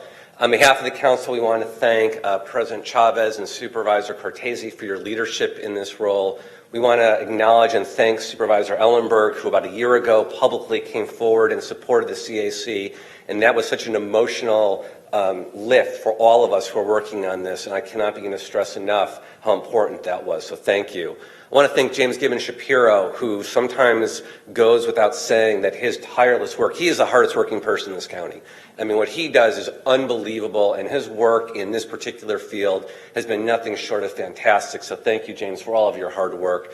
To Jennifer Kelleher, who is the chair of the Child Abuse Prevention Council Sexual Assault Task Force, she is here today.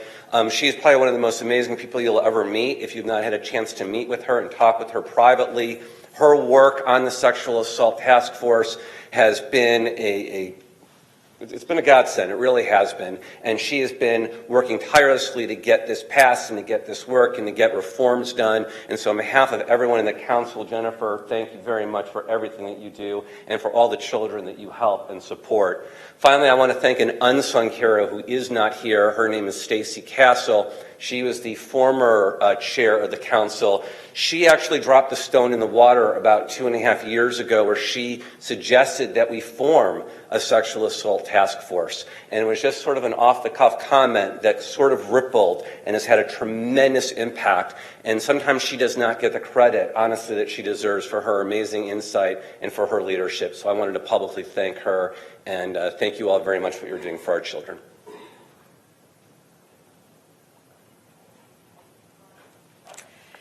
Hello, I'm Jennifer Kelleher-Cloyd. I am, as Steve Dick just mentioned, the chair of the task force of the Child Abuse Prevention Council focused on sexual abuse, and also I'm the chief program officer at the Law Foundation. First, I'd like to permanently request that Steve Dick always go right before me and set the stage. So thank you for your comments, Steve. I'm still blushing, I think. I think it goes without saying, based on the amount of information in the report before you, that we enthusiastically support and have worked with staff to put forward these recommendations. And I just want to reiterate for all of you that we know there is hard work ahead, and the council, and in particular my task force, is 100% ready to do that heavy lifting with you all and with your teams, with the DA's office, law enforcement, enrichment, all of the critical responders, medical. We really have a phenomenal group assembled that have been working hard and are really willing to give difficult and challenging input. And we really want to recognize the fact that this has been really a 20-plus year effort to get to a center, and to see the momentum that's happened in 6 months, it's frankly remarkable. I'm also just wanting to highlight that we do need to look both at prevention and response, and I really appreciate that this recommendation looks at both. We really can't do one without the other, and the task force really felt like both of those were critical in order for us to address what is truly a public health problem and epidemic. You all know that the statistics are vastly underreported, and as Supervisor Cortese mentioned, the ramifications both in the short term and the long term are extreme. So we look forward to working with you, and we're so thankful and appreciative for your effort and investment in this, and truly resources are what we need. So thank you.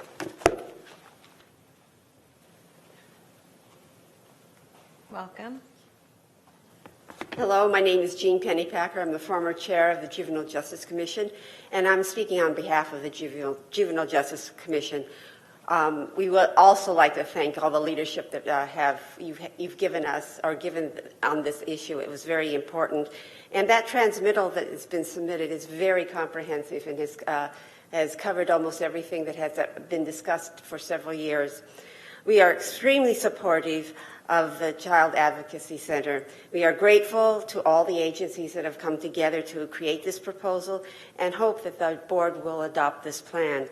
We are very happy that the Child Advocacy Center will provide comprehensive services in one location, and it will be open to all children, child victims of sexual abuse, not just those that have come through the dependency and the juvenile justice doors. So we thank you again, and we hope that we will be here to hear the positive votes that you will give us. Thank you. Thank you for your service. Welcome. Hi, my name is Little Hampter. I'm with Bikers Against Child Abuse, and I just wanted to thank the council for moving forward with the Child Advocacy Center. We empower children to not live in this world in fear after they've been abused, and I've met Susan, and I've talked to you at the Green Light Walk, and I just wanted to really let you know that I appreciate what you do as a city council, and I follow Susan so much. She's inspired me to come up here, and this is the last minute, so I'm kind of nervous, but thank you so much, and we look forward to seeing this move forward. Thank you. Thank you. Welcome. Hi, I'm Ashley Robinson. I'm the Director for Behavioral and Developmental Health for First Five Santa Clara County. And on behalf of First Five, I really wanted to thank President Chavez and Supervisor Cortese and all of the members of the board for supporting this. This is also something that's very near and dear to my heart, as I'm a former social worker in child welfare for the county. And as you were speaking about the gaps in the systems, I definitely understand those gaps in spite of all of the efforts that child welfare and law enforcement and our health systems make. And so First Five really does want to intervene and partner. We recently just partnered with the County Executive's Office, the Department of Public Health, Behavioral Health, to really address this issue through the ACEs Aware Initiative. ACEs also stands for Adverse Childhood Experiences. And through the Surgeon General, her entire mission is to really look at how we can prevent and intervene with regards to child abuse. So we definitely are in support of line item 12, and we're primed and aimed and ready to work across systems to address this issue alongside with you. So thank you very much. Thank you.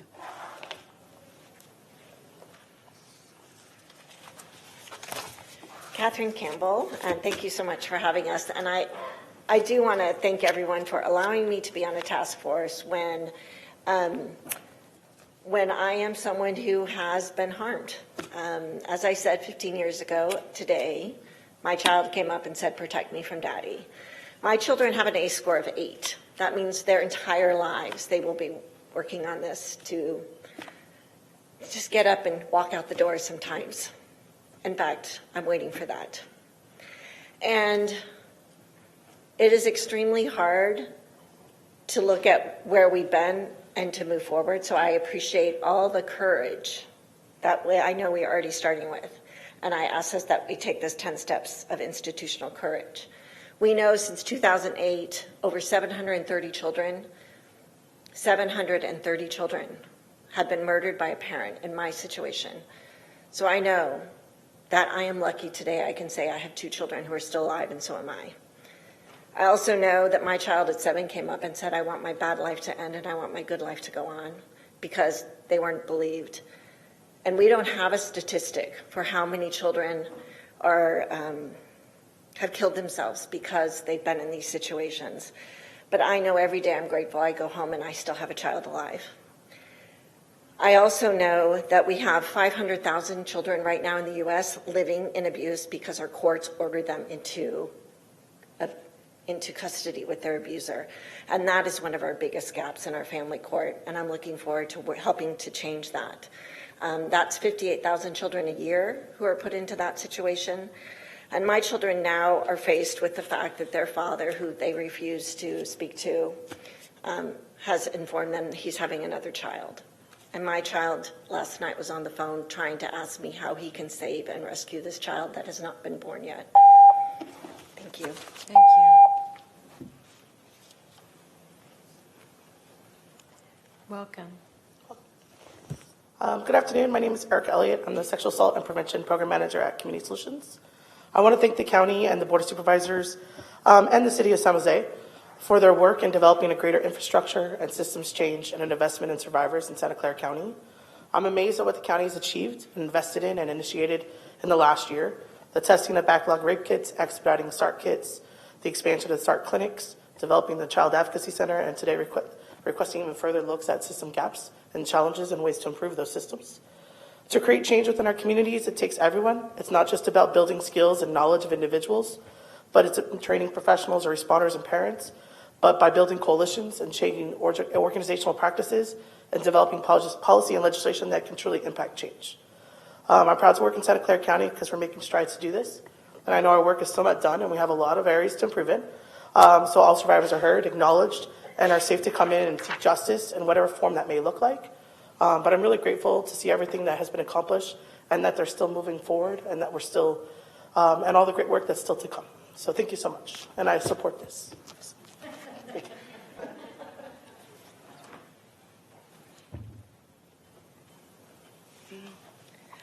Hello, my name is Susanna Fulsick, and I have had the privilege and honor of being a social worker with the Department of Family and Children's Services in Santa Clara County for 11 years. I was here yesterday. The past 5 years, I've been a supervisor with a full unit of 7 social workers. As of this morning, they are combined responsible for the health, safety, and well-being of 124 children, all who have open child dependency cases. My area of expertise and background is in the area of child sexual abuse and commercially sexually exploited children. I have worked with the Giaretto Child Sexual Abuse Treatment Program, and I've also been a social worker in the Specialized Child Sexual Abuse Unit for 3 years.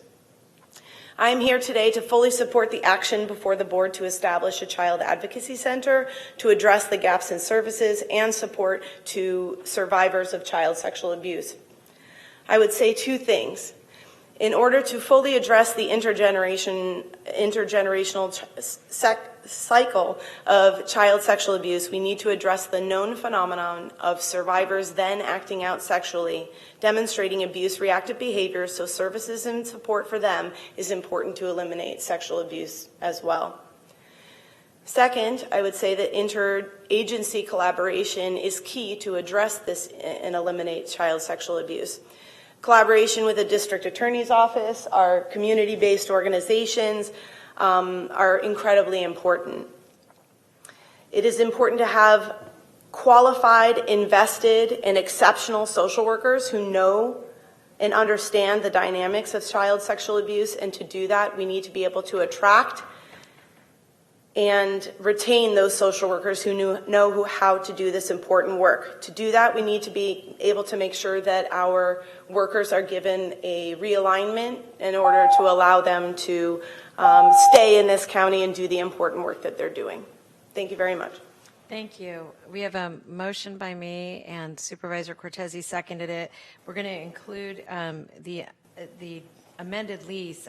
The reason I hesitated, Susan, I thought we owned the building, and Dr. Smith. So what I just want to say is that that whatever body of work needs to occur to occupy in perpetuity is what I would just. Yeah.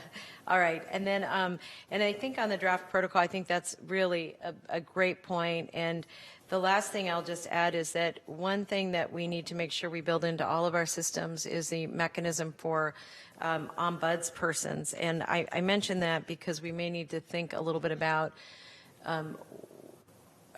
how we continue to test the changes that we're making, so we determine that they don't have negative implications, that we really are a learning organization, and we can do that quickly. With that, we have a motion and a second. I want to thank everybody who came and spoke, and really for all your good work. Some of you have been doing this for a very long time, and we're really grateful. So any other comments? Seeing none. Supervisor, we're making sure all supervisors have voted. Seeing that they have, that passes unanimously. Thank you again for all your good work. We are now going to be taking a break until 1. We have a hard start at 1 because we're going to move to item 13, which is the affordable housing for IDD individuals in Palo Alto. Thank you, everyone.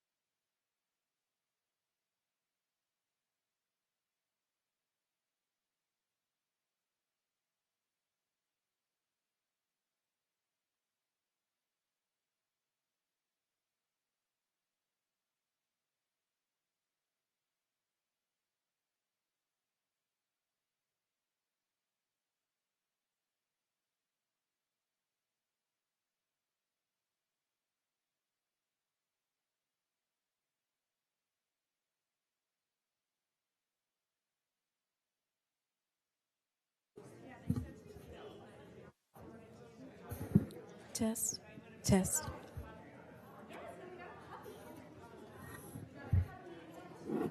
Test.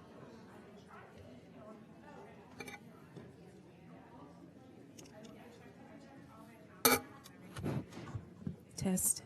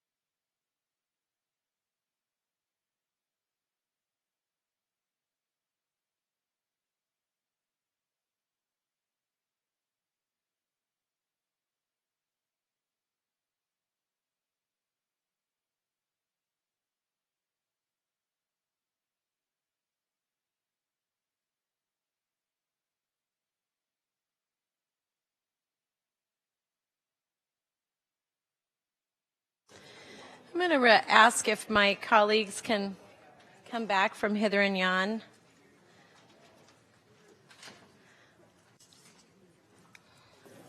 To join us back, and we're going to resume our board meeting. We're beginning back with agenda item 13, and I am going to call on my colleague, Supervisor Simidian, since this is his referral. Thank you very much, Madam President. The requested action, and I'm happy to make a motion when the screen comes up, is simply to approve a referral to the administration at this time to report back to our board with options for considerations relating to building affordable housing, which would include extremely low and very low income people with disabilities, people with developmental disabilities, on a county-owned site at 525 East Charleston in Palo Alto. And, you know, every now and again, you just catch a break. Every now and again, you think, boy, this just works. We have a site. It is a little more than 3/4 of an acre at 525 East Charleston, close to Middlefield Road in Palo Alto. The site has, for many years, been serving what was referred to as Abilities United, has now been merged with GatePath, so it's GatePath Abilities United organization that's been doing good work on these county sites, 2 sites in fact for the last 50-odd years. And the leases were renegotiated a few years ago by the county, and on this smaller of the 2 sites at 525 East Charleston Road, the use of the property reverts back to our county in the year 2022, October of 2022. And colleagues, that means we have the opportunity then to consider the site for housing development serving people low income, very low and extremely low income people with developmental disabilities.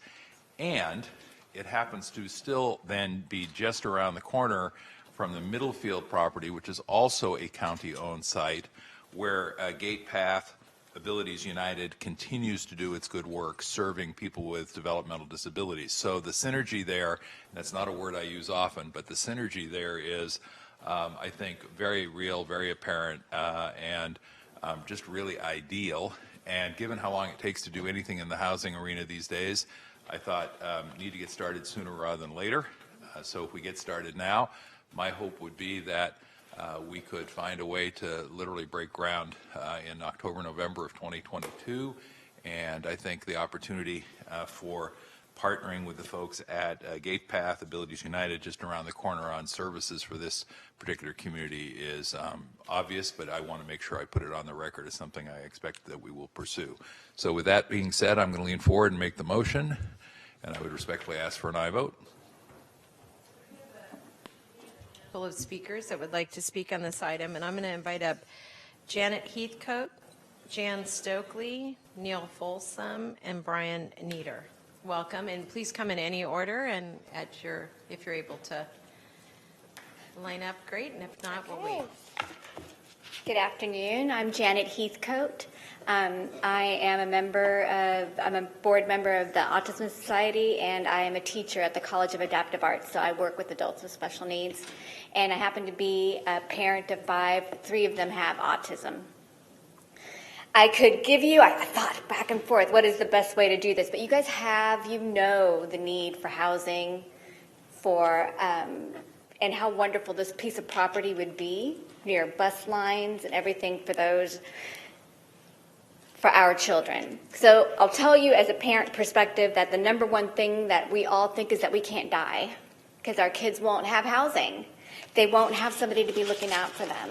And then a piece of property like this that would be so perfect for us, you know, if that was the ideal, that there would be a piece of property by a bus line, by a park, by a community center, by a service that is already providing services for our adults, where they could do their marketing, all within just minutes, where they could just be walking and be independent. It's about a dream come true. So I really am hoping that you go ahead and approve this to put forward, because there's just not enough of these dream places for us, and I definitely agree that it's a wonderful synergy. that things are just coming together in a perfect way there. And you certainly help many a parent have a more restful sleep. And I appreciate you listening to me. Thank you. Thank you. Welcome. Hello. My name is Neil Folsom, and I'm a client of San Andreas Regional Center. And I would just like for you guys, if it's within the budget, to bring back some programs that we used to have back in the 90s, like Housing Authority Section 8, and some government properties where all of our low-income, mild developmental disability clients can live in apartments independently on their own with help from San Andreas. So, thank you. Thank you very much.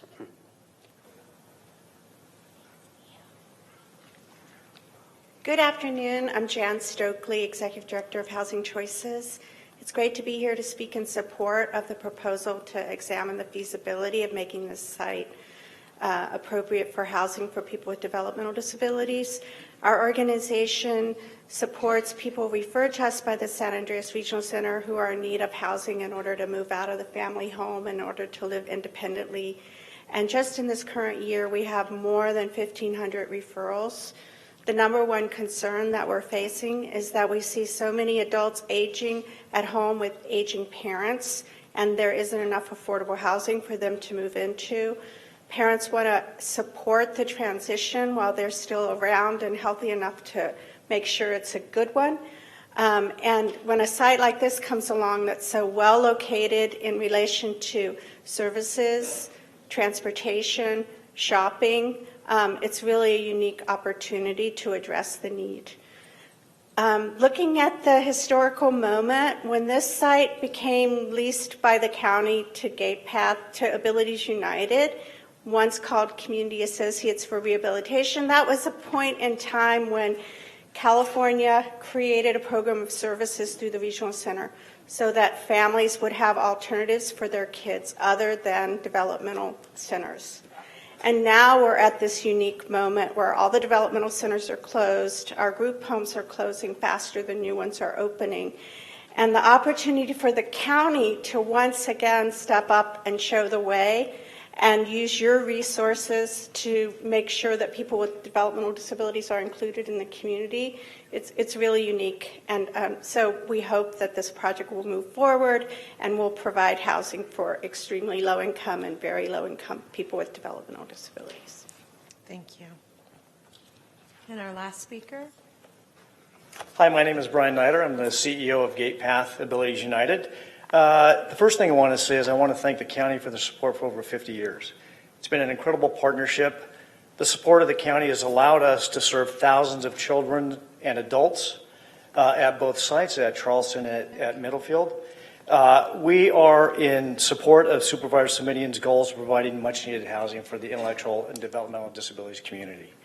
As you heard from Jan just a minute ago, we do have a housing challenge in the Bay Area overall. It is a crisis for the folks that we serve. Being able to provide housing is something that is much needed. In the San Andreas Regional Center at the last meeting I was at the end of October, between August and October, 6 group homes had closed.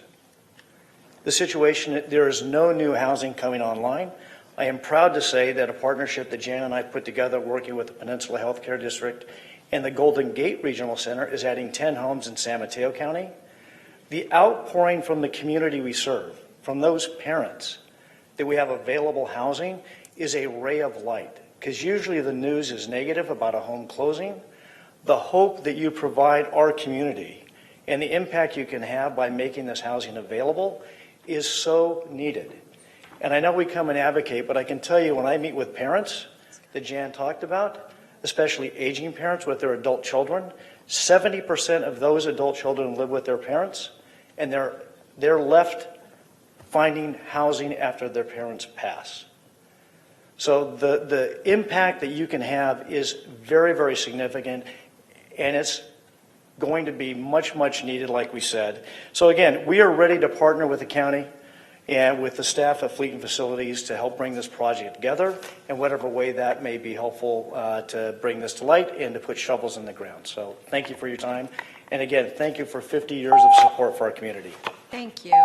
And I have two cards for Maresca, per Maresca and Pitun Maresca. So is it one or two? Okay.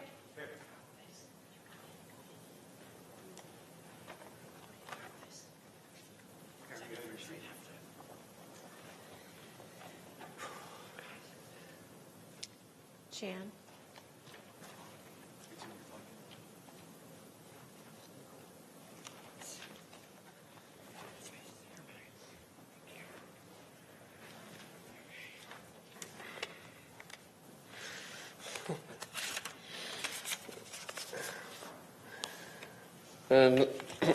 You're fine.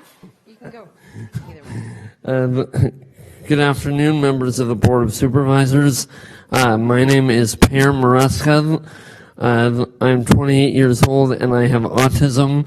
With the support of the Regional Center, Abilities United, Housing Choices, who I've been so lucky to be partnered with Jan and my parents. I am building skills for my skills for independent living in my studio apartment, which I have currently lived in Mountain View now for a record 5 years. I speak for many people like me who really need housing, and I think that the housing around the corner from the services at Gate Path / Abilities United would be great. My parents have lived in Palo Alto for a long time.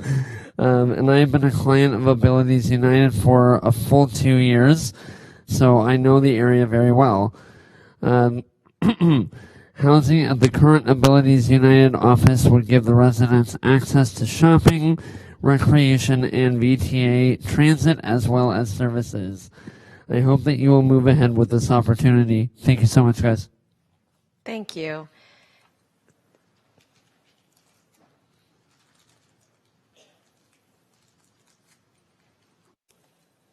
Members of the Board of Supervisors, my wife and I are advocates for many types of housing, particularly that for intellectually and developmentally disabled people like our son.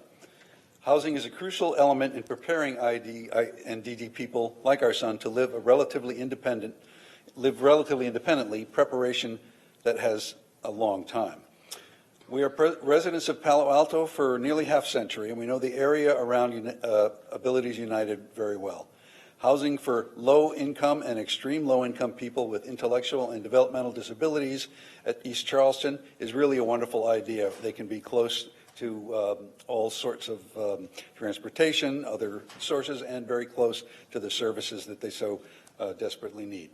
A county partnership to lease the land for housing would be a great step to add housing in a location close to these services, recreation, transit. This population really depends on these things to live fuller lives, and that's what we all want. Thank you so much for your support for this referral. Thank you. So we have a motion, we have a second. Are there any comments or questions on the motion? Seeing none, I'm going to ask all of my colleagues to vote. And then I just wanted to say how much I appreciate Supervisor Simidian bringing this forward and really trying in the spirit of our addressing people who are very high need and who are low income. I really appreciate it. The two issues I wanted to just make sure I highlighted for the staff and for your consideration as well is whether or not it makes sense to do an RFP or whether or not some of the developers we're working with now might allow for it to happen faster. I'm just trying to think about what are the steps that can happen so that we can make it faster, particularly because we own the land. There's some opportunity there that may not exist other places. And then second, I'm really interested in understanding from the staff what the possible densities are on this piece of property. And there are two reasons, again, because it's county owned and we're going to be putting services at the base of it. I want to make sure that we're looking at this project as well as the hub and other projects where we're able to put those bases in and still look at the collaboration we can get from our surrounding cities around density. So those would be my two requests, really more for information for speed and then for density options as well. Thank you, and I'm happy to incorporate both requests for information with the referral. I do not have, a rare statement, I do not have an opinion about the issue of RFP or whether there's a partner we're already working with, so I would look forward to hearing from staff about the possibilities there. Density, forgive me, I probably should have been explicit about saying we will, of course, want to consider what the range of possibilities there is. The last thing I will say, Supervisor, just because you mentioned it parenthetically, is that I think it certainly is my expectation and the board's expectation that the property would stay in county ownership. Thank you. In any model that we would pursue going forward. And I thought it might be helpful to just be explicit about that so that that was understood and staff could bear that in mind as they consider the possibilities. With that being said, I appreciate the support of my colleagues. All right. Oh, and it passed unanimously while we were talking, so good job. Thank you.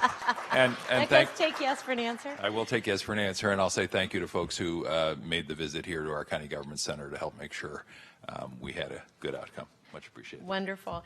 Just with the indulgence of my colleagues, I'd like to move to item 17, and this is a Special Olympics item, and we would like to move there because we have Olympians here, and would like them, there they are, and would like to make sure we get to hear from them. And for that, I'll turn to Supervisor Ellenberg. Thank you so much. I'm asking today that the board consider recommendations relating to providing inclusive community sports programs for youth with intellectual and developmental disabilities across Santa Clara County.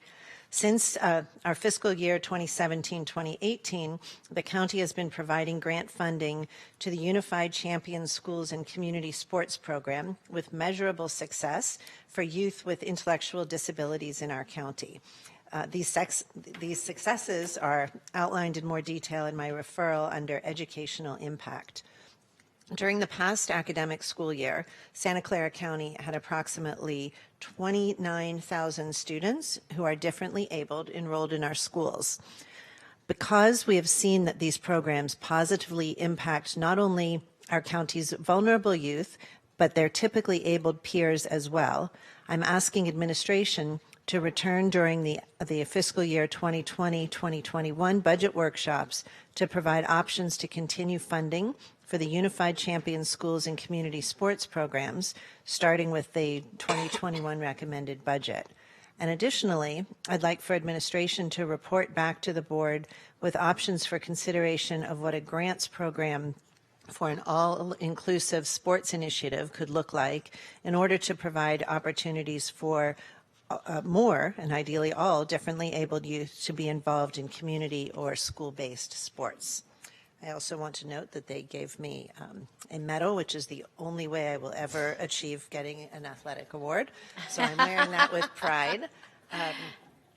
And happy to hear if there are any public comments or comments from my colleagues. So we have 12 public speakers, and what I would like to do is if there are questions from my colleagues about the referral, I'd like those to go now. If there are comments, if I could ask those to wait until we hear from our speakers. Is that all right with everyone?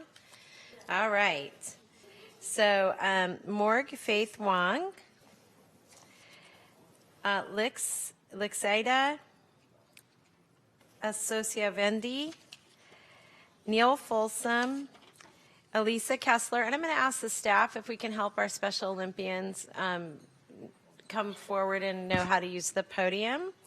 Cameron Amadian, Randy Schneider, Maureen Bennett, Gopi Iyer, Damian Camarena, Eric Winford, Brenda Robbins, and Cindy St. Clair. And each of you gets 2 minutes to speak, and the microphone is right in the podium, so you can see it right there, and Rhonda will help you if you need help. Hello, welcome. So you can just talk and they'll be able to hear you.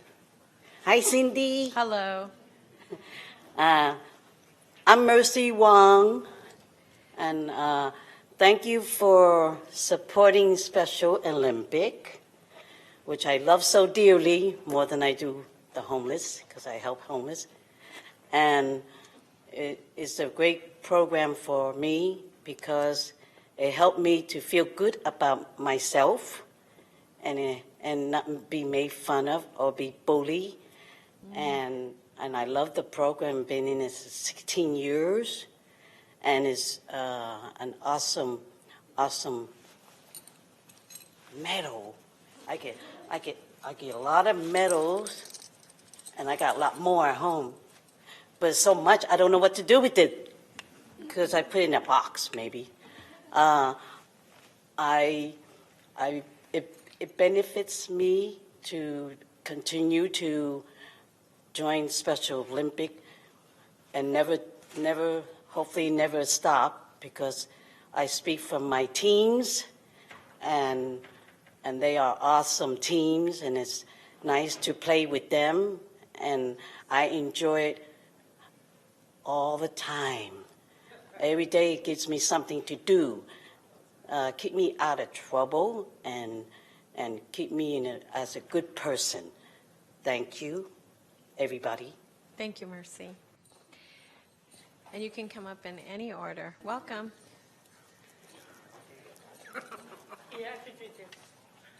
All right, Neil. Oh, I know, I did. Neil just did it, right yeah. here and they'll hear you. Oh, I know.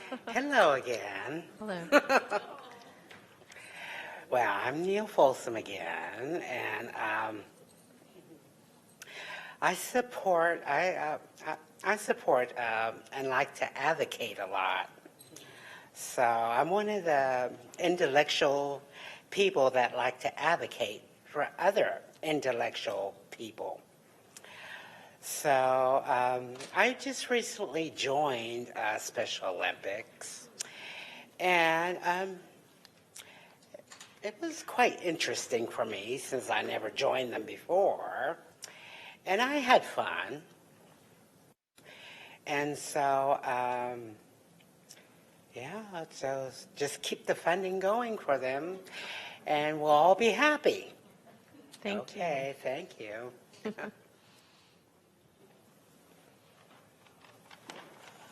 Welcome.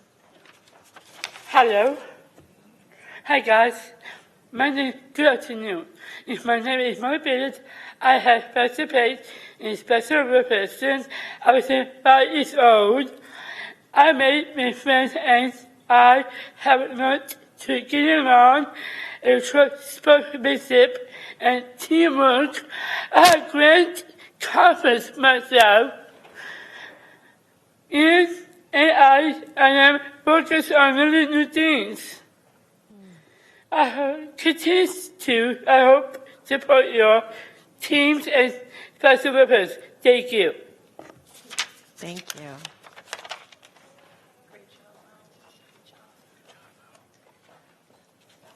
Hi, good afternoon. The worst part of the job is going after Special Olympics athletes and speaking after them. But first, I wanted just to congratulate you on a great state of the county. I was really inspired by the speakers, the entertainment, and humbled by the work ahead for the county.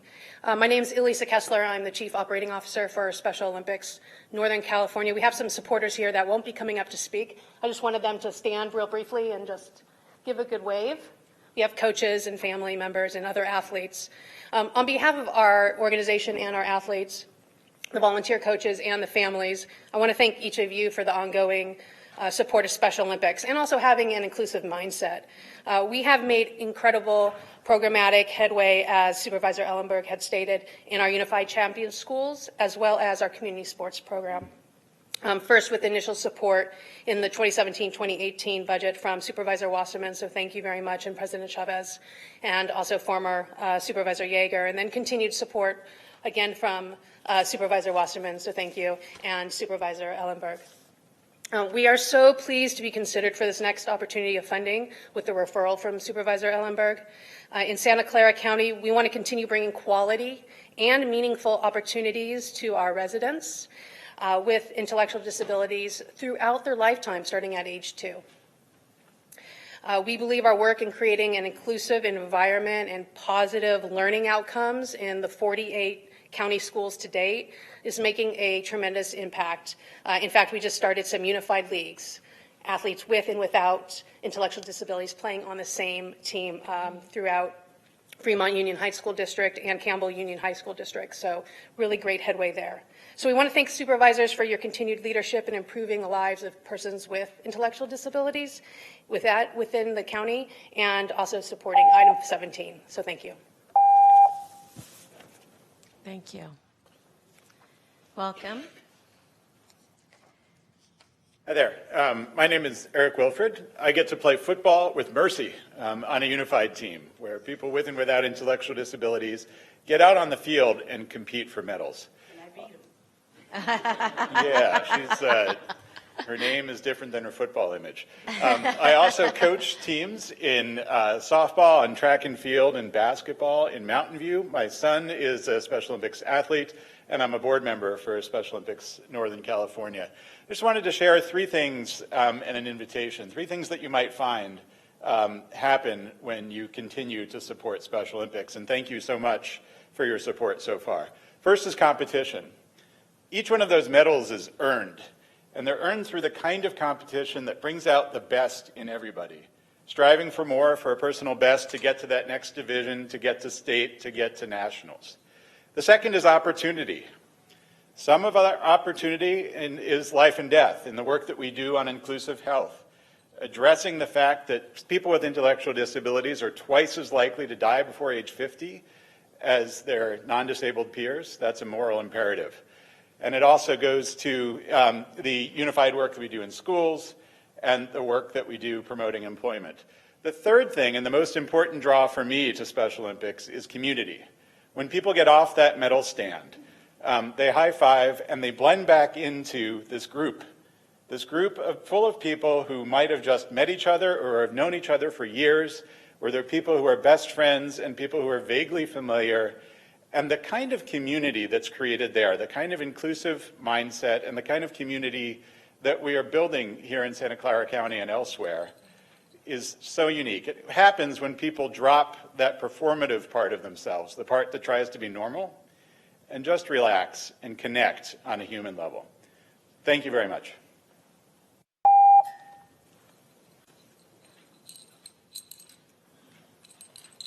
Hello. I want to thank you, first of all, for your support. I'm Cindy St. Clair, and my son is Trevor St. Clair. He plays soccer and basketball. He started in track in 1999. We all went to our first Special Olympic tournament, and all the kids ran, and one of them fell. And instead of them running to get the gold, they all stopped. They picked up this kid who had a bleeding knee, and they all walked together. And my husband and I sat there and just were in tears, because this was the most amazing thing to watch. And I've recently seen a commercial with the same situation where they stopped and picked up the student that fell, the athlete that fell. So that's what Special Olympics has meant to our family, is just watching these athletes be selfless and be a community together. And thank you. Thank you. Welcome.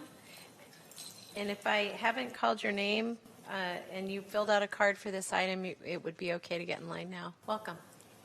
Hi, thank you. My name is Brenda Robbins. My husband is there in the audience.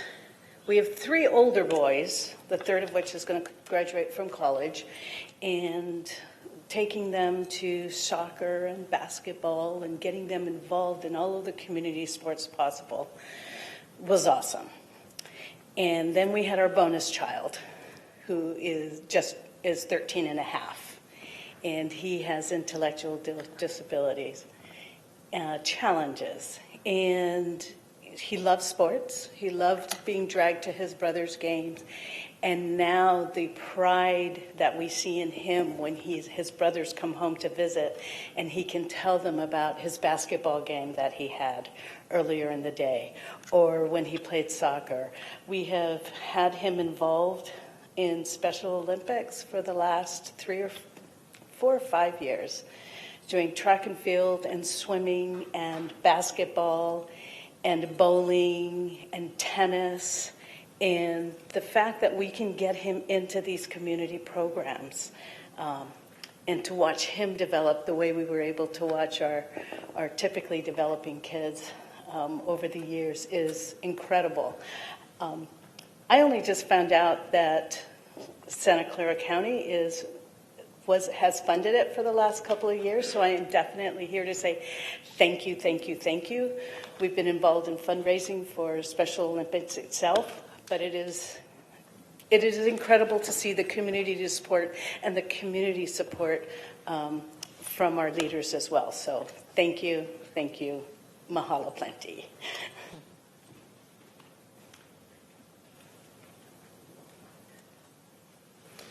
Good afternoon, Supervisors.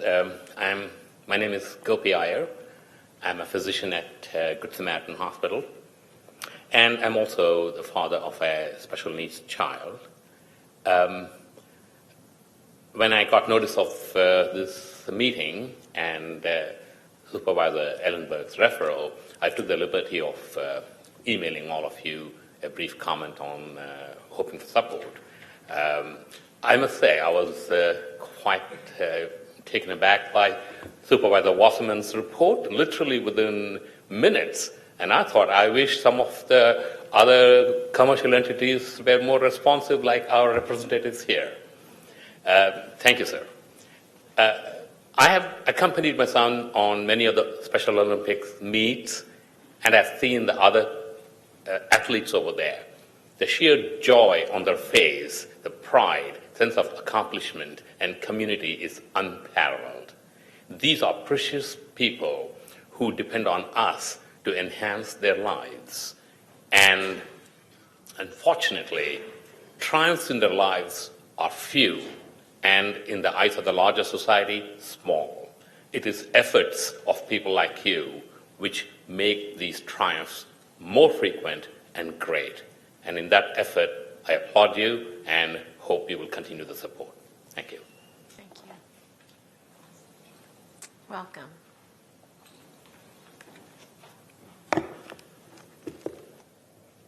Good afternoon. Thank you for allowing me to be here. My name is Deputy Damien Camarena, and I'm with Santa Clara County Sheriff's Office. I'm here to show my support for Special Olympics in Northern California. I, along with many other deputies as well as officers, volunteer our time as part of the Law Enforcement Torch Run, the largest grassroots fundraiser and awareness arm for Special Olympics worldwide. The Santa Clara County Sheriff's Office is a longtime supporter of Special Olympics. Each year, hundreds of law enforcement personnel from multiple agencies fundraise in the community and run the Flame of Hope through the streets of Santa Clara County en routes to the Summer Games in UC Davis. I am proud to say that in 2019, Northern California Law Enforcement Torch Run raised $1.34 million for Special Olympics. And that was through fundraisers such as Tip a Cop, Cough on a Rooftop, Badges with Buckets, the Polo Plunge, and our biggest fundraiser that goes worldwide, the Torch Run.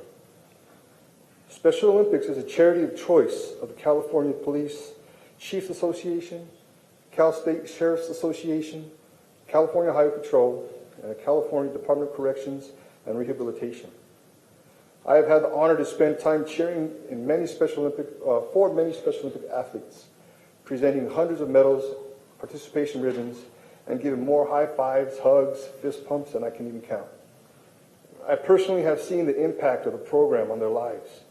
Special Olympics programs promote inclusion for people with intellectual disabilities on and off the field. The opportunity brings these students together through sports and leaderships has transformed campuses. Studies have shown that unified campuses reduce bullying and help students look past disabilities and at their abilities for their differences. Thank you for your time.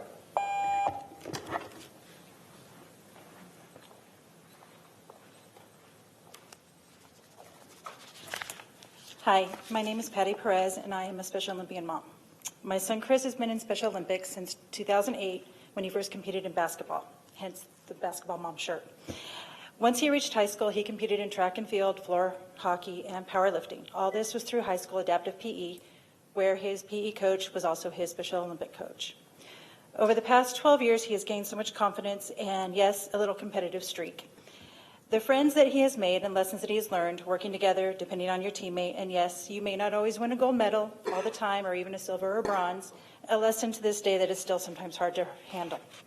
Chris has branched out and is experiencing so much more. In addition to the track and field, floor hockey, and powerlifting, Chris has also competed in bocce ball, and this past August he competed in softball. Last April, I became a registered coach so that we could participate in the volleyball unified games. This past summer, Chris attended summer games at UC Davis. He had always been invited to go, but was afraid to go. He's never been away from home. His teammates that had been before him encouraged him to go.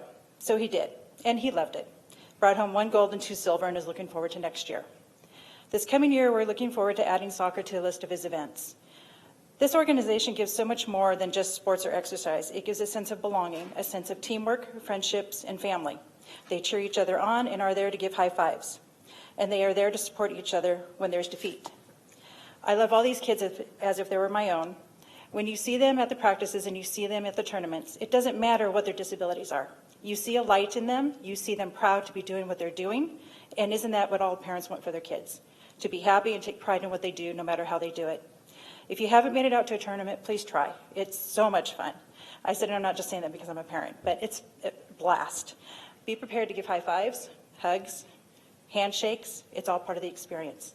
One that is very rewarding and one that I hope you will continue to support. Thank you. Thank you. And as Maureen, are you Maureen? Yeah. Oh, Maureen? All right. Thank you. For the last 2 speakers, I'm out of cards. So if Rhonda, if you could help me with that. Welcome. Hi, my name is Melanie Kikelik, and I've been a volunteer coach with Special Olympics for over 17 years. I'm fortunate to work with the Special Olympics athletes throughout the year, involving basketball, track and field, volleyball, softball, soccer, and unified flag football. And I've seen firsthand how the athletes involved in Special Olympics have increased their confidence and self-esteem, allowing them to excel in other areas of their lives. Many hold jobs and are involved in community service activities. And the Unified Sports and Schools programs play a huge part in providing the opportunity for those in the community to work together with individuals with intellectual disabilities. And working on a team helps to break down the barriers, and it often provides the foundation and the building blocks for embracing our similarities rather than our differences. So thank you for your ongoing support with Special Olympics. Thank you. I'm going to close the public hearing. If we can make sure we get cards from our last 2 speakers, that would be helpful. And I'm going to go back to my colleague, Supervisor Wasserman. Thank you, Madam President. And thank you to all the Special Olympians that are here. Each time this subject comes across my desk, it makes me feel wonderful inside. I was a youth sports coach for 10 years, not a special youth sports coach, just a regular youth sports coach. And I thank all of you that are coaches, that are volunteers, that help these tremendous athletes accomplish all that they do in so many ways. It is so giving of you, and the return from the athletes, I know, is just tremendous. It was 3 years ago that I was first approached by Special Olympics regarding funding, and started an inventory item at the time. I've done that each of the last 3 years. Supervisor Ellenberg joined in last year. And Supervisor Ellenberg, I'm glad to see you bringing this forward so that it gets out of the inventory item process. Thank you. Providing assistance for these special people, these special Olympians, is something I think the county should be helping with. And for that reason, I've seconded your motion, and I'm all in favor of our doing this. And I hope it'll happen in just a few minutes. Thank you. Thank you. Any other comments from my colleagues? We're going to make sure everybody voted. And let's see what the vote is. And that passes unanimously. And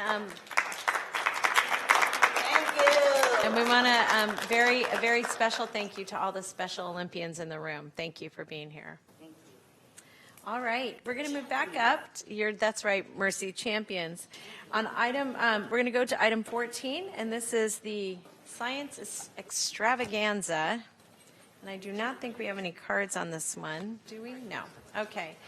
So this item is a referral I'm making to my colleagues to sponsor a science extravaganza. This event is valuable to the county as it provides us with an opportunity to work with local organizations such as San Jose State and Latinos in science and engineering to engage our most vulnerable youth in STEM careers and inspire them to pursue higher education. I wanted to thank all the organizations involved for dedicating their time and energy toward this important cause. And with that, I would like to ask for support from my colleagues.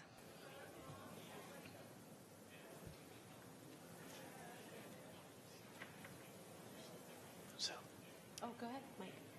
Thank you. A nice item to sponsor. What I wanted to say, and it kind of ties into what I feel is still an unresolved inventory item, object 2 item, what goes on, annual, mid-year, how we fund things. I still don't feel complete certainty on what process we've established for what dollar amounts or limits or what departments.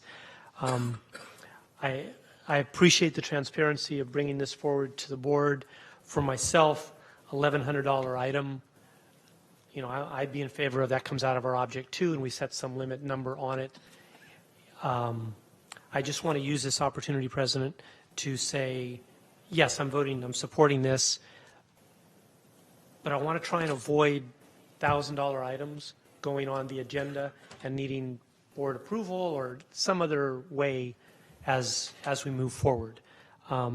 It's a worthwhile cause, but overall for the county, the dollar amount is so small. I'd rather it not be in this binder. I'd like to find another way to do that somehow. And I see a lot of people nodding their heads, and we're the ones that have to vote to make that happen.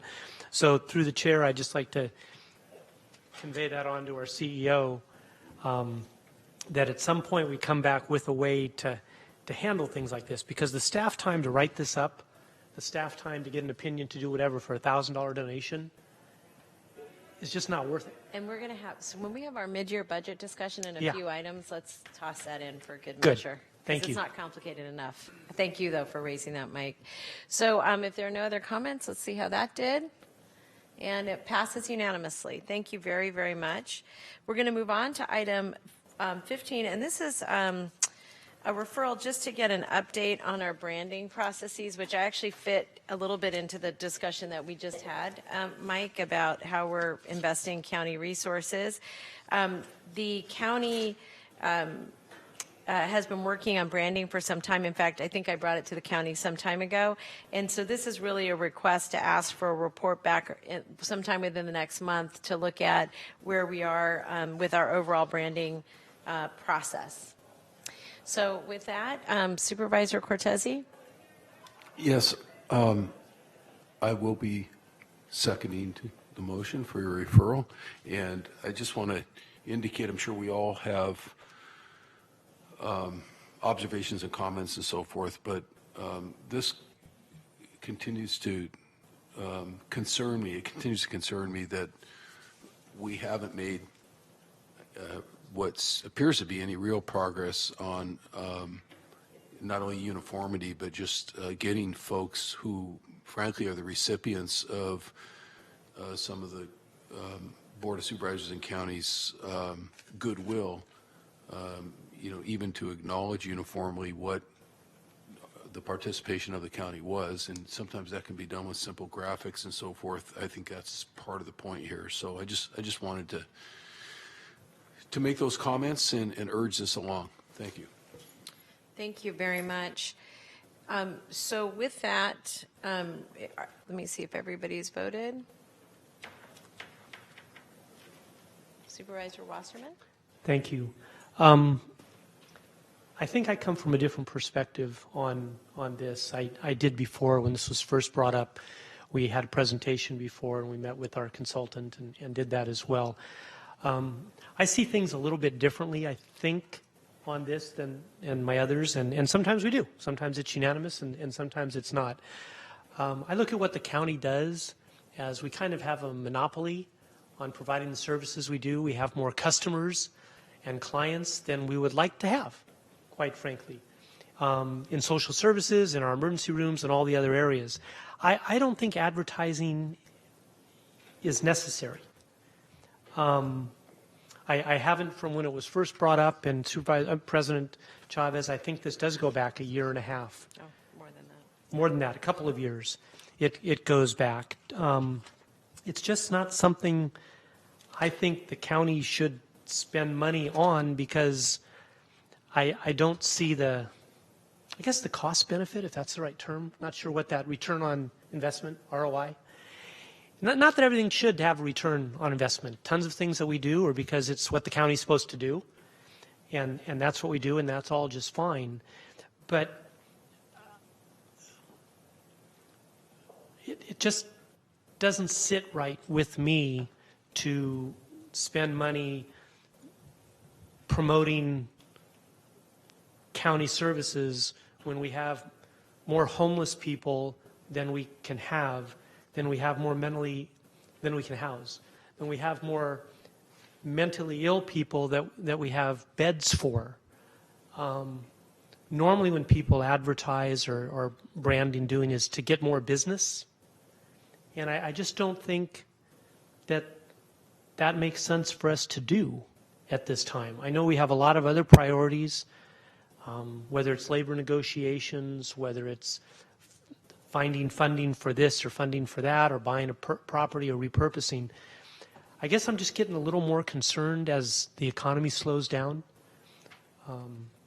and our financial needs continue, that we try and save a little bit here and there wherever we can. And so for that reason, I'm not in favor of doing this. So I'd like clarification, because I'm not accustomed to voting against a referral. The only thing I'm asking for is an update on the work they were already doing. Then that I will support, which is not then supporting the funding for No, what's there is proposed. no. That's the yeah. clarification that I wanted from you. Yeah, it's So just to if get caught up. It's a referral, and that's Yeah. normally what that is. Well, the reason I did it via referral is that, again, I wanted to be transparent with my colleagues that this was a product that was in process at some point, and I Okay. just haven't, and I thought it would be important for all of us to hear it, in part because we didn't all agree. Then So. I look forward to Let hearing me, back. yeah, and which the only is- thing I wanted to respond to is that while the referral doesn't ask for us to make any investments, I do want to just highlight that when I first got to the county, we did not have a budget for Valley Medical Center to do communication, nor did we invest much of VHP resources into communication. And I do want to remind my colleagues that we are competitors in the open market, especially with the hospital and healthcare system. And part of how we pay for our services is we make sure we have a nice mix of people who have insurance and people who don't, which means that we do need to attract people to our doors. And on the branding and on the logo, I'll just remind my colleagues that when we went out to the voters and we asked them to invest in Measure A, the housing bond, one of the important components of that is that we are able to say to the people in our community that you gave us responsibility for this investment. This is how we're spending that investment, and here's what the county is and does. And in a lot of ways, I think our communication, whether it's websites or well, really mostly our websites, have to be easy for everybody to access, irrespective of whether or not we have more customers than we can handle, or clients that we can handle in different our different books of business or lines of business so that we can frankly cut out the middle person, because in some ways some of our websites, our information is difficult to access and difficult to understand, which then prompts someone to have to come in and or call. So I appreciate very much the point you're raising about being disciplined about resources. I think that's right. I think we have to be strategic about resources as well, and that's really what the initial intent was when we very first started, or when I started asking the county to make some of these investments. But just to reassure you, I'm just asking for a check-in. Thank you. And if I may, advertising to increase hospital customers with insurance that are insured, okay? I think that is something that's valuable because it helps to offset the cost of those without. And advertising for that, targeted advertising, perhaps is when we do get a presentation back that you're asking for here, perhaps that will be a component in it specifically.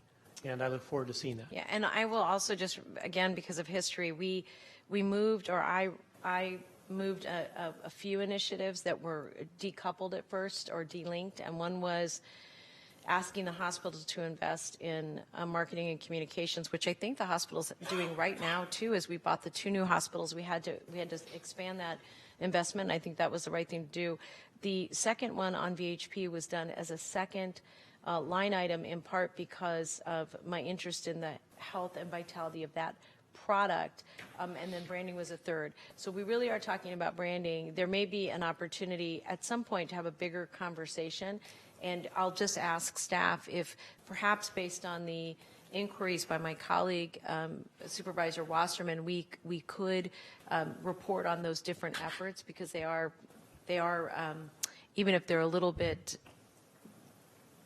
loosely aligned, they are all in that same kind of big bucket. Right. As you know, Supervisor, we have been working on this, and we're scheduled at our next meeting to have a report back on what the efforts are with regard to the logo. So we'll expand that report to include where we are with regard to other efforts that are going on in different departments. Yeah, I appreciate that, and I didn't realize it was coming back, but thank you for that. All right, so we have a probably motion. won't be next meeting now that we're adding more stuff in it, maybe the one after that. Okay. Any more comments on that? Seeing none, all votes have been cast, and that passes unanimously. Thank you to my colleagues for that. We're going to move to item 16. I'm going to turn the meeting over to Supervisor Wasserman, as I have a goddaughter who just applied to Cristo Rey. So I will be recusing myself and stepping away so I don't even make any faces at you. No faces. All right. And Tiffany, these are all, oh, you counted them already. Thank you very much. Appreciate that. All right. We're now moving on to item 16. Supervisor Cortese, your referral regarding Cristo Rey. Thank you, Vice President Wasserman. This is a request to the administration to come back to the board with options for consideration relating to the continuation of the countywide student work-study program with Cristo Rey San Jose within a 30-day period. And that's, I assume most board members are familiar with the program because it's come before us in the past, and or it's been active since then. In the county with, I think, approximately 24 or more work-study interns that are part of the program that are here, including some on the 10th floor where we work as a board of supervisors. So again, there's no, as is stated clearly here, this is not a contract. It does not in and of itself have any fiscal implications. It's asking for that kind of information to come back for up or down consideration by the Board of Supervisors sometime in the next 30 days. Thank you, Supervisor, and we'll call up 10 speakers. Supervisor Simidian. Thank you. I know sometimes it's helpful to hear first from the speakers, but I wanted to articulate a couple of concerns and questions before the speakers came, so that if there were issues that the speakers wanted to address, they had that opportunity. Looking both to County Council as well as to the County Executive, as the Supervisor has indicated, these are issues that have come to us previously, And when we have dealt with them previously, there have been significant, and I would say important conversations about church-state separation that I want to be sure are specifically referenced and addressed in any referral. And let me just remind, because we have had some some changes on the board. We have a March 26, 2015 letter from our county council addressing these issues and addressing some of the church-state concerns. And what I want to say is, I think there is a way to get to yes on this issue, but that we have to do it right, and that these church-state concerns are concerns that are born out of not only our U.S. Constitution, First Amendment, but also our California Constitution. And while I know those may seem abstract, particularly to folks who say, hey, we got a good program, we want to make the good program work, you know, I am always reminded that whenever I take the oath of office, I specifically indicate that I will support and defend the Constitution of the United States and the Constitution of the State of California, and that I will bear true faith and allegiance to the Constitution of the United States and the Constitution of the State of California. So, you know, this is sort of core. I see Ms. Doyle smiling because she's the one who administers that oath. She's heard it a few times. So, for example, Mr. County Counsel and Dr. Smith, my understanding, and if it's either incorrect or changed, it'd be helpful to know, is that the funds that are paid directly to the school. Well, that raises, for a religious institution, that raises these church and state issues pretty clearly. It's also my understanding that we've had a back and forth about whether or not this can and should be done through an open RFP or whether through a single or sole source. Here again, that raises questions of church and state. So I just want to make sure as we go through the conversation both today and anything that comes back, that people are mindful of the importance of addressing those issues. Because, as I say, we take an oath. I know we all take it seriously. And we have legal counsel on this now from 5 years ago. Courts have changed a little bit since then, and there may be some changes in the law since then. I think there are.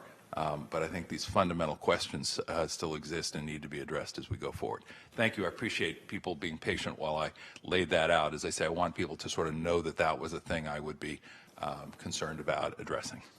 Thank you for that clarification. And if it's all right with the rest of the board here, we'll call up the speakers. You'll each have 2 minutes. Erica Ruiz, and then it's Areli, and I'm going to say Valiano? I don't know what that second letter is, but Areli, come on forward. Leonela Villalobos, Jose Magallanes, and Janet Alvarez.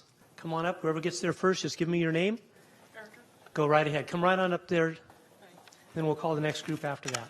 Welcome. Good afternoon, ladies and gentlemen. My name is Erica Ruiz, and I'm the proud parent of 2 daughters at Cristo Rey. Samantha, my oldest, graduated from Cristo Rey in 2019. Erica, my youngest, is currently in her first year at Cristo Rey. Initially found out about the Cristo Rey High School about 5 years ago through my sister-in-law, who told me about a new high school opening up and how it uniquely had a corporate work-study program. I was very intrigued, and I wanted to know what it had to offer. So I went to the school, gathered more information. I found that the work-study program gave the opportunity for low-income students to assist a private school and receive an excellent education. The work-study program allows students to work in a professional setting, and the partner program fee gets applied towards the student's tuition. After leaving the informative meeting, I was sold. The number one reason I was sold was because I felt that it is important for my daughters to understand work ethic and what it takes to earn money. I can tell you that after seeing my oldest daughter graduate and partake in 4 years in the work-study program, that it's 100% worth it. My daughter learned many organizational skills, time management, and other lessons that I could only dream of learning when I was a teenager. However, it was not always easy. On many occasions, she did not want to keep going, but I really appreciated the school for listening to our concerns and having her work through these sometimes difficult situations. They assured her and I that if it did not work out, she would be moved to a new job site. Fortunately, this was never the case. My daughter gathered experience in many things such as filing, faxing, emailing, scanning, answering phones, mailing packages, ordering supplies, and the most important one, working with her peers. To conclude, I can say that as a parent, what makes me happy is to see my daughters succeeding in life. At the beginning, it was a very scary thing to imagine my 14-year-old daughter working, but they both have proved me that proved to me that they were more than capable of doing this. Thank you for your time. Thank you. Welcome. Hi. My name is Areli, and I'm a junior at Cristo Rey San Jose. I've been part of the corporate work study for 3 years and currently work at the Santa Clara County Assessor's Office. If I'm completely honest, I've never heard about the Assessor's Office before I actually started working, and I heard about it through my teacher who offered me the job freshman year. I didn't know what they did or who they were. All I knew is that it sounded kind of fancy. Little did I know that the Assessor's Office was soon to become my home away from home. The very first day I arrived, I was terrified. I didn't know if I was ready to take on the challenge. As the elevator reached the 5th floor, I had butterflies in my stomach and my palms were sweaty. When the elevator finally reached the 5th floor, I took a deep breath and stepped outside. I was greeted by smiling faces and warm welcomes. Right off the bat, I felt welcomed and loved. The people in the front desk radiated joy, and their smiles were so contagious. My freshman year supervisor, Tess, was quick to make me feel at home.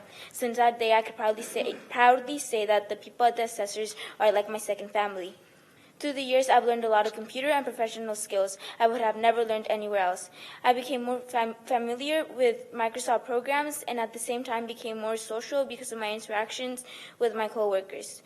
Working at the assessor's office made me more confident, and I know that my work there matters and I matter as an individual. I love my work placement, and the people there are simply the best. Each and every single person at the assessor's office makes my work experience more memorable. I appreciate each and every single one of them, especially my supervisor, Jonathan, who helped me understand and improve individually. He encourages me to get out of my comfort zone because he knows that I am capable of many things. I think we should keep supporting the county's partnership with the corporate work study program because it empowers students to be professionally engaged and at the same time reminds them of their self-worth by giving them an amazing once-in-a-lifetime opportunity. Fantastic timing, and I'll pass on your rave reviews to Mr. Stone. Leonela? Hello, everyone. It's a pleasure to be here. My name is Leonela Villalobos. I'm an 11th grader at Cristo Rey San Jose Jesuit High School, and I have been at the County Department of Finance for 3 years now. Being provided with this opportunity to work here has been completely life-changing. I have evolved not only my skills in communication, but my way of thinking. I have created new connections that have guided me to a brighter future. The people around me are no longer my coworkers, but my close, trusted friends. The internship has exposed me to the real world and has expanded my knowledge on crucial things I will actually need in the future. Thanks to my placement here, I no longer fear public speaking, seeking for help, and leaving my comfort zone. Every time I come to work, it's a new experience. There is always something new going on and always something to learn. I am honored to say I have gotten the experience to work here, and I hope I can complete my last high school year internship here. This experience has been fundamental to my learning experience and truly is something I will always remember. I cherish my internship as I work at a public sector where I know that everything done here is vital for everybody's day-to-day life. I genuinely hope the county will be a corporate partner for various years to come so students can find the same experience and love for the position as I did. Thank you. Thank you. And Jose, as you come forward, I'd like to ask Sarah Chesson to come forward and Jonathan Cholula. Hi, my name is Jose Magallanes. I would like to please, if you can continue supporting the work-study program, because we have, my wife and I, we have a son and a daughter in Cristo Rey. We're very pleased with the way that they are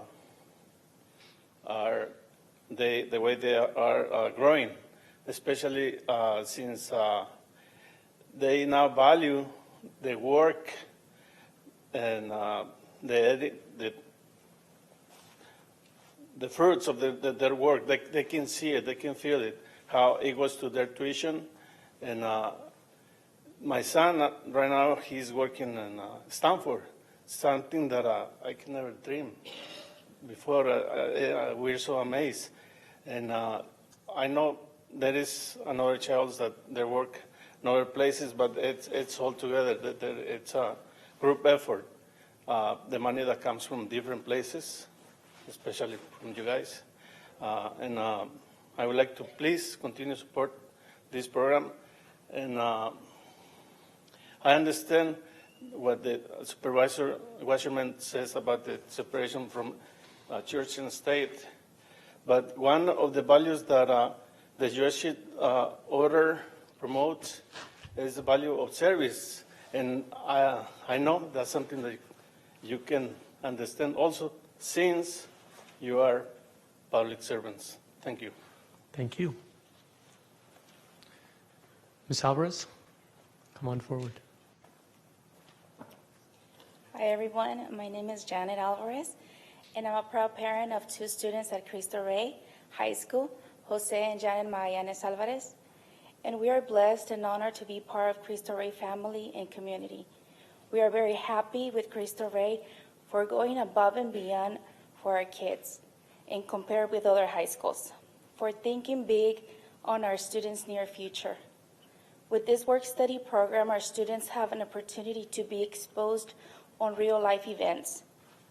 By working, they gain great skills and solid foundations, such as being responsible, follow directions, learning to interact with others, and especially boost their self-esteem. And all that, it's only possible by having a great team. Thanks to you all, your support, our students are being shaped to be successful, to be good citizens, and to become a strong community. I wish you guys can see the difference that you made with our students, and I hope to continue to count with your support. Thank you very much. Thank you.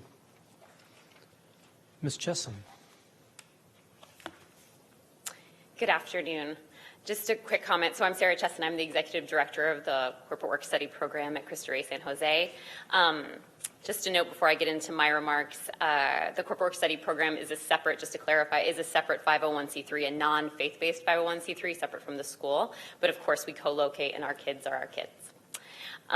We're so grateful for your support with this partnership over the past 4 years, a year of pilot and then 3 years under the current agreement. Just a reminder of who you're serving, who we're serving through this partnership. We currently have 460 students. We're in our 7th year as a school and as a corporate work study program on the east side of San Jose. Over 90% of our students will be the first in their families to go to college. 92+% identify as Latinx, and over 95% of our students identify as students of color. The vast majority of our over 100 corporate and nonprofit partners are in Santa Clara County. The vast majority of our students and families live in Santa Clara County. The county has been an amazing partner to us, now our largest partner, and we hope the feeling is mutual. We work very closely with the county executive's office, and I'll mention that as well. I think together we're helping chip away at the opportunity gap here in Silicon Valley and beyond. Over the past 4 years, our students have had the opportunity to work in 14 unique departments across the county, inspiring all kinds of college and career goals.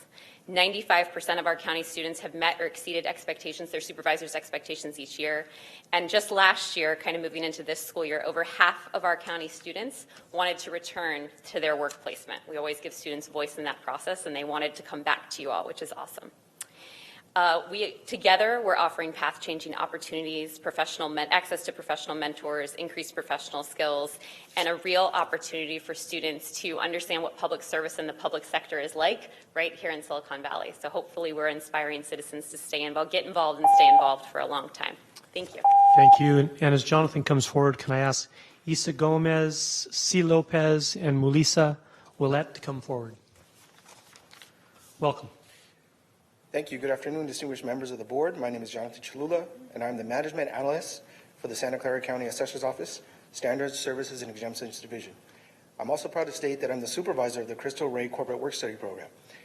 In this role, I am in charge of training, mentoring, and disseminating work to our high school interns. This is a role that I take very seriously and a program that I greatly admire and I'm here to advocate for. I directly supervise 4 CWSP interns, freshman Monica Mendez, sophomore Albert Lopez, junior Areli Urdiano, who you just had the pleasure of hearing from, and senior Joaquin Huerta, who's here supporting as well in the stands.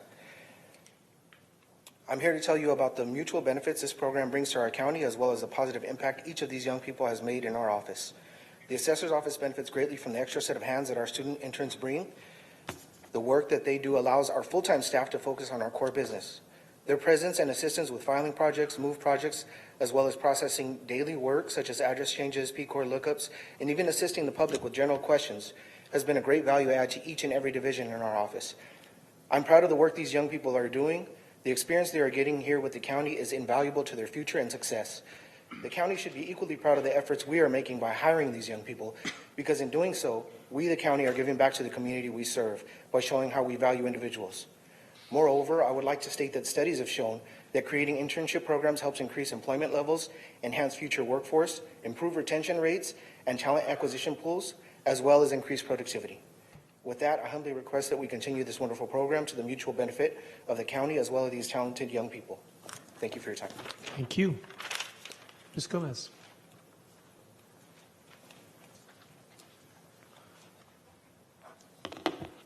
Hi, my name is Isa Gomez, and I'm an administrative assistant at Cristo Rey. I currently have a niece. She's a senior right now at Cristo Rey. This will be her second year working for the county with her supervisor, Enrique Flores. She's grown so much as a young adult. With that being said, Joanna has, like I said, grown as a young adult, learning various skills at her workplace, thanks to her county job that she's had. She had the opportunity and has the opportunity actually currently to be a cadet with the PAL program, thanks to her supervisor, Enrique Flores, that did help her get into the program. With that, she has flourished as an adult. I know the program, with the PAL program, that would be something me and her parents would never think of her being a part of, but thanks to her job here in the county, she is currently a cadet. This would be her first year, almost first year doing it. I know her parents are very proud of her. As a parent, I know her parents are very proud of her, and never did we think for her to be in a setting like she is now. As a parent, I'm very proud of her and very thankful that the Corporate Work Studies program does have this alliance with the county, because you are changing young adults' lives and moving them to a different directions that their parents probably could not be able to do. Thank you. Thank you. Mr. Lopez, come on forward. And Melissa, please come on down. Thank you for your time. My name is Coban Lopez. I oversee admissions and athletics at Cristo Rey, obviously here in support of what we do. For me, it's really about a lifelong journey. As a first-generation immigrant who was fortunate to have both public education, private education, I know that the social equity, the social access, and the social capital I received is what allows me to have a master's degree, work with the students in this community. And for me, the Corporate Work Study program, particularly this partnership here, is what I speak to every family that I have the privilege of working with, from their journey as an 8th grader through their journey to college. Of the 85% of our graduates from last year that are at 4 universities, our goal is for them to come back and raise the community with them, not run from the community. The dream that we talked to with the parents is about raising the graduation rate from college from that 20% to 80, 90, 100%. And with the access and the social capital that these county jobs, that this partnership has provided, what better way to raise our county of county students? These are students coming from public schools, from charter schools. We don't feed off parochial schools. We are really, really providing an opportunity for these students to do what Areli is doing, to do what Joaquin is doing, is to have access to public servant, to the understanding of government, to know how policy works, to know how the assessor's office works, to know how impact works. And for us, what better way to lift our county than to have county students go to school at a rate of 85%, 4-year universities, come back and have an interest in what we do to raise us here.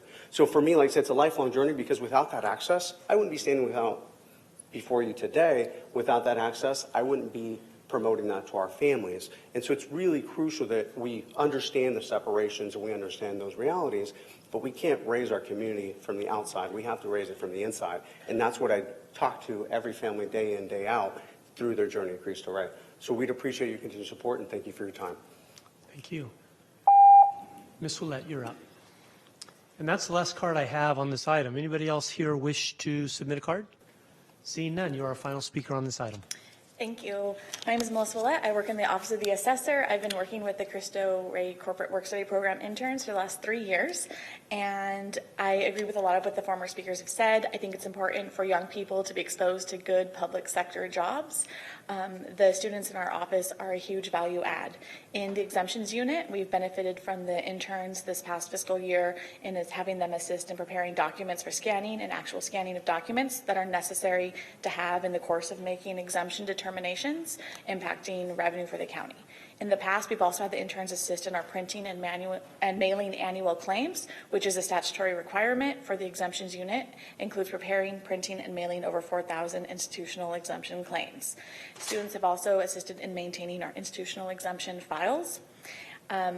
Not only is it value add in the production work we do in the assessor's office, but the students have provided opportunities for workers like myself, Jonathan Cholula, to mentor these tremendously bright young people.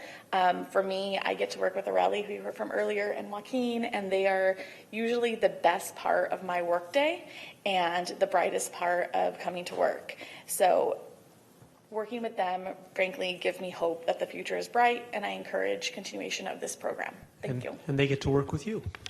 They do. Okay, come on down. Ms. Tanner? Okay, final call on cards. Good enough. All right. Good afternoon. My name is Kay Tanner, and I have 2 current students at Cristo Rey, and I had one that graduated in the first class. I also have the opportunity to sometimes pick up these kids like Areli and Leonela from work. I drive sometimes, and I love doing that because I can hear about their work days, and sometimes not necessarily to me, but to themselves and what they do. So these are not only about my own kids, but about other conversations I hear about the other kids. So I really appreciate the work study program because I see how these youth grow. They grow in ways that they're not able to do in school. In school, they learned a lot of things, but when they get out in the workforce, they're able to just grow differently. As freshmen, they start out very nervous, but through the work study program, I've seen their confidence grow in knowing, learning new abilities and knowing that they are capable of working in the real world. Through this program, they are exposed to a variety of people and learn to be a team player as they navigate all personalities. They learn time management during the day and take pride that they have accomplished all that they need to do for that day. Sometimes they're even happy that they've been able to prep for the next worker or for their next work day. Because of these experiences, they're able to, now that I have a college student, they're able to go on to college and have a little better chance of succeeding in college. They know the skills that they've acquired, and they're able to build upon that. I asked my son what he enjoyed from it, and he says that I have a resume ready, and I can go on and build upon it. There's so much more to say, but not enough time. But thank you for your time, and thank you for considering helping this program. Thank you. Thank you. That closes the public portion on this. Supervisor Cortez, your light is still on. Did you have some additional comments? And I see you've made a motion. Yeah, I just want to indicate that I made the motion. Thank you. Thank you. Supervisor Ellenberg? Thank you. I want to make some comments and then ask a question of County Council. As I've said before in a bunch of different contexts, the county is the 3rd largest employer in Santa Clara County, and as such, I believe that it's our responsibility to invest in our local talent pipeline by providing work-based learning opportunities. I've been impressed by what I have learned about our existing partnership with Cristo Rey, a school that has built its entire program around the needs of low-income students. And one of those needs, as many of the speakers acknowledged, is a network. More than 50% of jobs come from network connections, and low-income students often suffer from that social capital gap. As our traditional public schools begin to expand their investments in career technical education, I would love to see our county expand the work-based learning opportunities that we offer to all students that make up our local talent pipeline. And I want to address Supervisor Simidian's comment about the church state.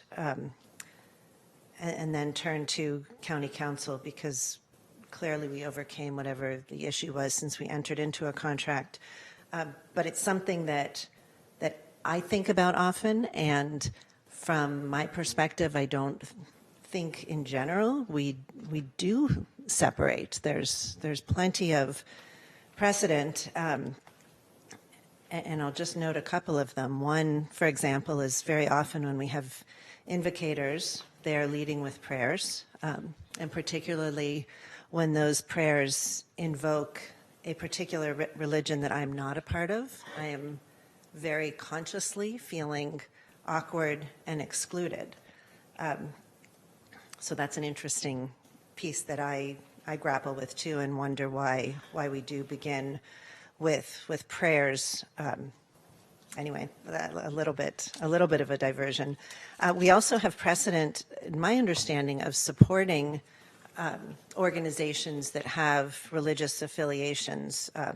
Catholic Charities, we know, is religious-based, but supports communities on a non-sectarian basis. Jewish Family Services has that connection, but serves on a non-sectarian basis. In fact, the Beautiful Day program that we mentioned this morning is connected with a church. And what I do believe, contrary to feeling excluded, is that when our faith-based communities reach out to serve without distinction, and I did check this morning just to reconfirm for myself that you don't have to be part of a particular religion to attend Cristo Rey, that we really should be embracing those opportunities for partnership. I don't think that it's supporting a particular religion when the access is universal. And a last point that I want to make before I turn for an actual answer on my religious separation comment is that this really is a unique model. And I know that in another circumstance, the city of San Jose experienced some pushback for offering a similar opportunity to students at Cristo Rey and San Jose Unified and Eastside Union High School District wanted to have access to that sort of similar program too. And in fact, when I worked at the SVO, we engaged with those school districts to offer internship programs and job shadow programs. The difference was, and why I think Cristo Rey has applied for this program and other schools don't have the infrastructure ready, is that the whole model here is the work study, where kids are expected to go out and work one day a week. And in most of the traditional public schools in our community, they're not set up that way. So we're not really, I think even if we were right now to extend this opportunity for one-day internships to other schools, there aren't schools that are in the position ready to take it. But again, it's something that I think that we should look at in the future as schools do build out their own infrastructure, and maybe we'll adopt a program like this. I'll conclude again by expressing support for and excitement about this, assuming we can do it legally and really think not only the opportunity on the students' part, but selfishly on the County of Santa Clara. This is our talent pipeline. If you are educating kids that go to college and want to come back and work at the county, we would like to have them, please. But what can you tell me about the 2015 memo and the constitutional concerns? We'd be happy to provide updated advice to the board through an updated memo. This is an area of law that's evolving, and there's actually a pending U.S. Supreme Court case about aid to religious schools specifically. And so we can provide an update, but we were able to work through a process, obviously, for the last iteration of this, because it's a program that the county did support, but we can provide an updated analysis. We wouldn't provide that analysis in public setting. Great. I'll look forward to that and hope that we can make this work. Supervisor Simonian. Thank you. Could staff clarify whether or not the funds that are paid from the county go directly to the work-study program and school for tuition payments?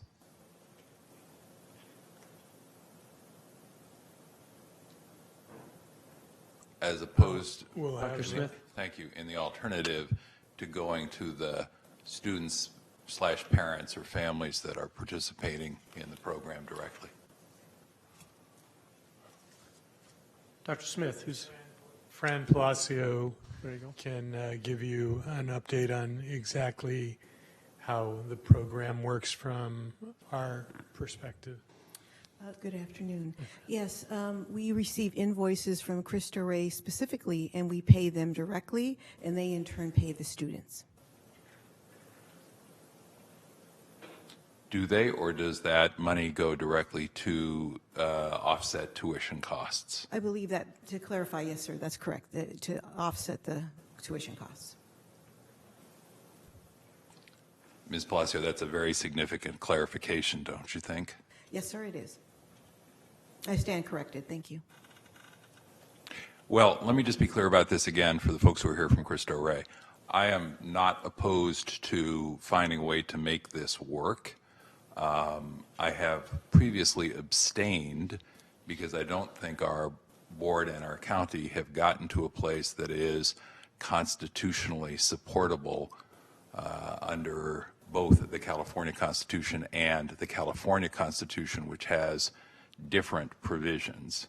I have abstained, and I say this to the folks at Cristo Rey so that they really do understand where I'm coming from on this one. Please be assured, and my colleagues will attest, if I'm opposed to something, I'm not reluctant to cast a no vote. I cast a no vote. I have abstained because of my concerns about the way in which these issues have been addressed, or in my view, not addressed. Cristo Rey is, according to the network, and this is information, the Cristo Rey network, information that was provided to us 5 years ago, quote, is explicitly Catholic in mission and enjoys church approval, end quote. If we go to the website today, under campus ministry, it mentions that a major part of the development of the total person at Cristo Rey San Jose Jesuit High School, mind, body, and spirit, occurs through the campus ministry program. The campus ministry department seeks to nurture and develop the spiritual lives of all our students as well as staff through retreats, monthly prayer services, masses, morning prayers, and other formational activities. We invite and encourage every student to seek God's presence in all things and to live authentically for the greater glory of God. Our community reflects Jesus' care and concern for all people, and so on and so forth. Later, under the religious studies department page on Cristo Rey's website, students are given unique opportunities to respond to the teachings of Jesus Christ and the gospel message through shared inquiry, self-reflection, and prayer experiences, and to build right relationships with God. Under prayer and worship, daily morning prayer, monthly prayer services, all school and class masses, so on and so forth. Let me also be clear with the folks at Cristo Rey. Those are worthy goals in my view. The question is not whether they are worthy goals. The question is, what can we lawfully and appropriately and constitutionally fund? I know the County Council is anxious and worried that I might read from the March 26, 2015 opinion. It's rare that I think I can read his mind, but in this instance I think I can. So what I will do instead is read from Section 5 of the California Constitution, Article 16, which is pretty direct. Neither the legislature nor any county, city and county, township, school district, or other municipal corporation shall ever make an appropriation or pay from any public fund whatever, or grant anything to or in aid of any religious sect, church, creed, or sectarian purpose, or help to support or sustain any school, college, university, hospital, or other institution controlled by any religious creed, church, or sectarian denomination, whatever, and so on and so forth. Maybe the California Constitution has been recently amended. I'm not aware of that. If it has, then that would be helpful and important information. But as the council comes back, my hope and expectation is that all of these issues will be addressed in a legal memo received. And the reason I felt compelled, Supervisor Ellenberg, to abstain previously is precisely because I thought one of the issues had been addressed, which was that prior opportunities were made available through an RFP process, which others declined to participate in, which Cristo Rey participated in very effectively and very successfully and was awarded. That was a good thing. The problem that was not addressed, in my view, was that the payments, Ms. Palacio, went to the school for the payment of tuition, which I believe raises serious constitutional questions, both under the California codes that I've just, or sections that I've just referenced, as well as the three-prong test at the U.S. Supreme Court, which says that we ought not to foster excessive governmental entanglement with religion.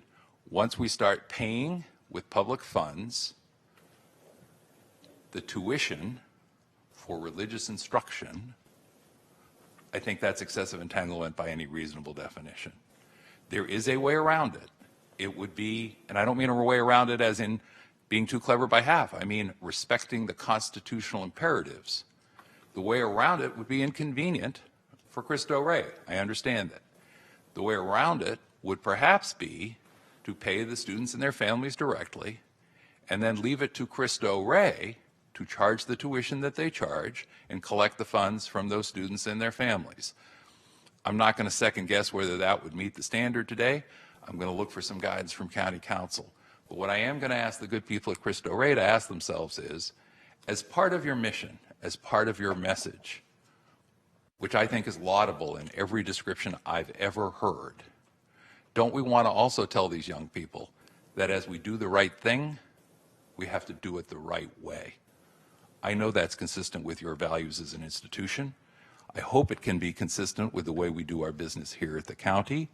And so my question for Supervisor Cortese is, could we in today's referral, rather than simply ask for a continuation of the countywide study work, approve referral to administration report to the board with options for consideration relating to the continuation of the countywide student work study program with Cristo Rey San Jose within 30 days, amend the request to be options for consideration relating to the continuation of countywide student work study programs for eligible students from participating schools here in Santa Clara County, including but not limited to Cristo Rey San Jose within 30 days. If so, I can support the motion because it is simply a request for a report back. If not, I would respectfully abstain for the reasons I've already described. I have no problem with the additional language on the recommendation as you stated it. I do have a sharp difference of opinion as to whether this is a subsidy of a school rather than bargain for consideration. And I think that there's a huge distinction there as well, Supervisor Simitian. When somebody does work and we pay for that work, irrespective of who they designate as the payee, and it's a one-for-one in terms of bargain for exchange, there's no subsidy of a religious institution. This is not a voucher. And I oppose school vouchers. I have all my political career. It's a different animal. That's not what this is. And if there's better ways to structure it, and you, among others, including County Council, have a better way to do that, I think that's great. But I agree wholeheartedly with some of what at least I identified, thoughts of mine that I identified with Supervisor Ellenberg's. I don't want to misstate anything she said or either one of you said, but we do contracts with Santa Clara University with a law clinic in order to get ordinances written to augment our legal department here that have resulted in things like pay equity ordinances, CDOT ordinances, and whatever. I don't consider those to be subsidies of a Jesuit school. It's also a Jesuit school just like this one. I consider those to be bargain for exchange. We pay $1, we get $1 back in terms of services. So a contract for services, I think if structured properly, is just it's fundamentally not a subsidy, and it's not an entanglement in terms of the First Amendment. Difference of opinion, I'm not the lawyer for the county. Supervisor Ellenberg isn't. You aren't. None of us are. And so I'm also eager to see if there's been any change in the law or if county council wants to admonish us, differently. But that's just the way I'm going into this at this point. And I'm happy to change that language as you suggested. But I think more importantly than anything is to get the referral moved forward so we can get some clarity on what we can and cannot do and how much it's going to cost if we do it. That's really what I'm trying to get done today. With that understanding, Mr. Chairman, I will be an aye vote, but I would encourage all of my colleagues who are voting on this to take a look at the March 26, 2015 memo, even in advance of the memo that we expect to get from County Council prior to our next meeting on this subject. Thank you. I appreciate that. And the maker of the second, Supervisor Ellenberg, you're fine with what you heard as well? Thank you very much. So, Tiffany, I know that everyone's voted. I know what the vote is, but if you can bring it up on the screen so show Supervisor Chavez the way, as she had to recuse from this item. This will pass 4-0. The referral goes forward. Thank you. And Supervisor Chavez, if you can hear me, come on back. And as Supervisor Chavez is making her way back, Mr. Chairman, I do want to take the opportunity to say to the folks at Cristo Rey, thank you for the good work you do. I mean that from the deepest place I can convey it, and please do not for a moment misunderstand my concerns about the issues I have raised with anything other than respect for the work you do. Thank you, everyone. We're going to move on to item 18, and this is the Student Universal Meals Program, and for that I'm going to turn to Supervisor Ellenberg.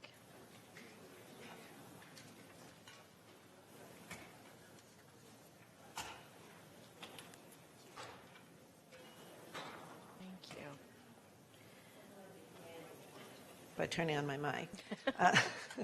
And also want to thank the partners in the referral that I'm going to describe, two of whom, I think Tracy and Marianne, have been here for a while today, as well as all of your support in advance. So I want to acknowledge and thank you very much for making the time to come and speak in support of this referral today. Santa Clara County has a history of leading to meet the needs of children, most notably with the Healthy Kids Insurance coverage, which has now been incorporated by the state into expanded Medi-Cal for undocumented kids. And Supervisor Chavez, I recall that you had an instrumental role in that. I think that's how I first met you. And I admire and appreciate the leadership of my board colleagues on issues of equity and access, and I'm really excited to continue that focus for children and families, including through this referral. I want to thank Supervisor Smidian for joining me in this referral and for the great work that he has done over many years in addressing food insecurity, including in partnership, hello there, with schools in your district. This referral represents an important opportunity to address childhood hunger, which was identified as one of the key challenges in the child health assessment championed by Supervisor Cortese. Several states and DC have provided supplemental funding to schools to shift to universal meal models in recognition that the federal school meal reimbursement is insufficient to cover the costs for schools, and that making sure that kids are fed and ready to learn has substantial health and academic benefits. This referral seeks to bring that model to the local level as a pilot program. We would be the first county in the state, I want to emphasize, to do this. Santa Clara County has a critical need for this type of support, particularly given the high cost of living impacting school budgets and family food insecurity for our residents. It is my hope that administration can partner with schools and hunger advocates to establish a robust, well-evaluated, and replicable pilot in our community that can serve as a model for others. Addressing childhood hunger is critical to supporting healthy children growth and development, achieving goals in school readiness, and stabilizing families across our community. and I am pleased to ask for your support in this referral today. Excellent. We have a motion up on the board. We have a couple of speakers, so I was going to see if folks had any questions for the motion maker. If not, I'd go to the public and then get comments. Supervisor Wasserman? I'll be happy to go after the public. Okay, great. Thank you. So I'm going to invite up Tracy Weatherby and Dr. Marianne Duan. Thank you both very much for being here. So I'm Tracy Weatherby. I'm Vice President of Strategy and Advocacy for Second Harvest of Silicon Valley. And I've got to say we are just thrilled to be partnering with Supervisor Ellenberg's office and Supervisor Simidian's office to bring this referral forward, because we live with the food insecurity in our community every day. As Supervisor Chavez pointed out in her State of the County, we have the greatest income inequality of any county in the state. And we see that there's so much need in the midst of so much plenty. And we think as many as 1 in 3 children are at risk of food insecurity in our communities. And we think that school meals are one of the most crucial tools to make sure that those kids are ready to learn and thrive. And we have federal meals programs that we can utilize to make sure that all kids can eat at school all the time, breakfast and lunch. And yet they are, once again, kind of slightly out of reach for a lot of our schools, because they may qualify, but then there's a big gap between what it takes to participate and what it takes to actually feed the kids. So, this is a really groundbreaking pilot here in California. It's being tested a couple other places in the country, but we are on the vanguard. And we especially see that in our schools, people are becoming more afraid to apply for free and reduced price meals. They are fewer who can qualify given minimum wages, and there's no variation of cost of living. And we want to build community. All the kids should be eating together all the time, every day. This is how we build countries and communities. And we really want to thank you for taking on this groundbreaking effort to really try and feed our communities and make sure that our children are ready to learn and ready to thrive. Thank you so much. And thank you to Christine Rutherford-Stewart and Michaela Hellman-Tincher as well, because they've really been diving in and getting this done. So, welcome. Thank you. Good afternoon, President Chavez and Supervisors. I'm Marianne Duan, County Superintendent of Schools. I first want to thank you for all of the partnerships and collaborations that we have together. I think they're making incredible impact for children and families in our county. And I know there's more to do, everything all at once. The intersection between health and education is undeniable. Families in Santa Clara County are facing very real challenges related to housing, childcare, and food insecurity. Food insecurity is top of mind for many families. The lack of consistent access to an adequate amount of nutritious food has harmful educational and health consequences for children. That's why school meals are such an impactful educational support. They improve behavior, ability to focus, and academic performance. School meals are an important source of nutrition. They prevent hunger and hunger-related illnesses such as headaches, tiredness, and nausea, and result in fewer visits to the school nurse and or school office. Students who eat regular healthy meals are less likely to be tired. They retain more information, have better attendance, and are more likely to develop normally. That's why I'm grateful for this opportunity to offer my support for the referral to establish this pilot program. I'm deeply committed to this collaborative and appreciate the potential investment of the county to assist our schools in combating food insecurity on the front lines. Thousands of children will benefit. By filling in this funding gap, schools will be able to take advantage of existing federal programs. Further, I affirm our commitment to provide the annual data matching in partnership with school districts and SSA for direct certification of students relative to the universal meal eligibility, and we will also provide technical assistance to help districts shift to the universal meal models. Thank you. Thank you very much.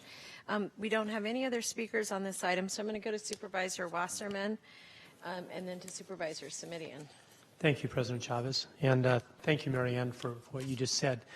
2 questions I had, and I'll direct them to the motion maker. One was just mentioned, it was talked about data matching. What I'm interested in too, and this is a referral, so I'm interested in what comes back, what is possible, is seeing about any type of matching funds from, if not the school districts or the state or the feds or anything else.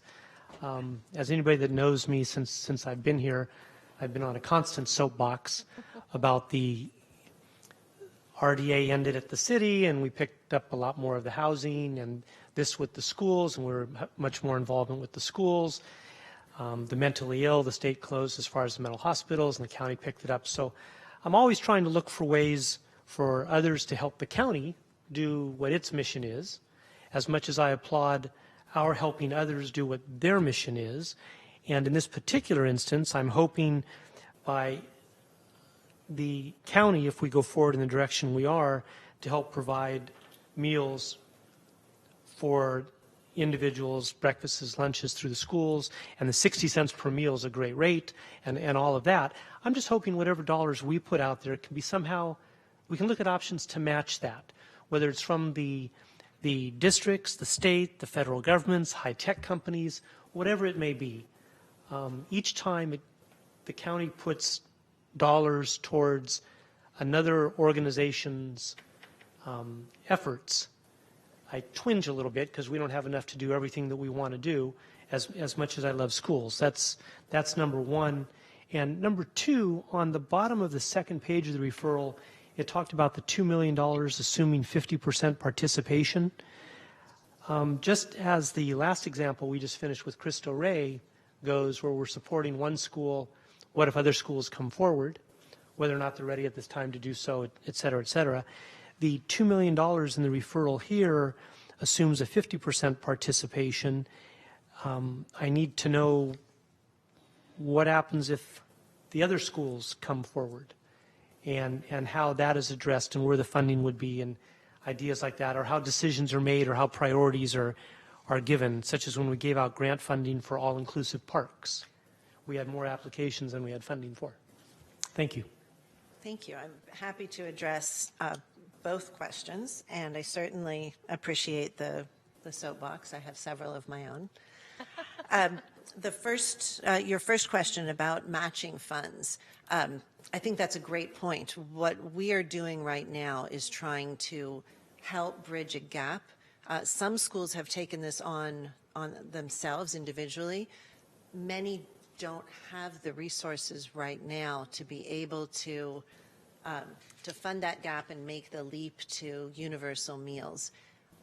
Part of the reason that they don't have it because they don't have enough funds in general, but part of the reason that they are reluctant to try to prioritize that is worrying about how this will work. Will students sign up for it? Will this be a worthwhile expenditure on their part? So our belief is that by doing this not in perpetuity, the referral actually initially called for a limited number of years, to give schools the runway to see that this does make sense for their school community, and then to take over the funding. I think we had initially said 4 years, and maybe that was taken out of there. But you're absolutely right. This is not meant to be necessarily everlasting, but to help schools for themselves make the case that, yes, if they do make this additional investment to feed all of their students, that the students will take advantage of it and there won't be a waste or an inefficiency issue. So that's the first piece. And as to looking for private funding matches to help do this, I'm all for that, and I'm happy to, if you want to include that in the referral, that we can look for matches as well. I don't want that search, though, to have to preclude moving forward, because as you'll see when I answer your second question, there's a lot that would go into putting this in motion, and in order to have it ready for next school year, which is my goal, we do need to keep moving forward. But your second question about what if more participate, yes, that would be a great problem to have, and no, we haven't asked for enough money to cover 100% of the districts. Based on conversations, we're not certain that it would be that high, at least initially. And part of what we're asking administration to come back with is help in designing what an application system would look like, how we would prioritize districts. Is it first come, first serve? Is it particular zip codes? Is it within the schools? And let me be clear that not every school in the county qualifies for this. In order to qualify for this funding or for this universal meals option, they have to already have, I think it's over 75, maybe somebody can help me. Over what? 40% directly certified or over 70% free and reduced. Thank you. price. Over. So they're very high need schools. Thank you very much. Over 70% of the students have to already qualify for free or reduced price meals. So we're not looking at schools and school districts that are largely generously funded and don't have this need. Could I add one more Please do. point Or let him go first. in response to the All right, well, question? Mike was going to respond, but do you want to go first? Well, there's so much here to process. I think the answer to the second part or the second question of Mr. Wasserman, Mr. Wasserman raised, is that at page 3 of 5 in the referral packet, page 486, there is in fact a specific reference to the process by which participant application and review process that prioritizes, and so it indicates what the prioritization process will be if we get to that unlikely but delightful outcome of having more interest than there. So there is a process that is referenced in the referral that I thought. We could also come back and ask for more money. Sorry for interrupting. Or just when I was like that, Mike. So. Madam Chair? Yes. Thank you. Thank you. I appreciate both of my colleagues' thoughts. I just got thrown off by come back and ask for more money coming from you. Yes. What I was specifically referring to, and I appreciate percentages and who's eligible and what percentages and et cetera, the last sentence on the second page says the $2 million per year assumes 50% of eligible campuses. So I was already dealing with the eligibility, 70% that or 40% this or zip codes this or zip codes that.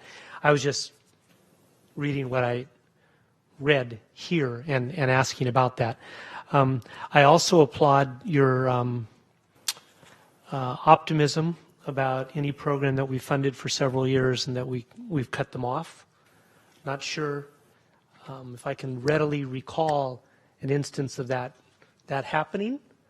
I'm sure it does happen once in a while, but it tends to be that things start out as, so for instance, an inventory item for a few years, and then we put it into our general fund, and and it just becomes the norm, more so than the other. But the reason I brought this up was the 50% concern, the prioritizing, also the matching funds from other organizations. Also, as I've been learning about this, and one of my staff members used to work for an organization that helped provide the food, there was a dollar amount provided per meal that exceeded the cost of the meal. And so there was sometimes a delta between the cost of the meal and the funding, and sometimes schools counted on that difference to use for funding for other programs. So I didn't want to get way into the weeds. This is a referral. I'm supporting it for that reason. But I wanted to express the concerns I had so that when administration brings back how we can do this or the problems with this, how we can, how we can't, issues, et cetera, that they got my perspective and concerns as well at this time, because this is the time to get in as many questions as we can as compared to when they've gone through and done their work and then come back and then raise them. So thank you all. Great. Any other comments on this item? Yes. Supervisor Simidian? I think, because I know I should take yes for an answer, but I want to move this forward with as much wind behind its sails as possible. First, thank you to my colleague, Supervisor Ellenberg, for engaging me as a co-sponsor on the item. Second, Supervisor Ellenberg made passing reference to some efforts in my district, and some of you know we have a food truck there in cooperation with one of my local districts, and someone more clever than I decided to name the truck, and it's called Food for Thought, and which I thought was clever, but which I sort of wanted to underscore here in terms of the experience that our districts are having. To me, and this is the place where I hope to give my colleagues a little more comfort, one of the things that's noteworthy is we're leaving federal funds on the table. We're leaving money that other states are accessing untapped, because as while the memo indicates, around the country, probably half the schools that are eligible find a way to take advantage of this universal approach. Here in California, it's only 15% of the schools that are eligible that find a way to take advantage. Makes California the 47th out of 50 states, third lowest, 47th, 48th, third lowest in the country in terms of the take-up rate, which means that probably at any given lunchtime, probably a third of the kids who are eligible aren't getting the lunch they're eligible for. At any given breakfast, 2/3 of the kids who are eligible are not getting the breakfast they're eligible for. And that means that not only are we not doing right by them, but we're leaving those federal funds on the table, even though California is a donor state when you look at how much money leaves our state and how much comes back from federal programs. So I want to, yes, there's an expenditure, but I want to make sure that that return on investment is understood to be genuinely financial in terms of our ability to move more federal dollars into our system. And you know, the quick and dirty of it is this: kids aren't participating because of fear, because of stigma, and because of bureaucracy. We get rid of the fear, the stigma, and the bureaucracy, and those kids are going to participate. And when they do participate, their attendance is going to go up, their behavior is going to be better, and they're going to be learning more. And that is a great return on investment by anybody's measure. So I say thank you again to my colleague, Supervisor Ellenberg, for taking the initiative on this and for being gracious enough to include me in the effort.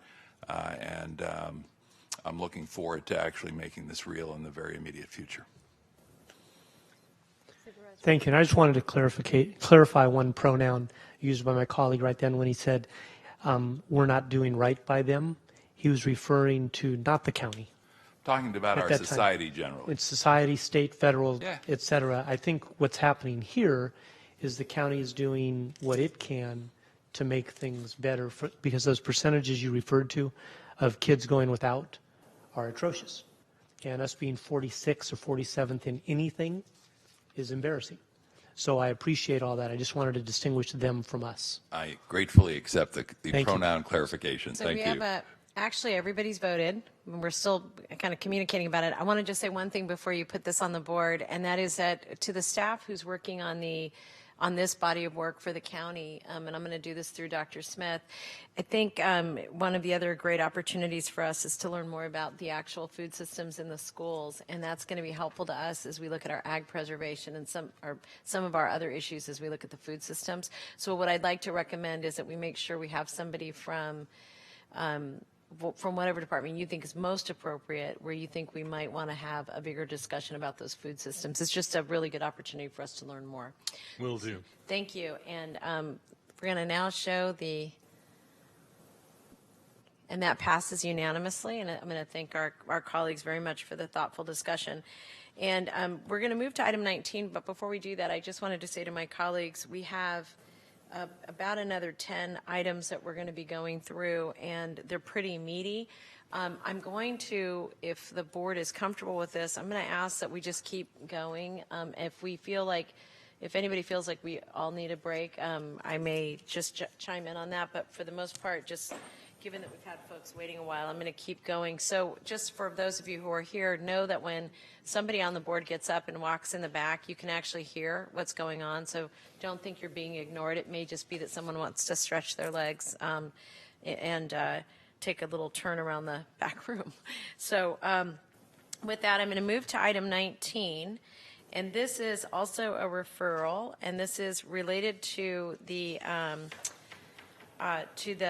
Stanford Community Plan, and I'm going to turn to my colleague Supervisor Simidian to get us started on this item. We do have a handful of speakers on this. Thank you, Madam Chair. I think given the length of the day, I think if if it's not immodest to say, I think the referral memo that you and I drafted is crisp and clear. The one thing I would say is we have received a number of written communications. Among them is a communication from the university simply asking that in any direction to county administration that we provide additional direction to county administration to please engage early with the university as we study any possible amendments to the plan and or pursue the studies that are there.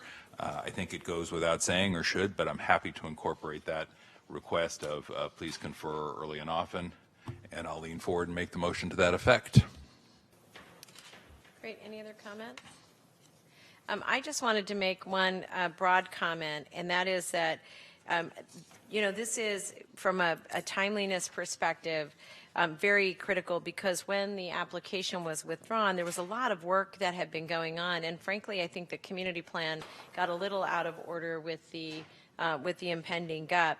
I also am really looking forward to us, for lack of a better word, having an opportunity to work more closely with all of the partners, including Stanford, on the community plan. And then the last thing I just wanted to say about this is that I really appreciate very much Supervisor Simidian's and his team, and I think working with Scott, but the attention to detail in terms of really making sure that we didn't leave questions unanswered in that last process. And so I think this is a really good opportunity to re-engage. So I'm excited about that.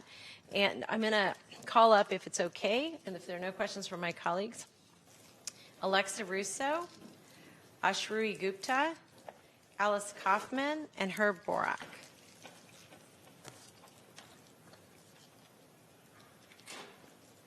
Welcome. Good afternoon, supervisors. My name is Alexa Russo, and I am a second-year PhD student at Stanford University, and I'm speaking on behalf of the Stanford Solidarity Network, who represents the graduate students. So first, I'd like to mention that the statement I'm about to say was submitted to the county for the official record, and it was signed by over 350 graduate students and those who are our allies in the Stanford community. So on behalf of Stanford graduate students, the Stanford Solidarity Network wishes to express our support for the county's recent announced initiatives regarding the implementation and updates of the Stanford Community Plan, as well as the 1985 Land Use Agreement. As the county mentioned in this memo, there's certain areas of study, particularly relevant for graduate students and postdocs, that were not included in the general use permit application process.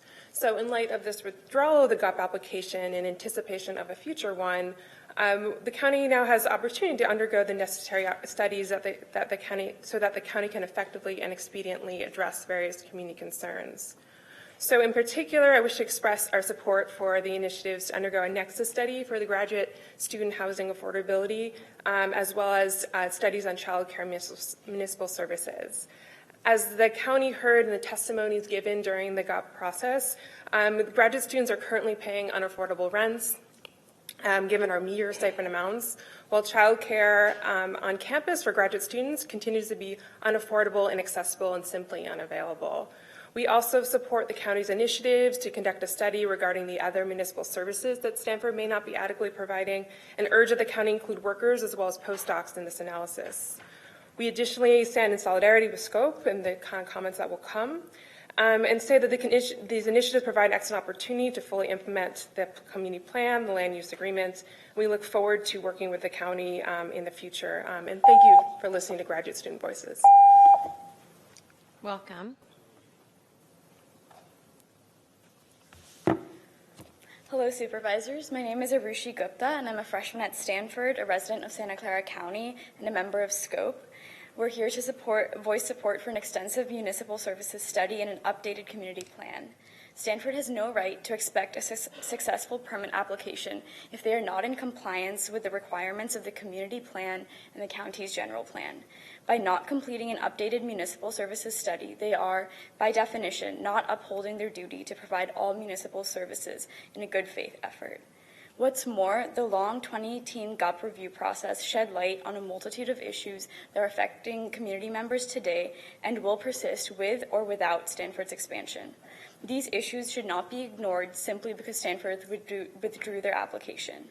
Rather, they indicate that Stanford is not upholding its duty to provide adequate services to its community. Chief among these issues are concerns of affordability for Stanford affiliates, especially service workers. Service workers, especially subcontracted workers, are paid meager salaries, are overworked, and are denied basic benefits. Many of these workers commute long hours, some up to 6 hours per day, just to work at Stanford. This is not normal, and it is not okay.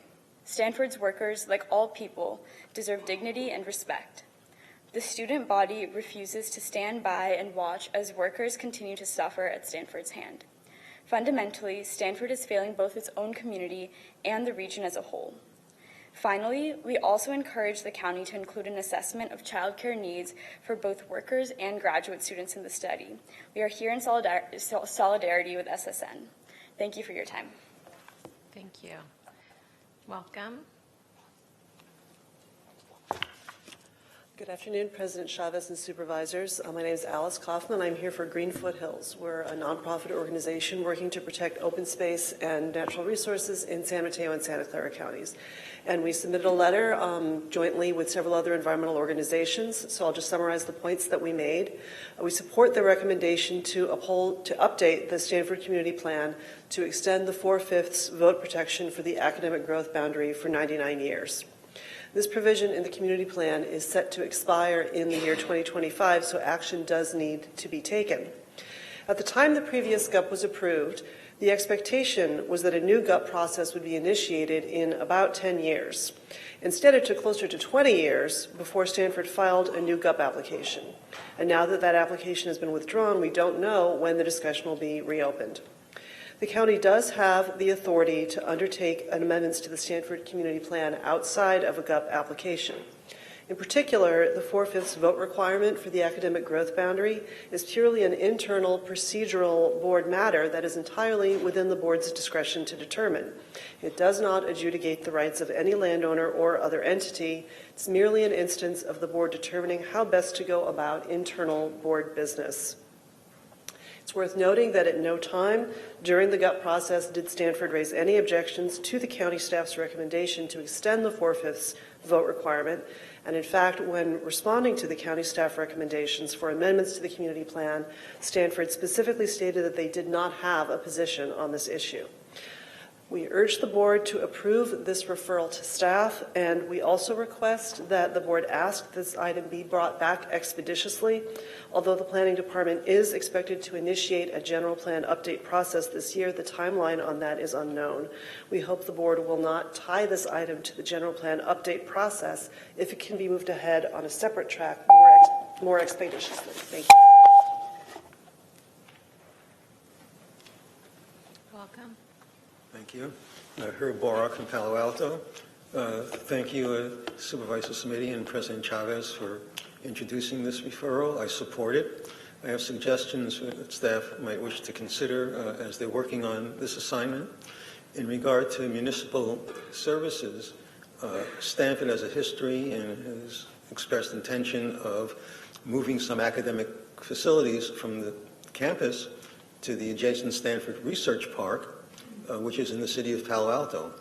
Stanford is responsible for municipal services for those activities on the campus, but Palo Alto taxpayers are responsible for providing those services on city land, like the research park, but Stanford's properties are exempt from taxes. So there's a problem there. And the second problem is that any academic facilities moved into the city of Palo Alto can be replaced and not counted against any entitlement that's being added. So essentially getting more, which would indicate an environmental review for the two at the same time. In regard to the academic growth boundary, for the 2000 permit, I submitted a letter, which is in the administrative record, suggesting that the land be annexed to Palo Alto and treated similar to our open space zoning, where 90% of it would be dedicated to parkland and 10% would have development rights. and only the voters could remove it from parkland. And since that time, it occurred to me that Stanford might want to exchange such development rights for another part of its land that's either in Palo Alto, could be annexed to Palo Alto and developed at whatever the density is for there, which might require, and then the land without development rights could also be dedicated. And finally, Stanford might need to go to court because land obtained after a founding grant can be sold. And they've already done that once before to change their stock holdings from railroad stocks only to other things. Thank you. Thank you. Are there any other comments from my colleagues? If not, I want to make sure everybody has an opportunity to vote.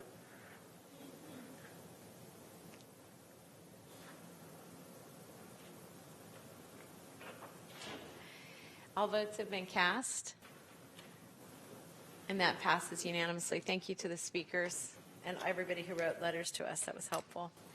We're going to now move to item 20, and this is the executive director, our county executive's report.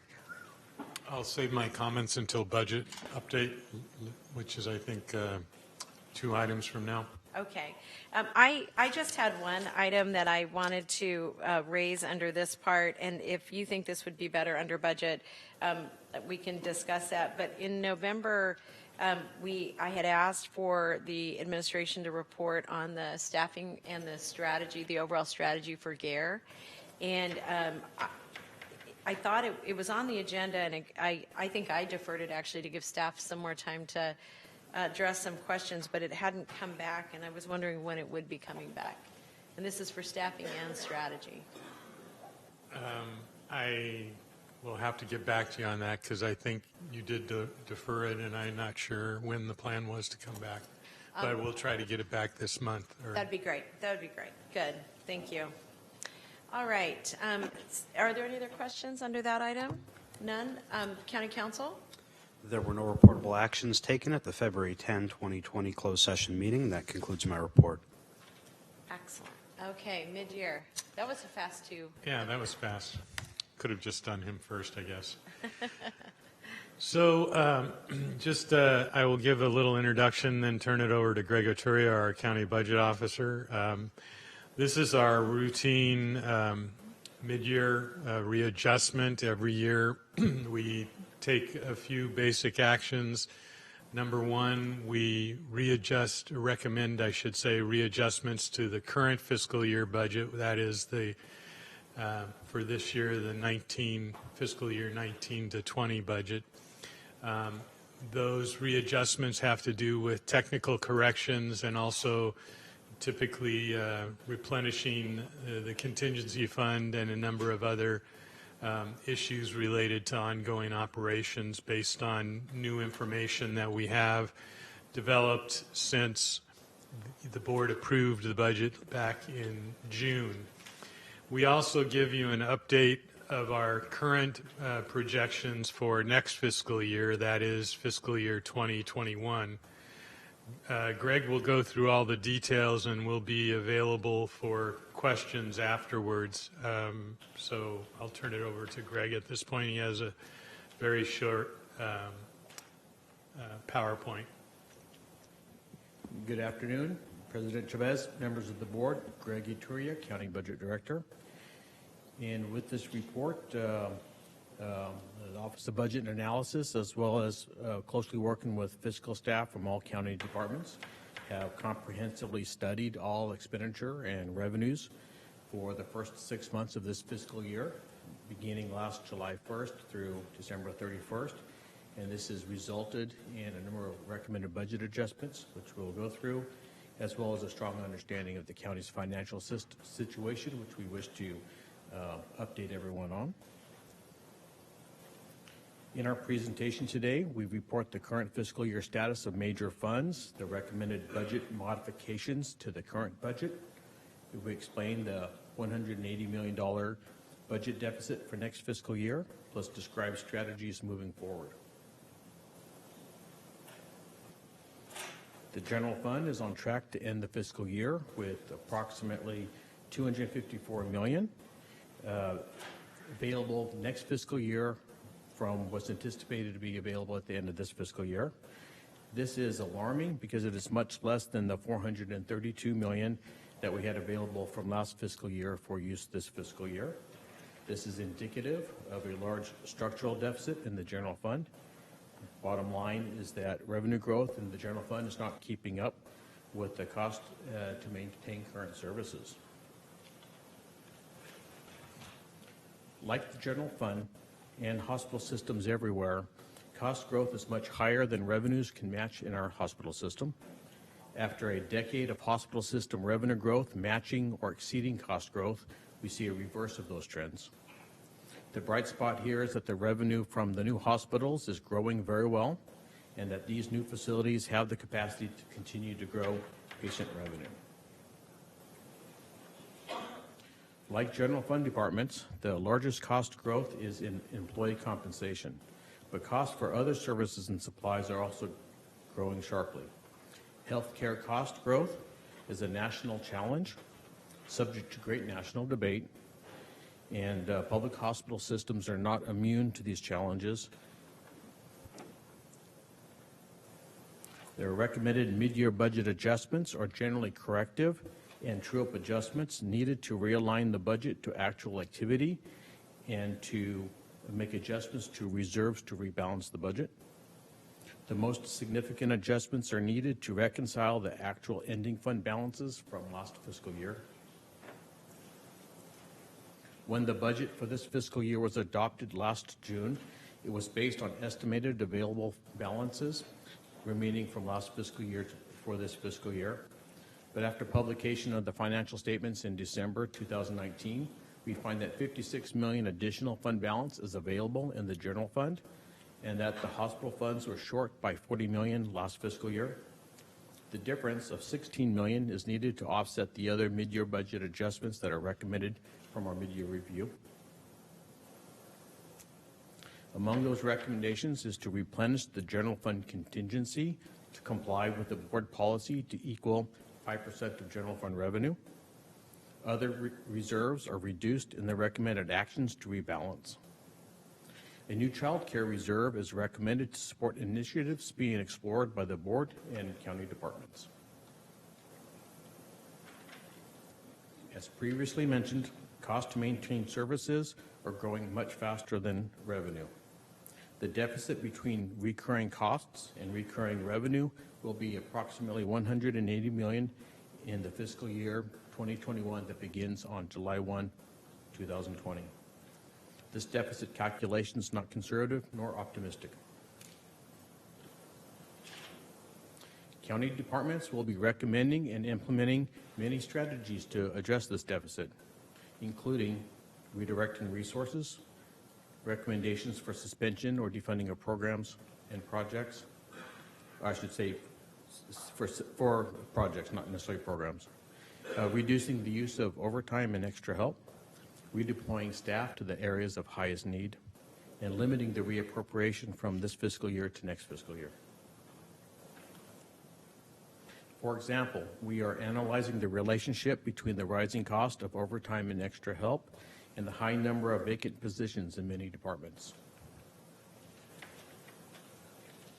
The cost to provide services continues to grow sharply, and we anticipate this for several years. This is a structural budget deficit that necessitates ongoing solutions. Unlike the federal government, the county has no choice but to balance the budget before the new fiscal year begins on July 1st, 2020. The recommended budget delivered to the board on May 1st, 2020 will be balanced, and any adjustments to it to arrive at a board-adopted budget will also need to be balanced adjustments. The recommended budget and adjustments to it should keep in mind that we have bigger challenges and risks on the horizon, including a recognition that all economic upcycles do close, including the economic upcycle we've enjoyed for the last few years. The federal deficit is expanding, and that will have an impact on the county. And to recognize that there is a weak global economy and a number of events could trigger a global recession, and also recognizing that when the next recession does begin, federal and state revenue declines, or caseloads increase, and budget reductions will be larger while pressures for services intensify. Budget workshops on the recommended budget have already been scheduled for mid-May, and the hearings on the recommended budget has been set for the week of June 15th through 19th. This concludes our presentation, and we're certainly available for questions on any details. Thank you. Thank you. I only have one comment card on this item, so I'm thinking I'll just take that and then we can go to discussion if that's all right. Wendy, welcome.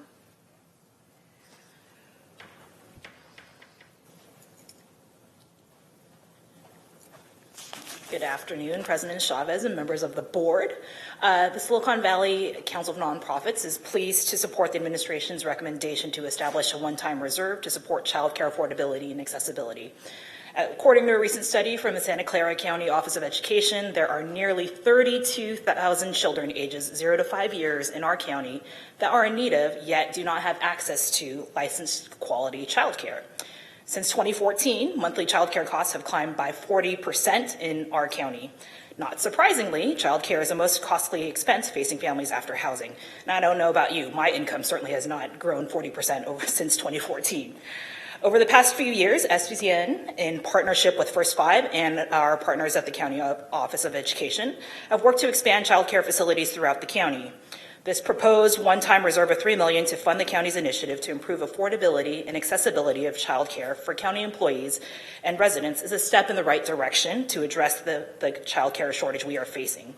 We applaud the board and the county administration for their leadership and investment in our county's youngest residents.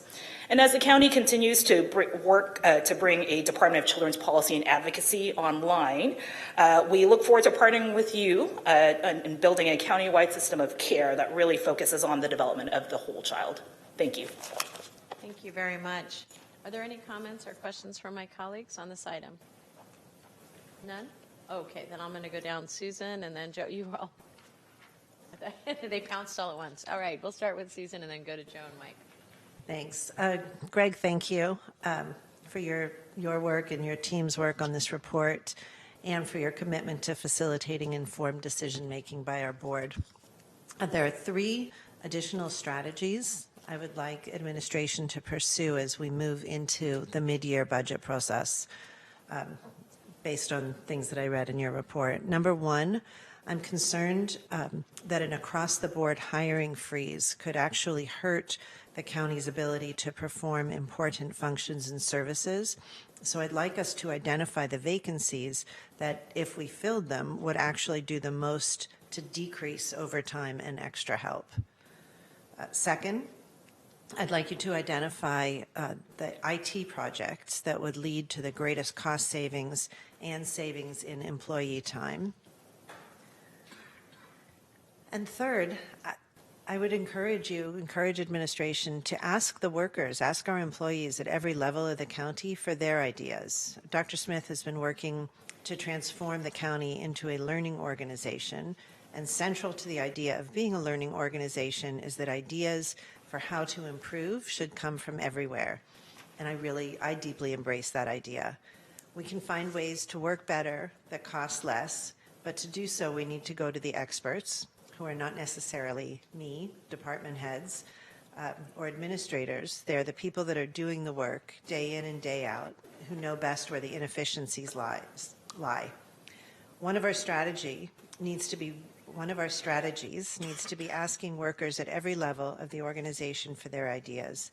And not only because it's a smart thing to do, it really is the right thing to do. They're the ones who are going to bear the brunt of a potential hiring and purchasing freeze.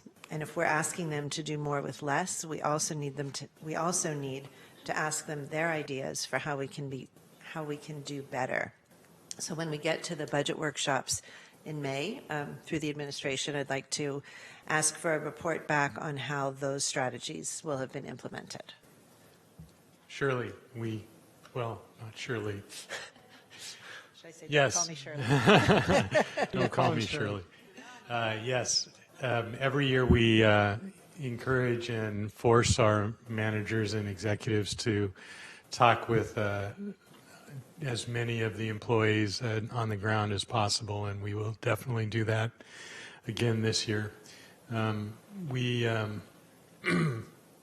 going through a process right now with our department heads and executive leaders where we're asking them to talk with each other about cross-departmental and cross-agency savings that can occur. For example, right now we know that there's a lot of inefficiency built into the criminal justice system because of communication between the courts, the sheriff, the custody, probation, pretrial, and we've identified those and we're trying to work out structural ways to fix those problems because of some of the things that have happened in the past and sort of the traditions, that we're quite well aware of. We keep people in jail too long, which uses up resources.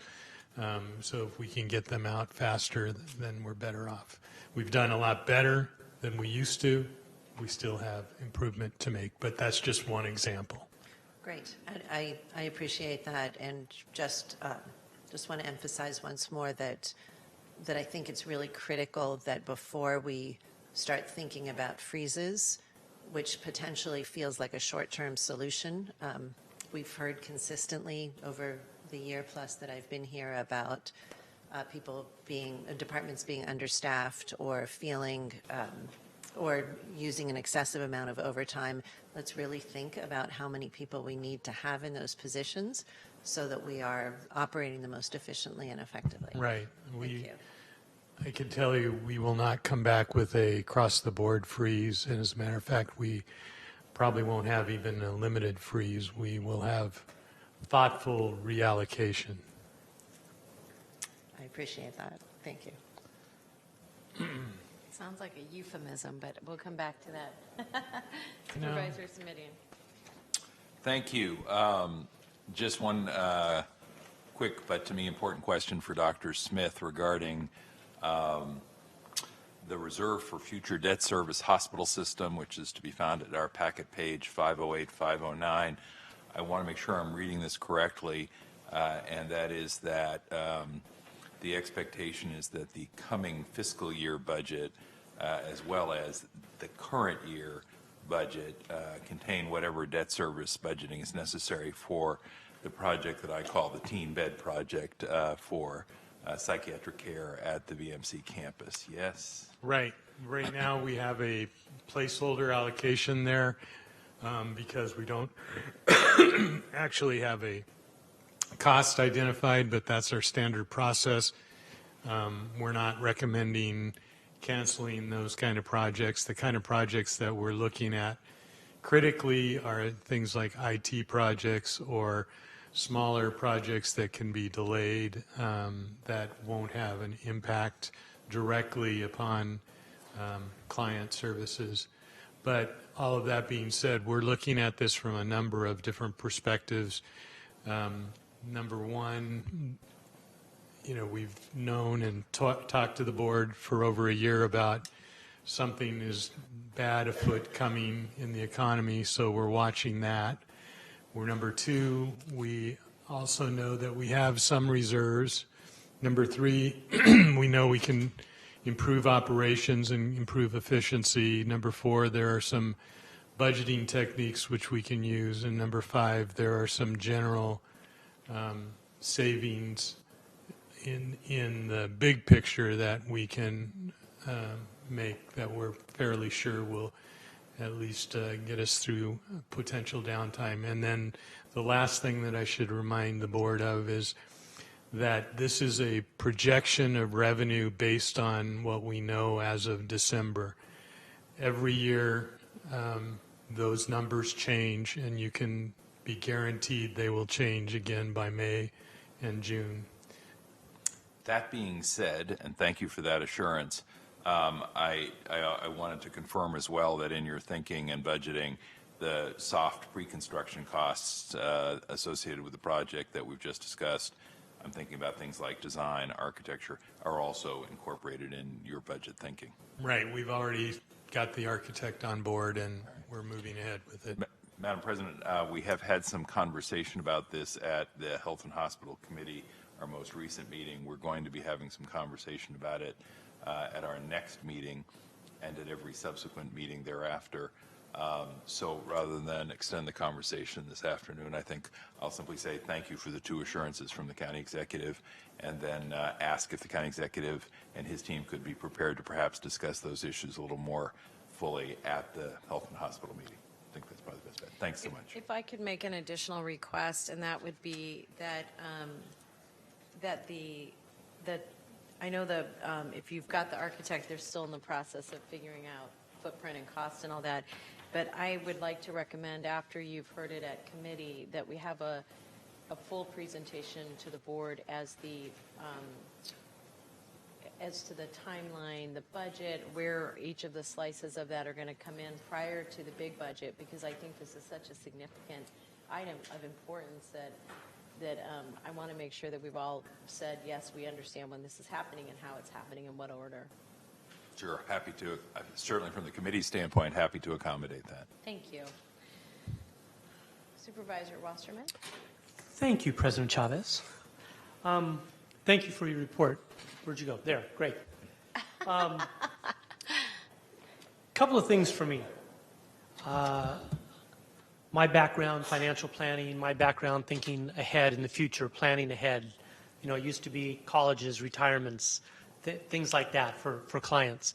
For me, I'm looking back on, I'll just round it off and say 10 years of the economy doing well. That's what we've experienced. Maybe we'll have another 2, 3, 4, 5 years in a row. I don't know. Maybe we'll have 2, 3, 4, 5 years in a row of flat. Maybe we'll have 2, 3, 4, 5 a recession. I don't know. I do know that if you plan for the worst, then you're covered no matter what. And I guess I'll just throw out here now, because we're actually talking about budget, I think the county needs to stop growing. I think we need to stop going out and doing things. I think we need to do what we do better, what are things that are related to our mission statement, if you will. I think we should focus on that, the essentials. And I'm going to bring this up every now and then as topics come up over the year and years ahead. You know, is this something that we should be delving into new, versus should we put more assets or resources to something that we already do that we can do better? For instance, when I hear about the expansion of the emergency room, okay, I'm thinking, heck yes, that's something we should be doing better.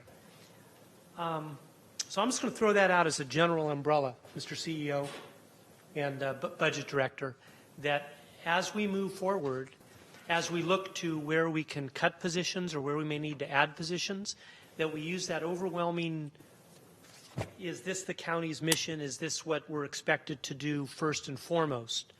And it's great when times are good and you've got some extra revenue coming in above budget, and you're saying, where do we want to help out here, and where do we want to help out there, and where do we want to help out, et cetera. My concern is doing what the county's supposed to do as well as we can first and foremost. So that'll be my overarching statement. Secondly, I believe over the last year, interest rates have gravitated lower. And I've seen that affect a number of other markets. And I would just suggest to the CEO and our Director, Greg, that you look for whatever opportunities, like I know homeowners do, to refinance your home loan. Okay? And there's significant savings if you can save 0.25% on the amount of dollars that we borrow and pay off. And I don't know which bonds we can pay off early and callable, and I don't know any of that infrastructure. I don't know any of those details at all. But I do know over the last year, as the economy slowed, interest rates have gone down. And if the economy slows some more, there could be a little continuing of that till they level out. So I would suggest wherever possible, you bring back options for us for lowering our debt service. And our debt service is huge.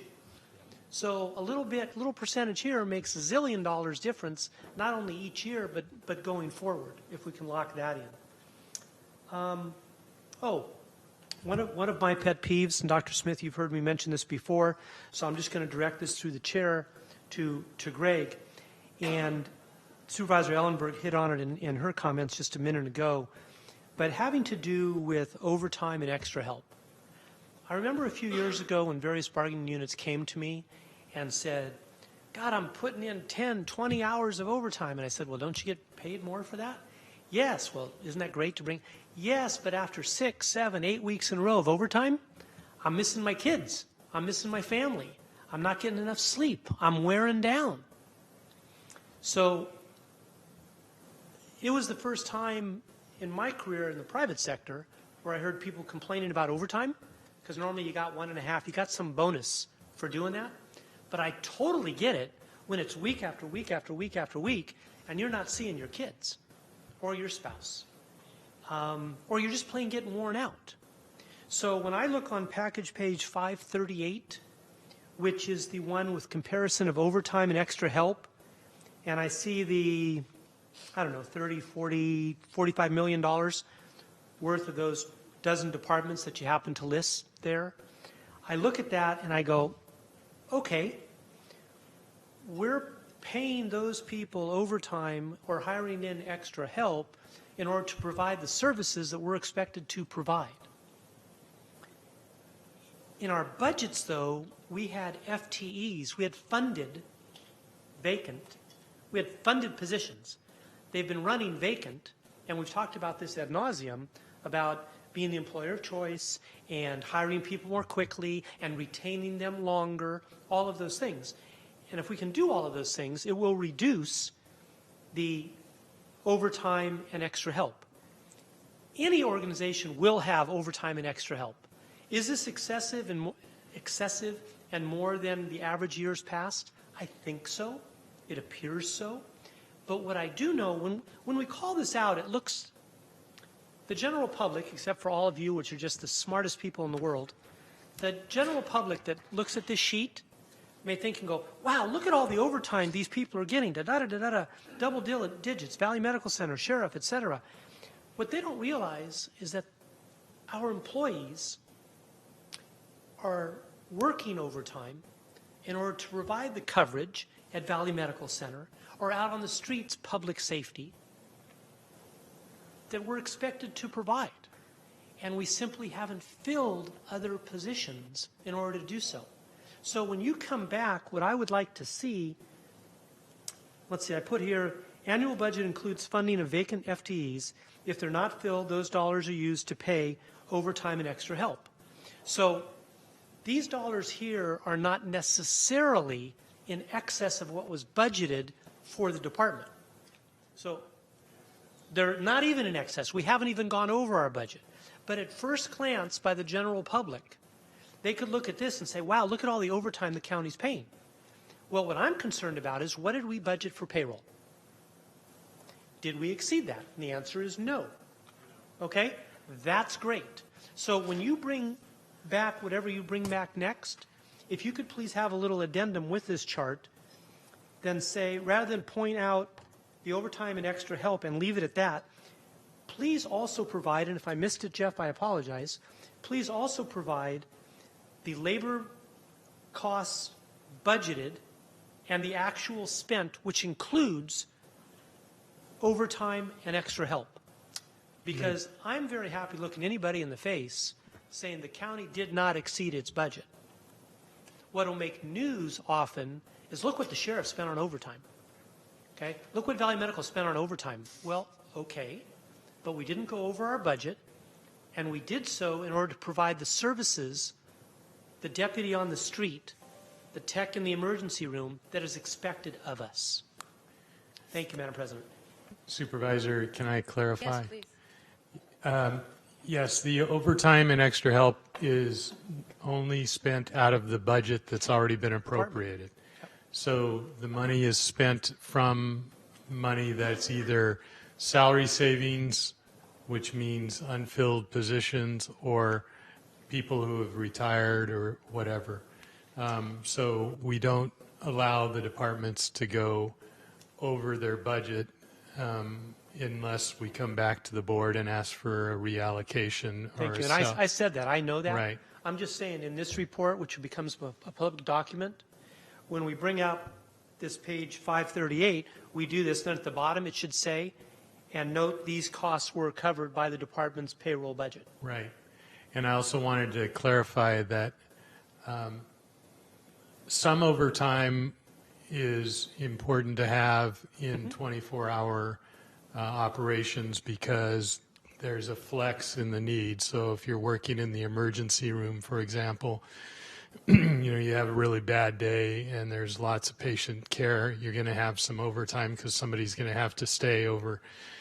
But there's clearly some areas where overtime's not a good thing, and that's why we have to, as Supervisor Ellenberg mentioned, look individually at particular utilization to see where is this a problem because of vacancies, where is it purely a problem because of workload, where is it a problem because of processes, or for that matter, is it a problem in the sense that is it way out of norm for what a normal organization would be. Thank you. And 8 or 9 years ago, you used the attrition, and people had to justify filling that position, had to go through the CEO, and that was a way of when a person left or a spot wasn't filled, that the department head had to justify to the CEO that this position was needed for that reason. And that's the way positions should be looked at. I entirely agree with that. And you'll notice on the list, one of the departments with a lot of overtime is ROV. Mm-hmm. And of course, that's because we have periodic elections and we have to hire temporary workers to work the polls, and we allocate extra money, you allocate extra money into their Object 1 every year to account for that, but when it gets counted in the payroll system, it gets counted as overtime. Thank you. I'm just saying get ahead, do what you're doing, get ahead of this, expect the downturn, reduce where we can, don't expand where we don't need to, do those kind of things. Worst case is we have a few extra bucks over what we budgeted that we have available for a rainier day, in case it rains for a long time, okay? Or to expand into other areas that the board feels we should expand into. There's no downside for doing this. Also, 7 or 8 years ago, we had, I think, twice the amount of funded vacant positions that we have now, Dr. Smith. Yes. And we went through and we eliminated those that had been vacant for 2 years, 3 years, 4 years. And we got that list down to something that was, 18 months or less. Right. And I would like to see us back there again if we're not already there. Yeah, we're already doing that, but that'll clearly be a high priority. Thank you. Thank you. I have quite a few questions, and I'll try to be as precise as I can given the lateness of the hour. So on the gender-based, let me start with the gender-based violence prevention. So I'm going to talk about some very specific issues and then go more broadly. We had requested funding, and your staff worked on contracts to address the rape crisis centers. And on Table 2, on packet page 505, the information in the table relates to the status of the General Fund Contingency and Reserve Board actions through January 28th. And in the table, there's information related to the $1.7 million appropriation marked as gender-based violence prevention. I bring this up because on the 24th, when the board approved this money, the 24th of September, the appropriation was going to come from our contingency reserve to fund these crisis centers. And Supervisor Ellenberg reinforced that question because both she and I think, shared a concern about the money coming out of the gender-based violence reserve, that in part because they were developing RFPs and RFQs for a whole body of work that had already been supported by the board.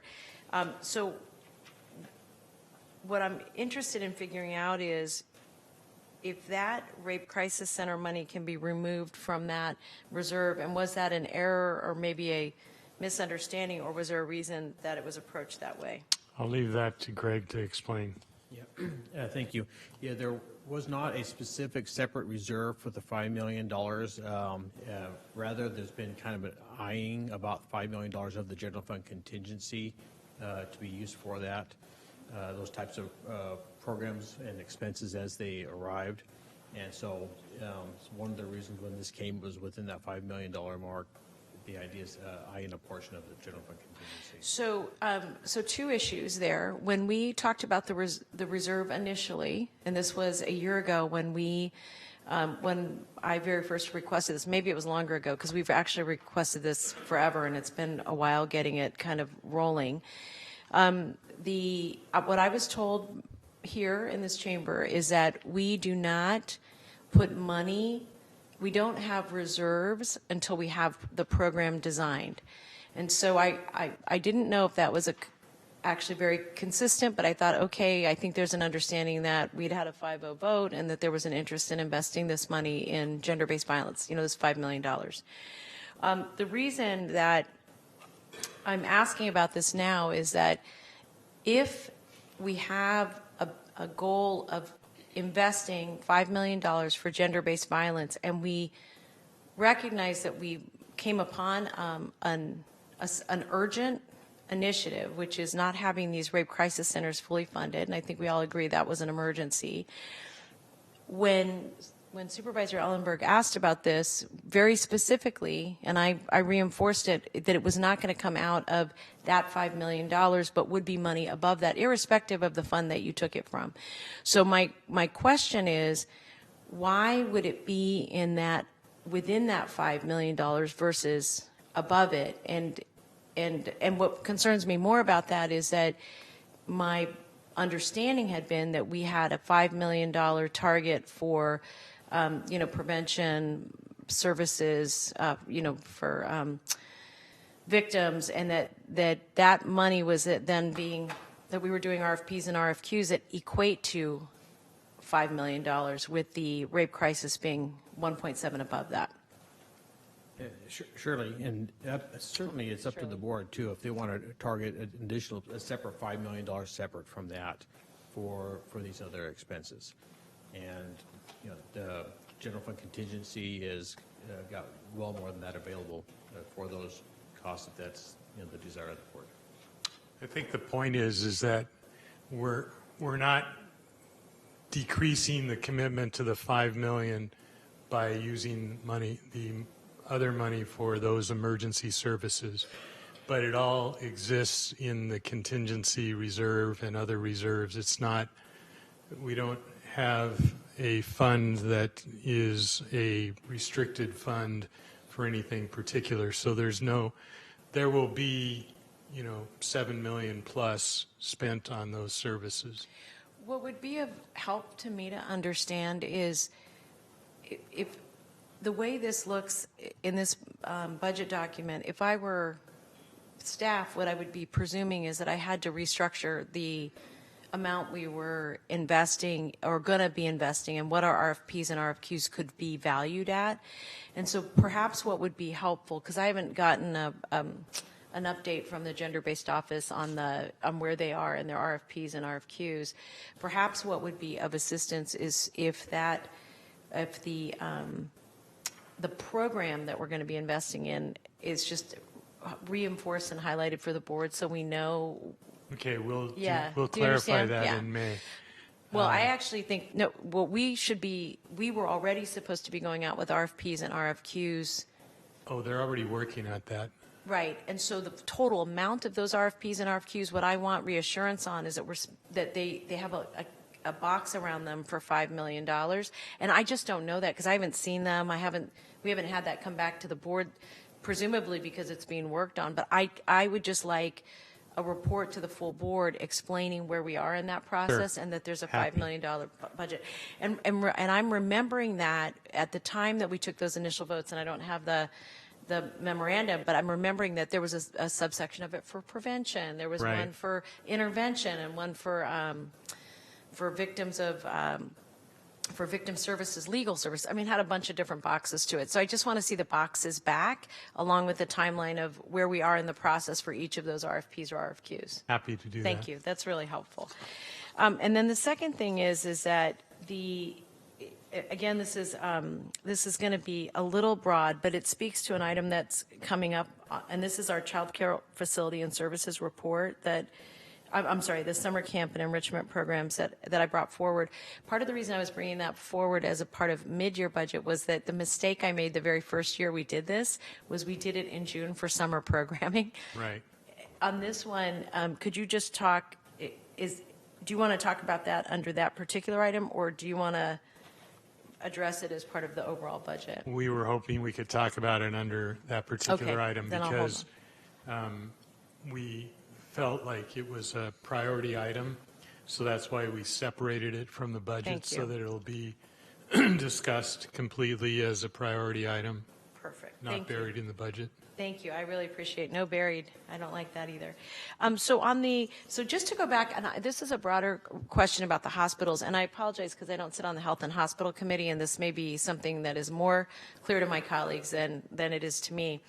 But as part of the Health and Hospital budget, do we treat that as an enterprise fund? From a technical perspective, meaning that Yes. you've locked some money away? Well, Or not locked it, but that No. there's a...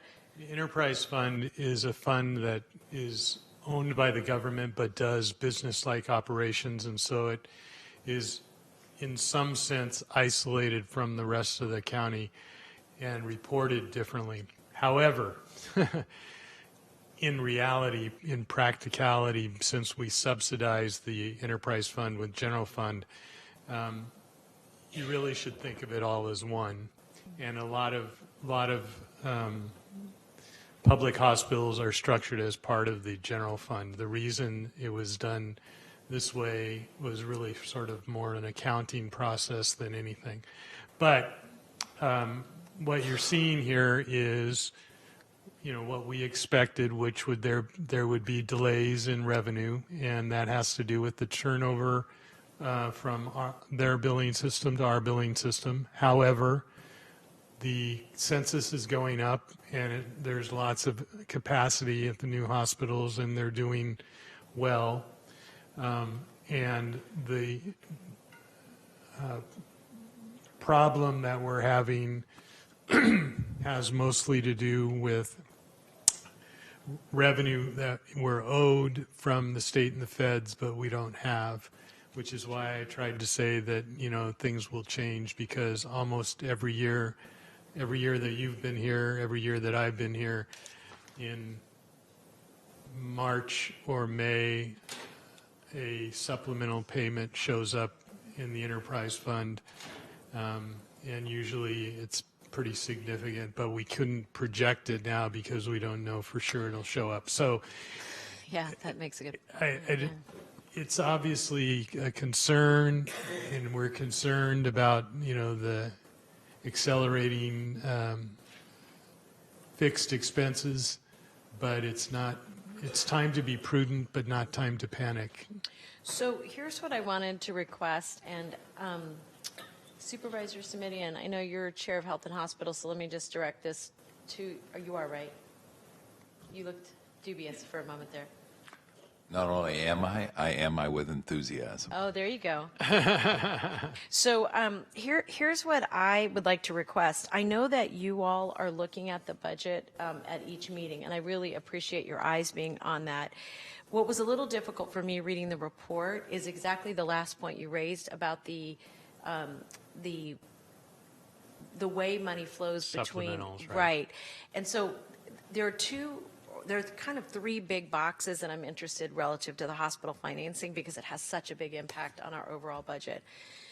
Box one is the point that you raised that I think is a really good one, which is, what is the outstanding debt owed to us in just one box, owed to the health and hospital system, really the hospital system, not our whole system, but the hospital system, and recognizing that the federal government is relatively unpredictable right now. So better understanding when we anticipate that money to come in, irrespective of whether or not it does, but I think that would be a really important box. The second one is how much we have borrowed and loaned both to ourselves to bring on the new hospitals. Because what I'm having a hard time deconstructing is, what are those long-term investments we're needing to make, and what's the long-term implications of us paying ourselves back for the investment in the hospitals, and frankly, maybe overspending in some areas. And I don't mean this critically, because I think we didn't know the condition of the hospitals entirely until we bought them. I mean, I think we knew it was bad. We didn't know it was as bad in some instances as it was in terms of equipment that needed to be purchased, TIs that still need to be done, and other kinds of issues that need to be addressed. And then still other is, if all of this was going great, how are we doing on the business of the hospital in terms of census, money coming in and out in our normal day-to-day operations? Because, so anyway, that would be box 3. And then 4,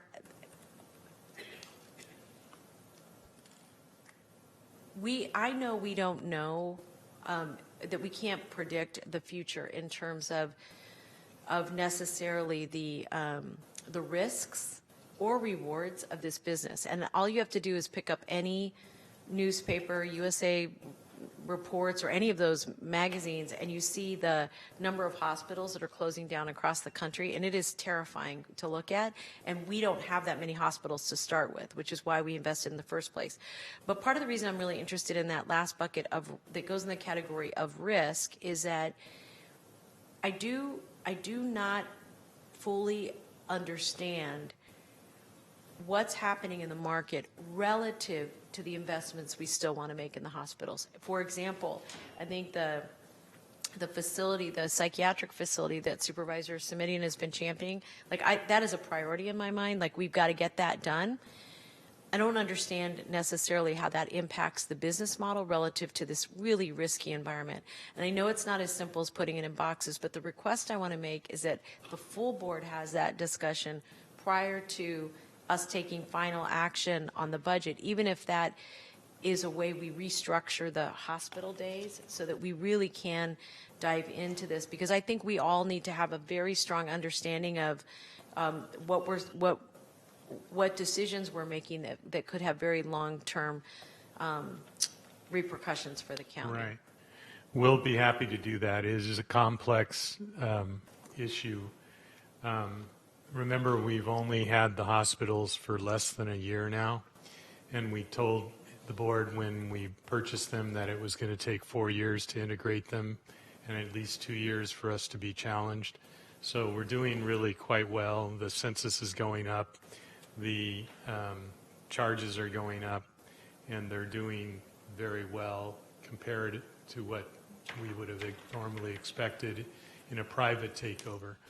The nice thing about having a county government structure for reimbursement is that we do have different pots of money. The bad thing is it's really hard to explain, but let me give it a try, just for the public's interest. We get, because all 3 hospitals are licensed under the same license, we get reimbursed in a fee-for-service model for Medi-Cal, Medicare, private insurance. For Medi-Cal and Medicare, then we also get supplemental payments later on, oftentimes 2 years later on, based on the percentage of Medi-Cal and Medicare services that we deliver and the cost at that time when we delivered it, which they can be delayed quite a bit.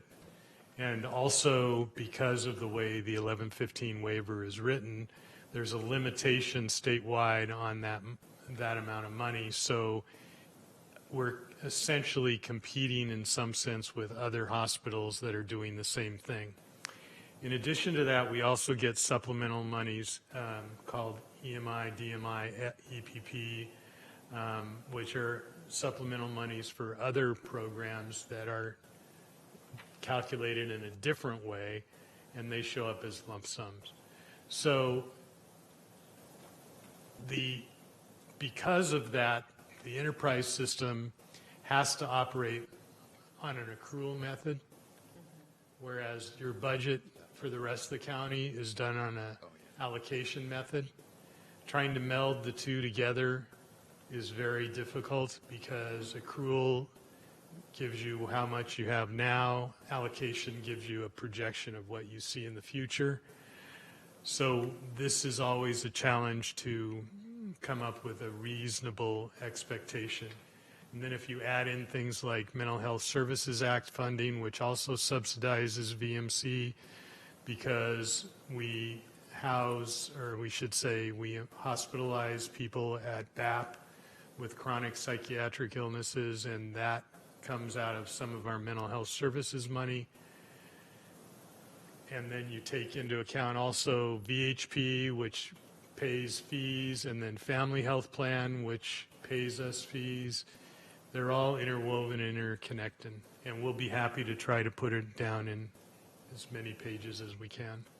Supervisor Chavez, could I lean in for a minute without taking you off if you want to No, ask did me I, to hold? did I look like I lost my thought already? No, Okay, go ahead. I wanted to try and be helpful before you moved on to another item. One was just by way of clarification. When I said earlier that we'll be taking the item up at each meeting, I did not mean the general health and hospital budget. I meant the psych hospital for teen beds in specific. So I just didn't want to misstate what the plan was for our work agenda. The second thing I would say is, as Dr. Smith's comments just, I think, suggested, healthcare funding streams, I find difficult in the extreme in terms of comprehending where that leaves us with a bottom line. We've had these conversations when Supervisor Yeager was still the chair of the committee in an effort to untangle what seemed like a fairly simple question, which is, so what's our subsidy or not?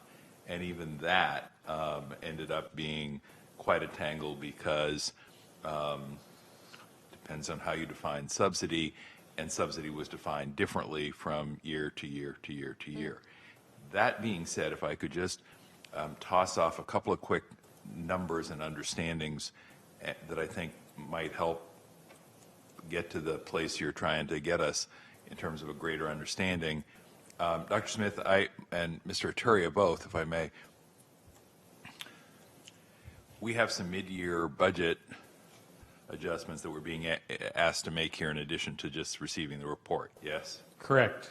And among those is a request to move $40 million and change, I believe, from the general fund to the Health and Hospital Enterprise Fund. Am I remembering that correctly? Correct.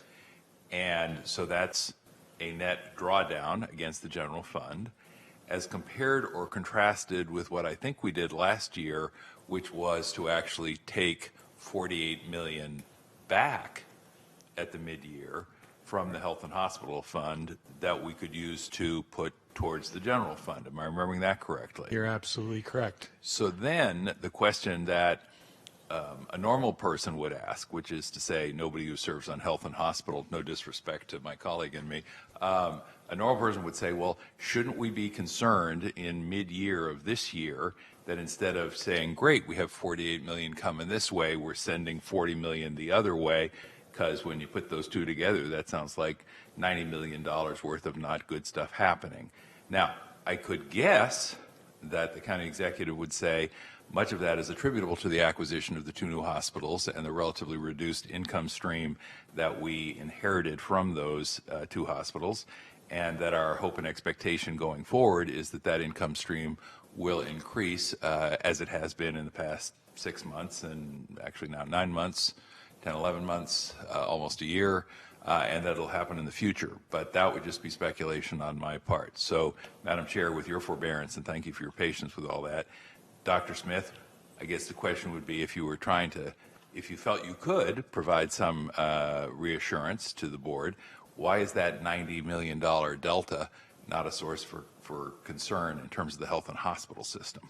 Well, if I was at my sidewalk office hours. There you go. And somebody asked me that question, I would say that last year when we, quote, took the 48 million, that was because projected revenues at the hospital were higher than needed for the projected expenditures, and so we used that money to be budgeting into the general fund. Now, giving back the 40 million is because now the revenues are less than expected. And what I would say is that if you think of it as coming and going in your two bank accounts, that's basically even up. So it's taking 40, giving back 40 the next year. It's not as simple as that, obviously, but it really reflects what I'm talking about is the flow of monies, and as you know, the accrual method. I very, very, very, very likely believe that we will be taking back excess revenue from the hospitals in the future. It's not going to happen in the next 6 months, so that's why we have to subsidize them. But thank you, Madam President. I'm sure that was helpful and clarifying. Well done. Okay, anyway, so the other two issues that I just wanted to raise is that I know that we have invested a lot of general fund dollars in the hospital, even in a separate stream, and that really is, like I was talking earlier about the retrofits and all of that. And so the other piece of this that I'm curious about is how much of the general fund will stay in some form of a loan over the next 1, 2, 3, 4 years as we think about, how we stabilize the overall investment, again, that we're making in the purchasing of the hospitals. And I don't need that today. I think that's that's just something I want to make sure is included in the discussion. Are you talking about the cash set aside? Is that what you mean? Yes. Yeah, that's another complexity. It's not really that the general fund is committed that money as a loan. What it is we set aside cash, and it's internal, so it's really an accounting mechanism. Right, and I'm considering it a loan because what we haven't done is we haven't fully said we're going to take X amount of money and we're going to put it into the hospital system. We're using it bit by bit and paying it back bit by bit, right? We're not depleting our general fund of that money. It's operating as a loan, isn't it? It's operating as an internal loan. Yes. Yeah. We'll give you the information you need. The significance of that is it's $300 million, and that's why it ranges between 150 and 300 million. And what I understood from our when we purchased the hospitals that we were going to need to set that money aside for a short period of time, but it appears to me that we're going to need it for a longer period of time. Is that not accurate? Well, why don't you let us come back with Okay. more explanation? I've been talking too much, and trying to go through the whole thing will be Without slides and pictures. All right. be a mess.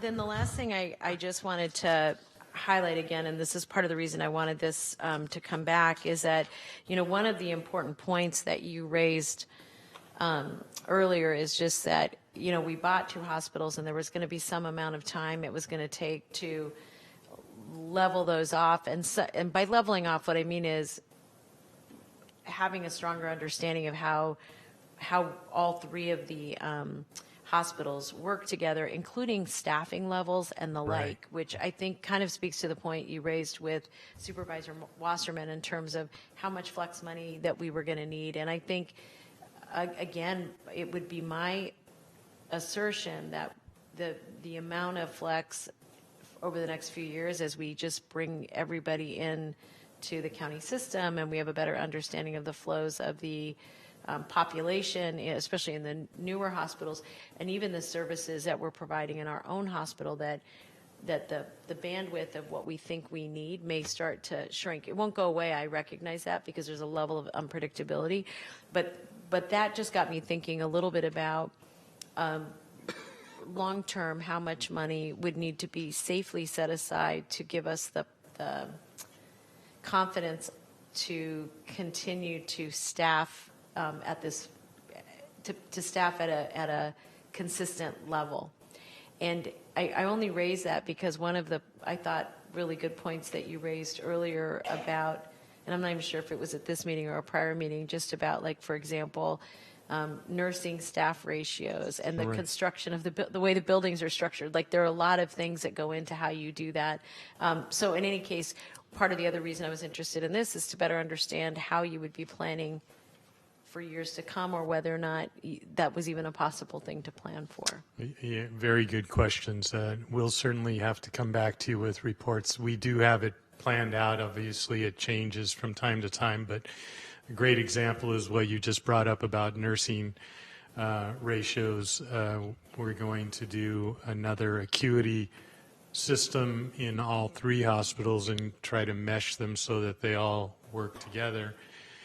And the acuity system really determines the staffing ratios based on how many patients are there and what's going on in terms of acuity with each patient, which changes from day to day, obviously. So you have to project and create a core that's in the area of what you expect, but be able to flex up and down. And that will mean, by definition, changes in staffing, not just nursing, but other staffing in all 3 hospitals. And we do have a plan set up for it, and we'll be happy to come back. Well, sounds like we should probably do a big discussion with the entire board of going over all of the details. I just think the reason I think it's so significant is that if we're going to look at making changes, including freezes or whatever whatever it is, that having a really fulsome understanding of such something that is so big and so unpredictable is going to be critical. But I appreciate that these are hard questions to answer. It's just that I've been thinking about them as I've been listening to some of the challenges that we're going to have in the upcoming years, potentially. No, you're absolutely correct. Can I ask you, maybe we should schedule a workshop where we could go through all of, I saw one of the board members. Yeah, no. What I was actually going to say is maybe as part of budget, you can start to break these down as pieces. Because when we do the budget presentations, a lot of what we spend time on is getting a background of where we're at. And I think maybe just for that one, we make it slightly longer and we just get a chance to dive into it. Okay. Yeah. Thank you. And I appreciate my colleagues indulging me in that. So with that, I need a board motion, and that is to approve mid-year, and a second. And if I can get all folks voting. Thank you. We're going to put that up. Thank you very much, and that passes unanimously. And thank you, Greg, for your work. All right, item 23. This is, let me see. This is the children's budget, and there is a response to a board referral on the children's budget, and this was under advisement from November 19 to consider recommendations for the budget. And I don't know if there is a presentation that you would like to make, Greg? No presentation. I think we have everything described in the ledge file, certainly available to answer questions of the board. Great. And I wanted to turn to Susan and see if she had any questions she wanted to raise. No questions. Just a very quick thank you to administration and county council for their work on the resolution. It's exciting to see that the manual will be amended to include board policy 4.23, a children's budget, and 4.23.1, board priorities related to children's budget. Thank you. And then Susan, I'm going to let you make the motion since this was your vision. And I just wanted to say a very special thank you to Greg and his team, and to Susan for bringing this to all of our attention. It's a new lens for us to look at. And I also wanted to thank Alice Foster and Mary Pattison, who were the women who served on the executive role championing children's policies and services. The language in the staff report did not adequately acknowledge or, just hug them verbally. All right. So with that, we have a motion and a second. We're just waiting on 2 of our colleagues to vote. Now none. I did. And that passes. Hope we could, passes unanimously. Thank you. We're going to move on then to item 24. And this is an item I was raising just a minute ago with Dr. Smith. And this has to do with our summer camp and enrichment activities. Welcome, George. Good afternoon, President Chavez and supervisors. My name is George Montes. I work for the Social Services Agency Office of Contracts Management. Item 24 provides funding options to continue the summer camp and enrichment activities for up to 3 years. I am here to respond to any questions you may have. Great. I think what I would like to do is ask that this come back on February 25th with the budget allocations for summer camp and enrichment activities. And this primarily focuses on our foster youth or other high-need children. And I will make that as a motion. Give a second. Any more discussion on that? The 25th, it was, yeah. Thank you. All right. And that, if you can show the votes, that passes unanimously. We're going to move on then to item 25. And this is Child Care Facilities and Service Report.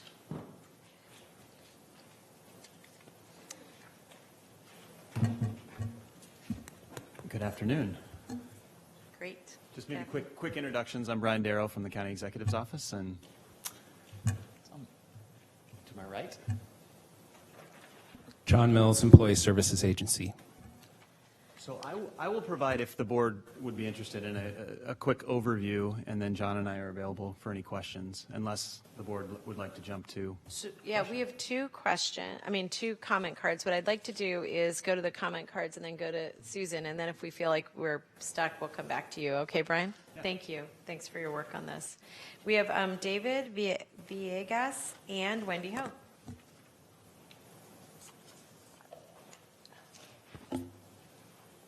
Welcome. Thank you. Good afternoon, President Chavez and Supervisors. I am David Villegas. I'm a Senior Research Analyst with the Santa Clara County Office of Education, and I'm speaking on behalf of Dr. Dewan, our County Superintendent of Schools. Our office has been collaborating with staff of Santa Clara County on a number of exciting projects in the area of early care and education. The referral references in brief some of the areas under exploration. Dr. Dewan is committed to the ongoing collaboration and the development of specific work plans as needed. Thank you. Thank you. Welcome. Good afternoon again, Supervisors. Wendy Ho with the Silicon Valley Council of Nonprofits. As I mentioned earlier today, we are facing a severe child care shortage, and as Dr. Villegas alluded to, the County Office of Education is very much committed to ensuring that we've got adequate facilities for our youngest learners here in our county. SVCN has been very proud to partner with the County Office of Education and First Five to explore different opportunities to expand child care facilities. We applaud the county administration's work and heartened by the progress that has been made on this referral already. Specifically, we applaud the recommendation to create a grant opportunity for family child care home providers to invest in their capital investments and professional development training. We also commend the county for exploring options for leveraging resources to address the child care gap, including the determination of feasibility of creating space for child care reserved here in county facilities and developing a potential policy that will include child care space anytime the county acquires a new facility. SVCN recently polled a number of its nonprofit members, and child care, as you might imagine, was one of the top priorities for the nonprofit workforce. We've been working with nonprofits across the county to identify opportunities to provide child care, figure out if we can provide some technical assistance in brokering some conversations between nonprofit housing developers as well as child care providers in support of the County Office of Education's work in this arena. So we look forward to seeing more progress being made on this referral, and also hope to partner with you as this work continues to move forward. Thank you. Thank you. Ms. Ellenberg. Thank you. I fully realize that it's late, but I absolutely want to give this this referral the time and worth that it's due, and particularly thank Brian Darrow and John for the well-written and comprehensive progress report on all of the activities on which administration has been engaging since the board approved these referrals. So first, a heartfelt thank you, and now some observations and further direction that I'd like to see when this comes back to us in, I think, April. We were thinking May for Were you? May, but tell us more. Okay. Consider that. First, my colleagues and I, and as well as many who came before me on the Board of Supervisors, have reiterated again and again that we are fully committed to providing child care for county employees, and we've heard county employees tell us that they want and need it. And while I'm appreciative of the efforts to conduct a needs assessment, I am concerned that this is another process that will hinder the implementation of something. On-site childcare, subsidies, et cetera, before the end of the fiscal year. The report notes that our vendors' analysis will take additional time to conduct a county employee childcare needs assessment, and those recommendations are not expected to come back before the board until September. And I have several issues with this, not the least of which was my promise, which I was assured was feasible, to get some program going in the current fiscal year. In particular, I also thought that the employee survey had already been started, and was surprised in reading the report to learn of a 4-phase process that began with a study. And I have to say, this is an area where we already know the impact, and I would support exploring best practices in similar situations, but we don't need to study whether this is an important piece to add those to our county menu of services. I think we have already established that. And what I think I'm still not feeling is a really sufficient sense of urgency, given the well-documented impact of childcare on business productivity, including government. When our employees are absent due to breakdowns in childcare arrangement, we can't provide optimal services to the tens of thousands of clients who rely on county programs and services every day. And when we have the concerning vacancy rates that we do, we can ill afford avoidable absences by the valuable employees that we do have. So if we're serious about filling vacancies in an environment where the cost of living is so high, I will pose and say again that we need to be laser focused on implementing a program that will make us more attractive to current and potential employees. And if we're serious in our commitment to gender pay equity, we must take into account that women are disproportionately impacted by the lack of access to childcare, and therefore will have fewer opportunities to advance professionally. So what I would like to do is direct administration to expedite the process of beginning the employee survey phase to start prior to the end of this month. I'd like a report back, please. I had written no later than April 7th, but I'm open to slight negotiation, not a lot, with implementation options, including recommendations on space availability at county facilities.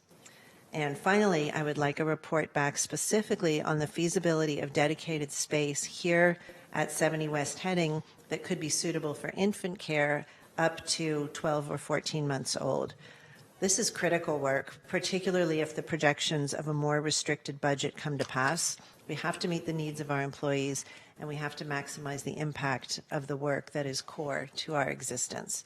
And to address the two speakers, I was honing in very specifically on the county facilities, because that was the first thing that I requested.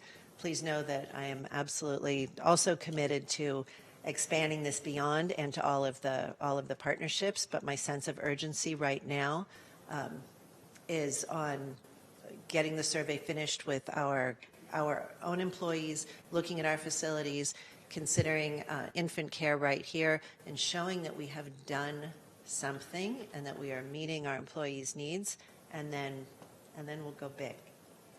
So thank you. And again, thank you so much. I know that you've been working really hard on this. I appreciate it.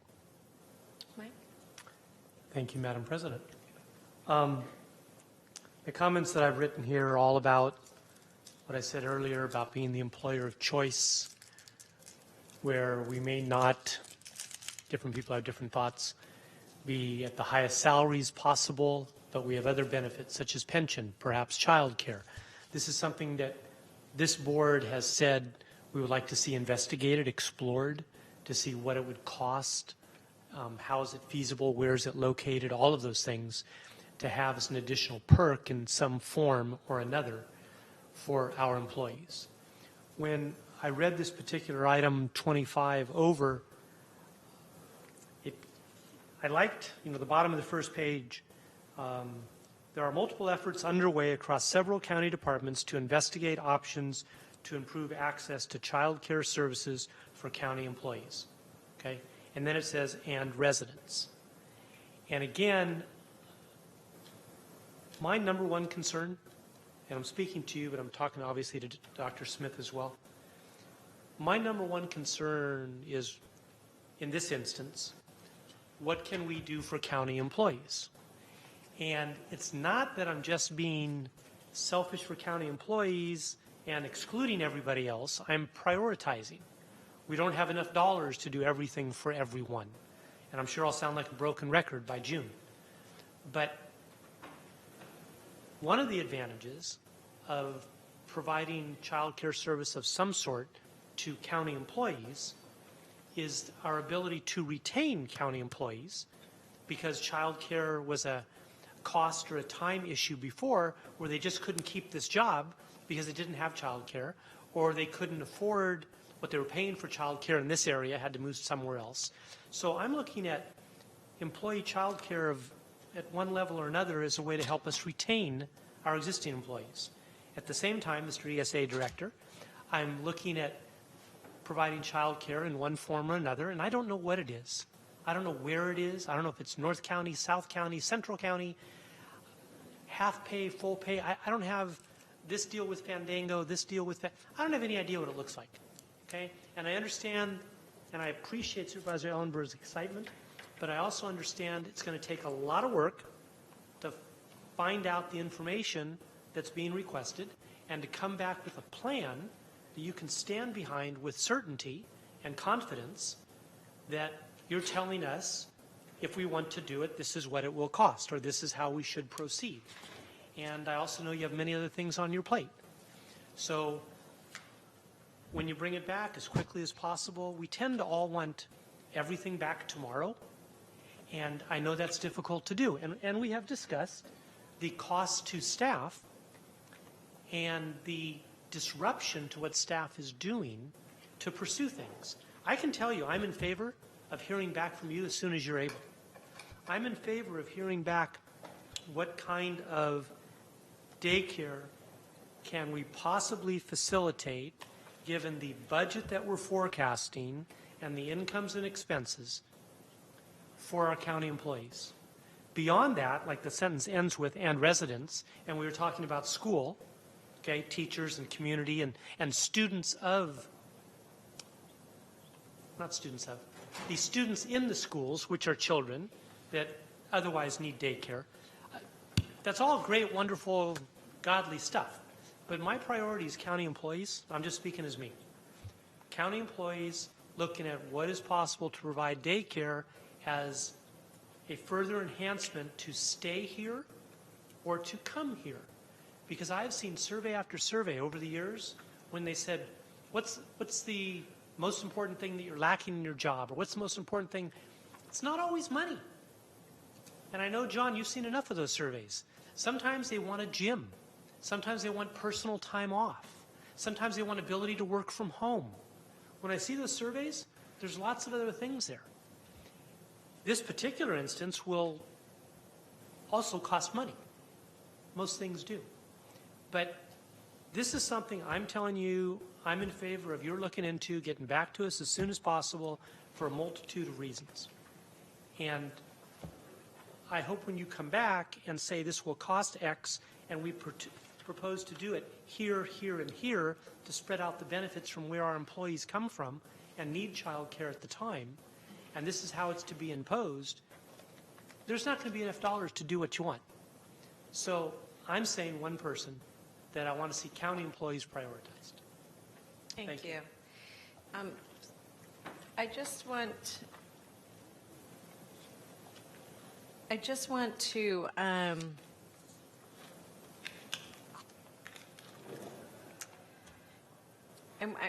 in part drawn to respond to one thing that you raised, and that is that we were requesting a child care survey when Ken was here. And so one of the Well, actually, it was even Oops. earlier than that because it was well before Ken left. And I raised that only because I do think the point that Susan raised about the survey is that, to me, the survey work was years ago, not where we are right now. And so I just wanted to say, I don't think it's us being like mean about like, hey, let's get on this. It's really, at some point, we started doing our own surveys, all of us. So that being said, I wanted to make sure that I asked a question very specific to the survey process. As part of the discussions we've been having with folks about childcare, there have been two big buckets of urgent work and opportunities to get to scale rather quickly. And one area where it appears that we can get to scale rather quickly, and I am commenting on the point that Supervisor Wasserman raised about how we think about our employees, is in-home childcare, in part because the investments may be more, they may be smaller and in some instances faster, and making more slots available sooner. And so I just want to make sure, as we're doing the surveys, that we are looking at preferences that include that kind of service. And second, that we are also asking people a little bit about their commutes and where they would, because where they live may not necessarily be where they would want childcare. And an example of that is that sometimes people put their children in schools closer to where they work so that they can make their commute and spend more time with their children. So I do want to make sure we're looking at the commute pattern as best we can in the survey. And then the other is that I'm not familiar with the survey organization that you're using, but I would also be interested in you both getting an opportunity, or whoever is appropriate on your team, within your team, John, if they could do some focus groups, because it might be a way to dive into some of what may be a little less easy to just get in a survey. So you probably were already doing that. Yes. Okay. Thank you. And then on the, I think part of the survey would drive us to determine what's new construction versus what are investments in in-home childcare and or other types of childcare.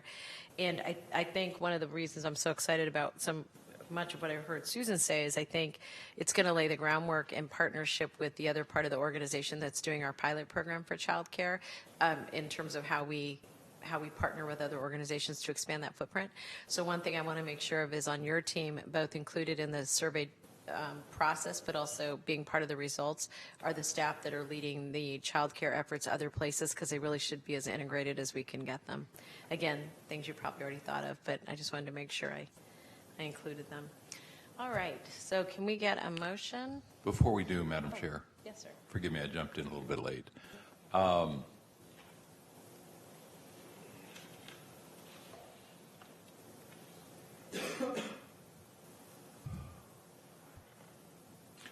I am just doing a little quick research here on my smartphone, which is reminding me that on October 5th of 2017, the administration provided an off-agenda report relating to the feasibility of providing child care services at major county campuses.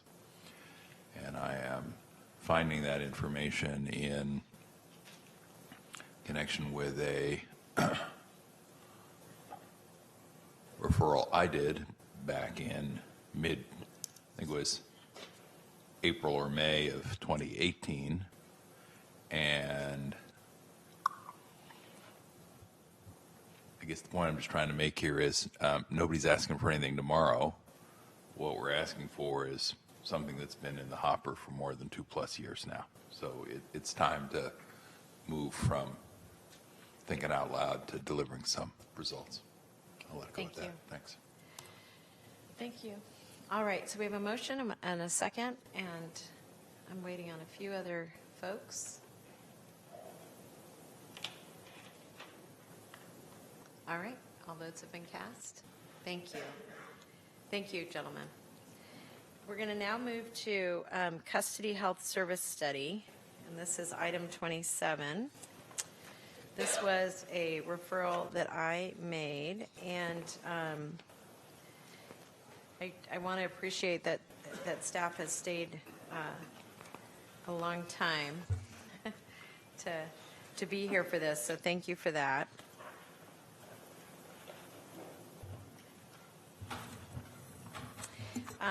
So Renee, did you want to make a couple comments, and then I can just ask the questions I wanted to ask? Sure. Good afternoon, Madam Chair and board members.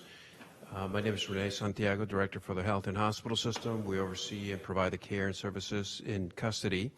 The report indicates the original intent of your referral would not have gotten us the timely information that you requested by May, which is the budget review. So what we're recommending is a plan to do surveys of other similarly sized counties, give you that information as part of the budget review, and then, of course, give you the additional information as you requested.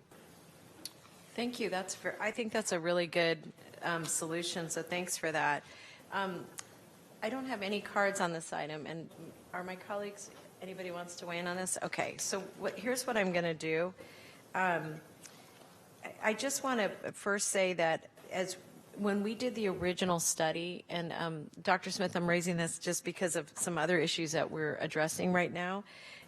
When I originally brought this to the board in December of 17, one of the things that I was hoping to do was look at the staffing study in total, so that we'd be looking at the medical services along with the other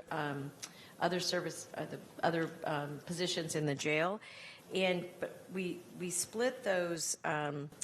We split that up, and I say that because I think as you are looking at other like jails, that especially those that we think are high performing, that one of the issues that we're going to have to take a look at is the relationship of the correctional staff to the health staff, because some of that is impacting what you can do, and so I'm just going to. And they're on such different paths that as you ask questions, I think we have to figure out a way to properly assess that connection. So what I would like to do is just say that the study that came back in the ledge file is actually not as responsive to the December 10th request as I would hope. So I just wanted to add a couple of things. First, I'd like to request a work plan for the completion of the custody health staffing study come back to the board in March, that the scope of the work for procurement of outside expertise to conduct the staffing study also come back in March. Okay. The scope of the work that comes back to us should include looking at jurisdictions in the U.S. as you would do in the interim, but also looking at internationally, including the European Union, and take a look at some leading academic and think tank experts that have been looking at jail medical for some time, and I think my office can give you a couple of the think tanks that we've been looking at, and to analyze provision of medical and behavioral health services in jails as compared to the broader VMC system.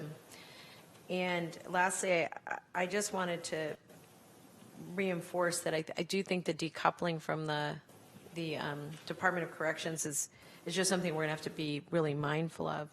So I'm going to make that in the form of a motion, and then I just want to make one comment on that motion, and that is that the reason I want us to take a look at the VMC system, Renee, is I think that as the staff has looked at other jails, I'm not sure they're the best role models for us. And what has become clear to me is that there are not clear standards for medical across the board in jails. And so some of what we may be doing is actually creating the first benchmark that really exists in terms of how medical services are provided in custody.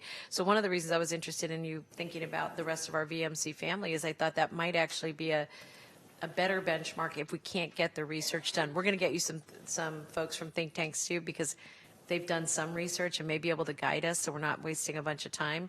But in the absence of some real partners or real examples, we may need to look more internally. I just don't know the answer to that yet. Yes, Supervisor, as you indicated, there's not specific staffing ratios for custody, mental health, and behavioral health, as well as medical care. And as opposed to the hospital, which the hospital has been very regulated over the years, and there's some very specific staffing ratios associated with it. What we're going to find in relationship to the other counties is that there's a huge variation because we tend to do a lot more medical care, for example, and behavioral health than probably a lot of other counties. And then the variation of facilities is huge because we have a sprawling campus in Elmwood versus a very compact multi-story in the main jail. But what we could do is give our best available information that we can pull together and therefore give you as timely information as we can. I appreciate that, and I do recognize this is one of the requests that I'm making that I recognize is just hard. This is just hard, and I think that's partly why the staff has had a hard time moving on it, because I'm asking something that may not be, it's just not common that people do. So that's a motion and a second. I'll look for my colleagues if I can get support on this direction. Thank Mr. Santiago for his work in this effort, and we'll make sure we forward over to you the direct motion. All right, so that leads us to 28, and this is our City Forest Tree Stewardship Report. And I think this is brought to us by Supervisor Simidian and Ellenberg. Cortese Dave? and Was this Dave's? And Ellenberg, yes. Oh, sorry about that. Is it all right? That's right. Thank you. I want to first thank Jasneet Sharma and the Office of Sustainability team for their work on this report. Jasneet, welcome to the county. And if this report is an indication of things to come, we are definitely going to be seeing a lot of exciting things from our Sustainability Office as you all tackle some of the most critical issues that we need to undertake to ensure climate sustainability. I also want to thank Supervisor Cortese for his partnership on this referral. Supervisor Simidian for your advocacy for North County, and of course the hardworking leaders at our City Forest and Urban Canopy who will be our partners in this effort. I really feel strongly that the updated stewardship approach for which this report strives is the best path forward to force multiply our efforts around urban forestry by positioning Santa Clara County in a partnership role with our 15 cities and allowing us to utilize resources to provide an urban canopy in a way that will meaningfully improve quality of life for our families and offset harmful, I know, right? It should be done by now, and offset harmful greenhouse gas emissions. This report begins the work of bringing our environmental stewardship goals into a new, even more impactful phase. I'm excited to begin the new partnerships with OCA, our City Forest and Urban Canopy, and look forward to working with them on this exciting endeavor over the next 4 years and hopefully beyond. This report, we'll just conclude by saying that this report exceeds in the most positive way the spirit of my and Supervisor Cortese's referral, and I'm excited to vote in favor and urge my colleagues to do the same. Thank you. Thank you. Dave? Thank you, President Chavez, and Supervisor Ellenberg. I also just want to encourage a unanimous vote on this if possible. I hope that we proceed aggressively with it beyond just approval of the contract. I think that to some extent echoes the words of Supervisor Ellenberg just now. I am going to, a little bit tongue-in-cheek, put my my suggestion in the suggestion box again with Rhonda Berry to change the name of the organization to Valley Forest or something along those lines. If the Water District can do it, you can do it. And to echo some earlier comments by Supervisor Wasserman to some degree, I'm fine with, in the interest of combating climate change, of putting trees wherever they need to be. I mean, this is as of the World Economic Forum in Davos. Evidently, it's the first climate initiative that we actually have bipartisan support for, including even the White House planting 1 trillion trees, which is an achievement in and of itself.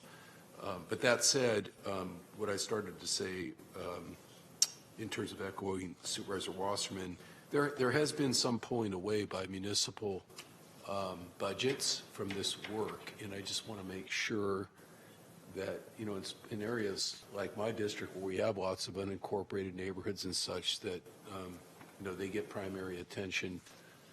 I don't want to simply pick up the tab for those folks who decided, oh, the county can do it, and we'll just knock it out of our budget. Yeah. So there may have already been a little bit of that going on. So not to taint an otherwise positive endorsement of this ledge file, of this action, but I did want to at least put that out there. And thank you to the Office of Sustainability for bringing this forward in this form. Appreciate it very much. I'll second the motion. Motion and a second and a couple of speakers from the public, but I'll see if any of my colleagues want to have questions, and then I'll go to the public speakers. Thank you. Quick question for staff and a possible requested amendment or two for the maker and the seconder. I don't think these are going to be a big deal, but I'll find out if they are. On agreement parameters and direct outputs, this is packet page 5 and 6 of the 8-page memo. Excuse me, it's page 5 and 6 of the 8-page memo, packet page 596. Under Canopy, North County Urban Forestry Outreach Services, one of the proposed requirements is that they partner and coordinate with OCF in the development and implementation of an outreach strategy, so on and so forth. My understanding is that as this is now constructed, these are essentially parallel but separate efforts. Am I right about that? Absolutely. They are separate efforts right now. I guess what I would say is, would it cause a problem if we encouraged partnerships and coordination rather than require it? Because I just don't want to put up a bureaucratic wall, which I know is not your goal, sort of saying, hey, even though you're doing something totally separate over here from something totally separate over there, you have to partner and coordinate on it. I mean, if we're basically saying one group's going to work this territory and another group's going to work that territory, I think to the extent they can share best practices and all that, that's got to be a good thing. But if you can soften that language so it's not an absolute requirement, if the maker and the seconder, Ms. Ellenberg and Mr. Cortese, are agreeable with that, I think that would be helpful. And then the other thing is, my understanding is that the current allocation is recommended at $25,000 per year for education and advocacy programs in North County. Do I have that part right? Yes. Yeah. Is there any magic to that number if I thought it was a little light? We followed up with Canopy and got the numbers from them in terms of what they have going on currently and what the outreach effort, if they partnered with our city forest as well, would look like. So they are providing more of the outreach support at this point for us to establish the program and have success in it. And is it a use it or lose it proposition, so that if they aren't ready to get going, that you know, if it takes 6 months or a year to get this thing up and going, that the $25,000 per year is for the subsequent year? Because we got a 3-year proposition here. Yes, did I misunderstand that? Yes. Okay. So what I'm trying to make sure of is there really $75,000 there if things didn't get started until the end of year 1? Or did $25,000 disappear while everybody was getting coordinated and organized? So if I understand your question correctly, it's do we have the $75,000 over 3 years, or is it kind of a one-time 75 allocation? I'm trying to understand the question. Yeah, I'm asking, is it 25 this year, 25 that year, 25 this year? Yeah. Or is it no more than $75,000 over a 3-year period? Let's try it that way. I think we might have to discuss that with them as well to understand what's the best way for us to plan this out. But at this point, we were thinking it would be 75 over the course of the 3 years. Well, I guess I'd ask if the maker and the seconder are amenable that the action that we take explicitly permit the rollover of unused funds, if any, from 1 year to next during the 3-year period. Great. Sure. And I think I'll let it go at that. Thank you. Thank you. And before I make my comments, I'll call up Rhonda Berry and James Scheid.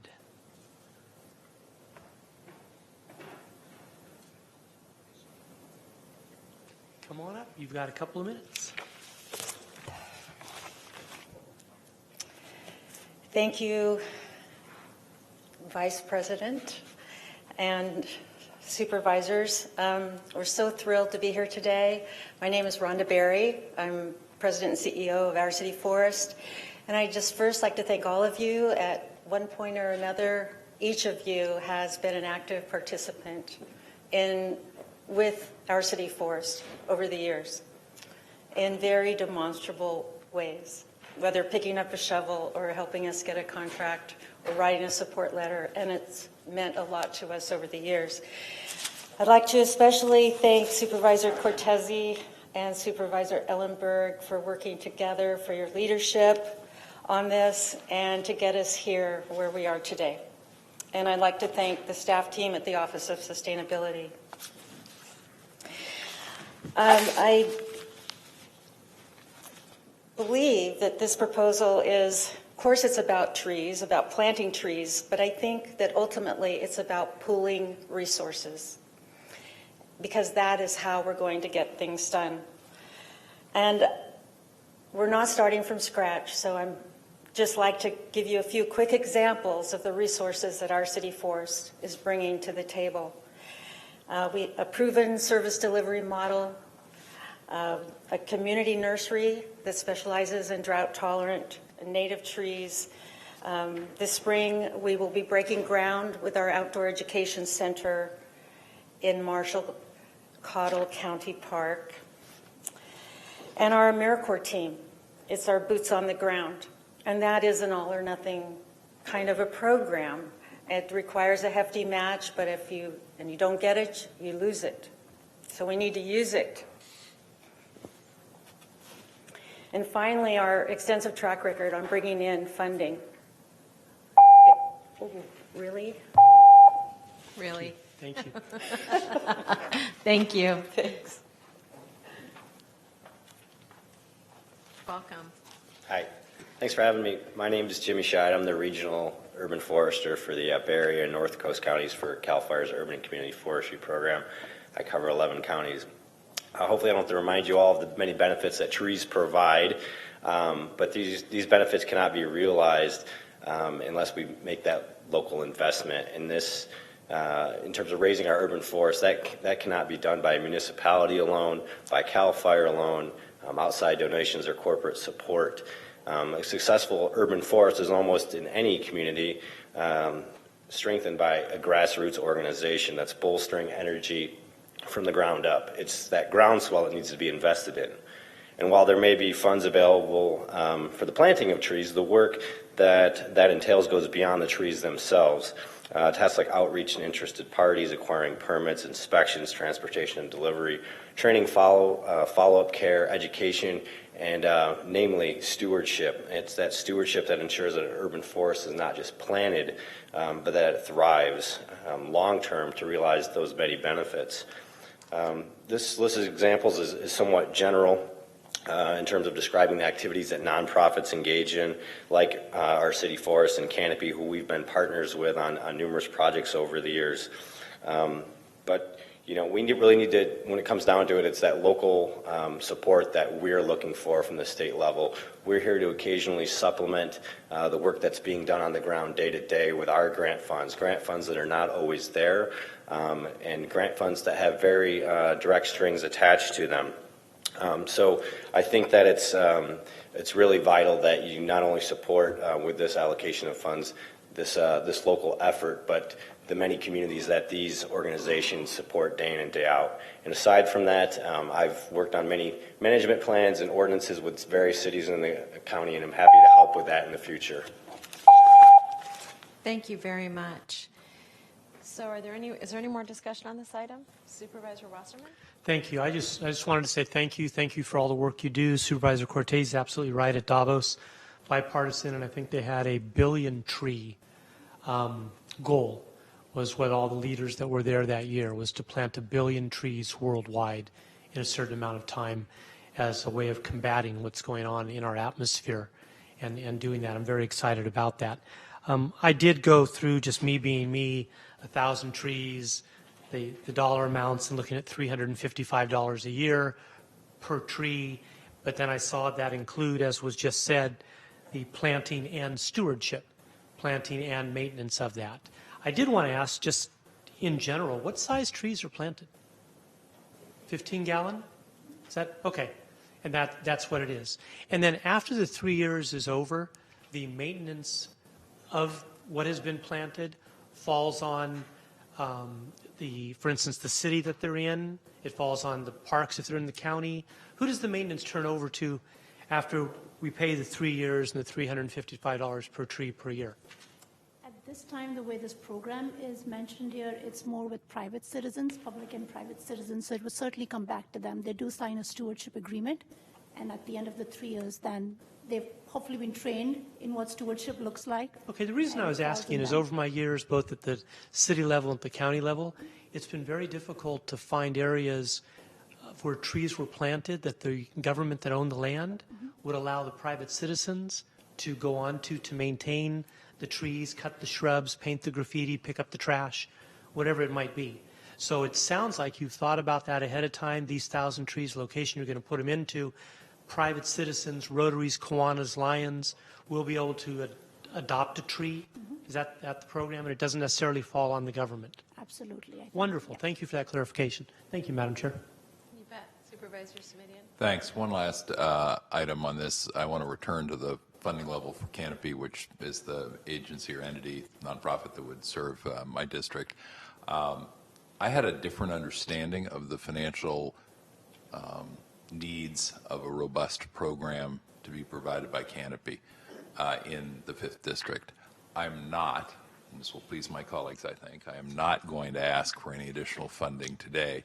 I am, however, going to ask that the motion, if the maker and the seconder are amenable, direct staff to reach out to the folks at Canopy, clarify the potential funding level that a fully implemented program would entail, and give us an off-agenda report on that item, and reserve the right for either you or me to come back with an additional request if it turns out that they can ramp up a program that's more robust and that's one that you think is worthwhile. I don't want to prejudge that.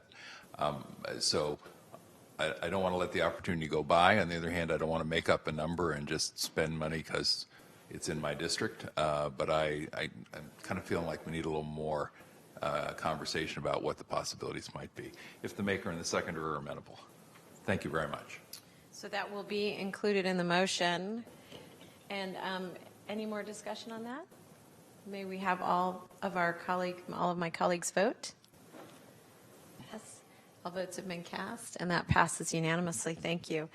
Before we move on, this is to item 29, our surveillance policies.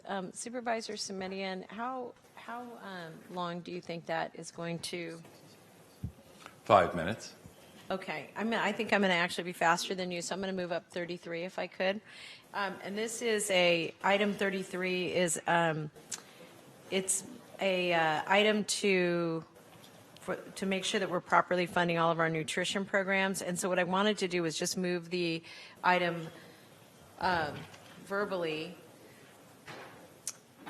I wanted to move the item, and what I'd like to ask is for a report back at the February 25th meeting with a detailed explanation of the staffing needs for the YMCA Senior Nutrition Program and a breakdown of wages in order to get that staff a living wage. When the staff brings back the item, please include any actions needed for the board to move forward on that date. So if that would be a verbal motion, we have one speaker on the item, Mary from the YMCA. Welcome.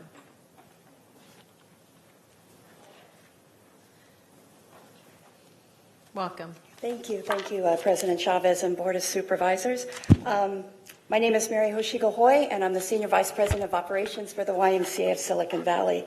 And first, I want to thank you for your support of our aging community and the funding considerations that you all have made over the last several years to fund senior nutrition programs.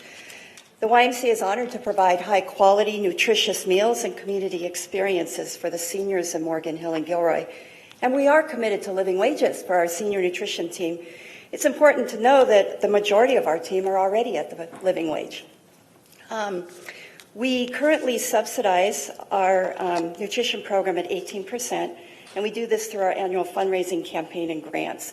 Our staffing structure does exceed the funded positions in hours, We have an additional kitchen helper, and our kitchen manager are full-time at 40 hours, and our cooks are at 35 hours a week. We choose to subsidize this staffing structure for quality meals for our seniors and staff retention. And so in this process, we were committed to our staff team and not willing to compromise our quality operations by cutting hours and positions to meet this funded staffing structures, which was an option. We need to be good fiscal stewards, and when our finance team did the analysis for the requirements of the amendment, our subsidy increased to 25%. And the increase of the per meal reimbursement helped, but it didn't cover the living wage increases with compression, and that's the key. We declined the amendment this year to give us time to fundraise the additional subsidy and to fully implement the requirements. We're currently raising the funds from public and private sources, and we're looking forward to fully implementing the living wage requirements for all staff in July. So, thank you. Thank you for your help. And I should just say to my colleagues, the reason I'm asking for this is I think we may need to help them earlier because they're already doing so much, and I didn't want to leave them out because they were trying to meet our goals. So that's why. Great. Hey, President Chavez, when will that come back? February 25th. Okay, I'm going to ask for at least a preliminary additional piece of information to come back, and County Executive Jeff Smith's already aware of it. I've talked to him. We've been on a separate track from this cohort, funding a nonprofit called Viet Tute in the Little Saigon area, and it's by all accounts been a very successful program. They're having some similar tension. Do you want to include them for information back? Right, and okay. I mentioned the county executive, and then he indicated that that he would be willing to follow up on that. But I wanted to sunshine that here, ask that it be somehow included in any report back as to exactly what the situation is out there. And I will follow up with an off-agenda memo tomorrow from my office. And I'll include that in the motion now, though. Thank you. All right, we have a motion, and do we have a second? All those in favor? Oh.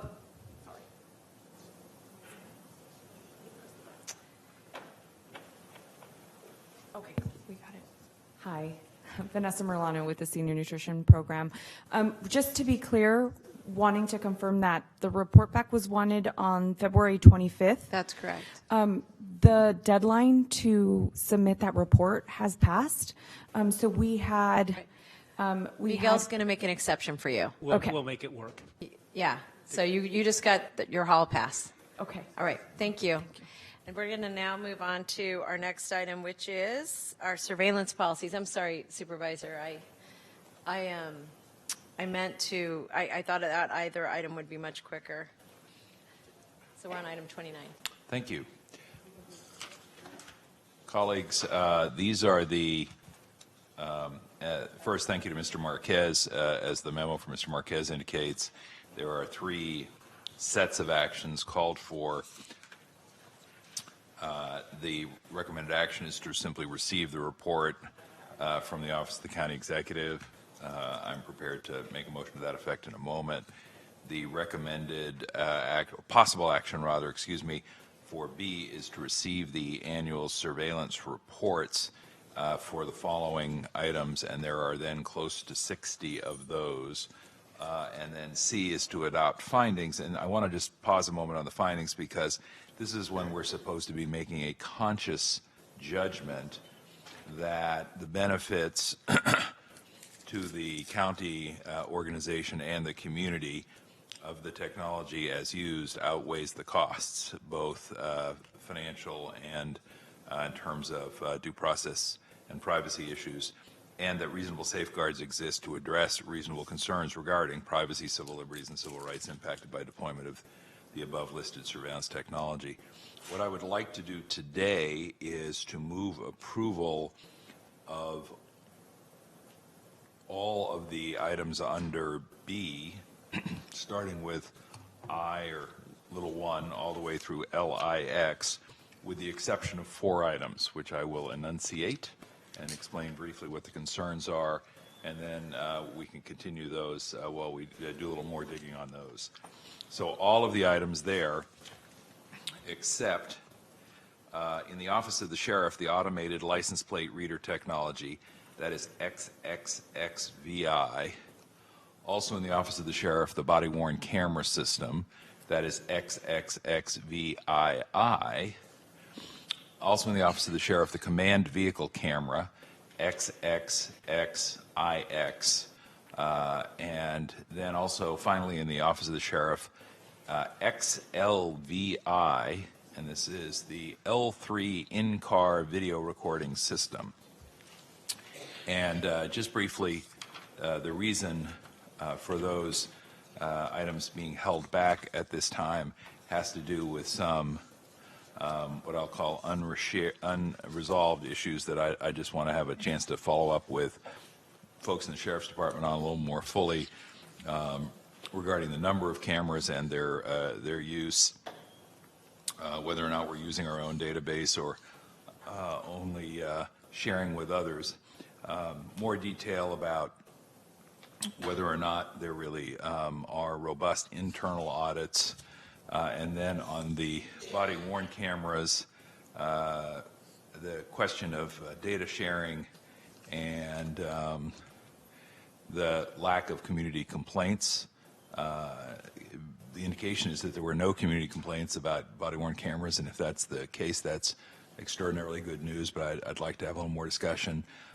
Some conversation about audits and whether or not the viewing of the footage is or is not, does or does not rise to the level of what I would characterize as an audit. Then, in the case of the command vehicle camera, the indication is this camera is outdated and does not function properly, therefore it was not used during this reporting period. It was not effective and should be replaced in order for its intended purpose to be achieved. So just sort of want to get a status report on what's going on there. And then the fourth and final one. Can I stop you on that one? On that one, because it is it's a budget item, do you want are you asking for an off-agenda report, or for this, when this all comes back, to have a description of what is necessary? I'm mostly just have sort of follow-up questions that I think would probably best be served by doing something we've done informally before, which is just getting county staff together in the conference room on the 10th floor with representatives of the Sheriff's Department. In this case, they're the only part of the organization where I have questions.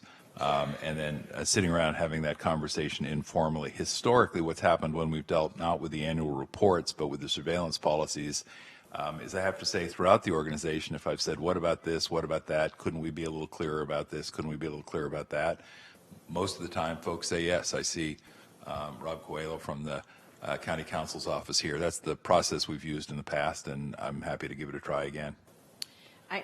What I would just want to request is that what caught my attention about that was that if we have an outdated system and it's something that does need to be replaced, I hope that comes back to the board sooner rather than later. So perhaps at the end of your discussion with staff, you can either encourage the Sheriff's Office to come back with a request for funding, or you do that.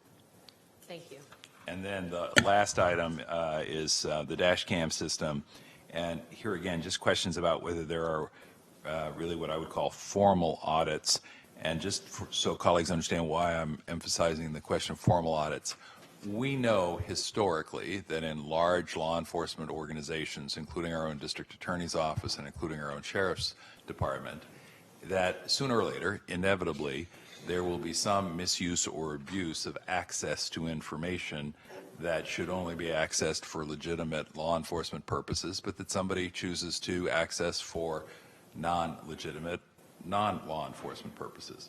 That's not a criticism, that's just the hard fact of human nature being what it is.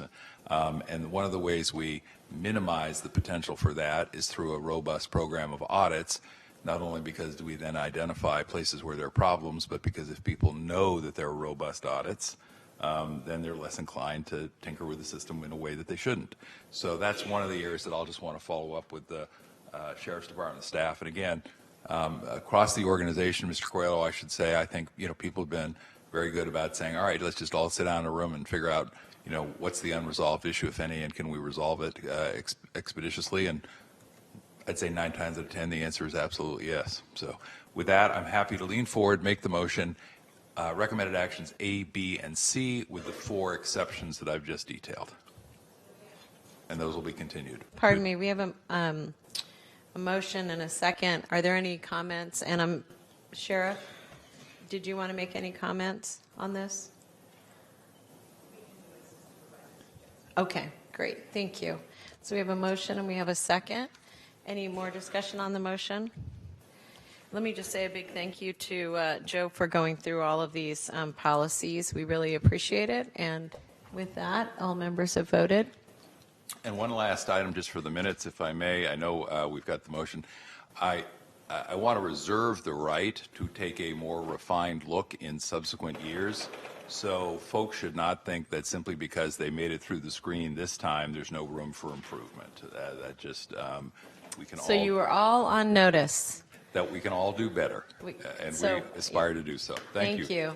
We are adjourned, and thank you, everybody. I know this was a very long meeting. Thank you.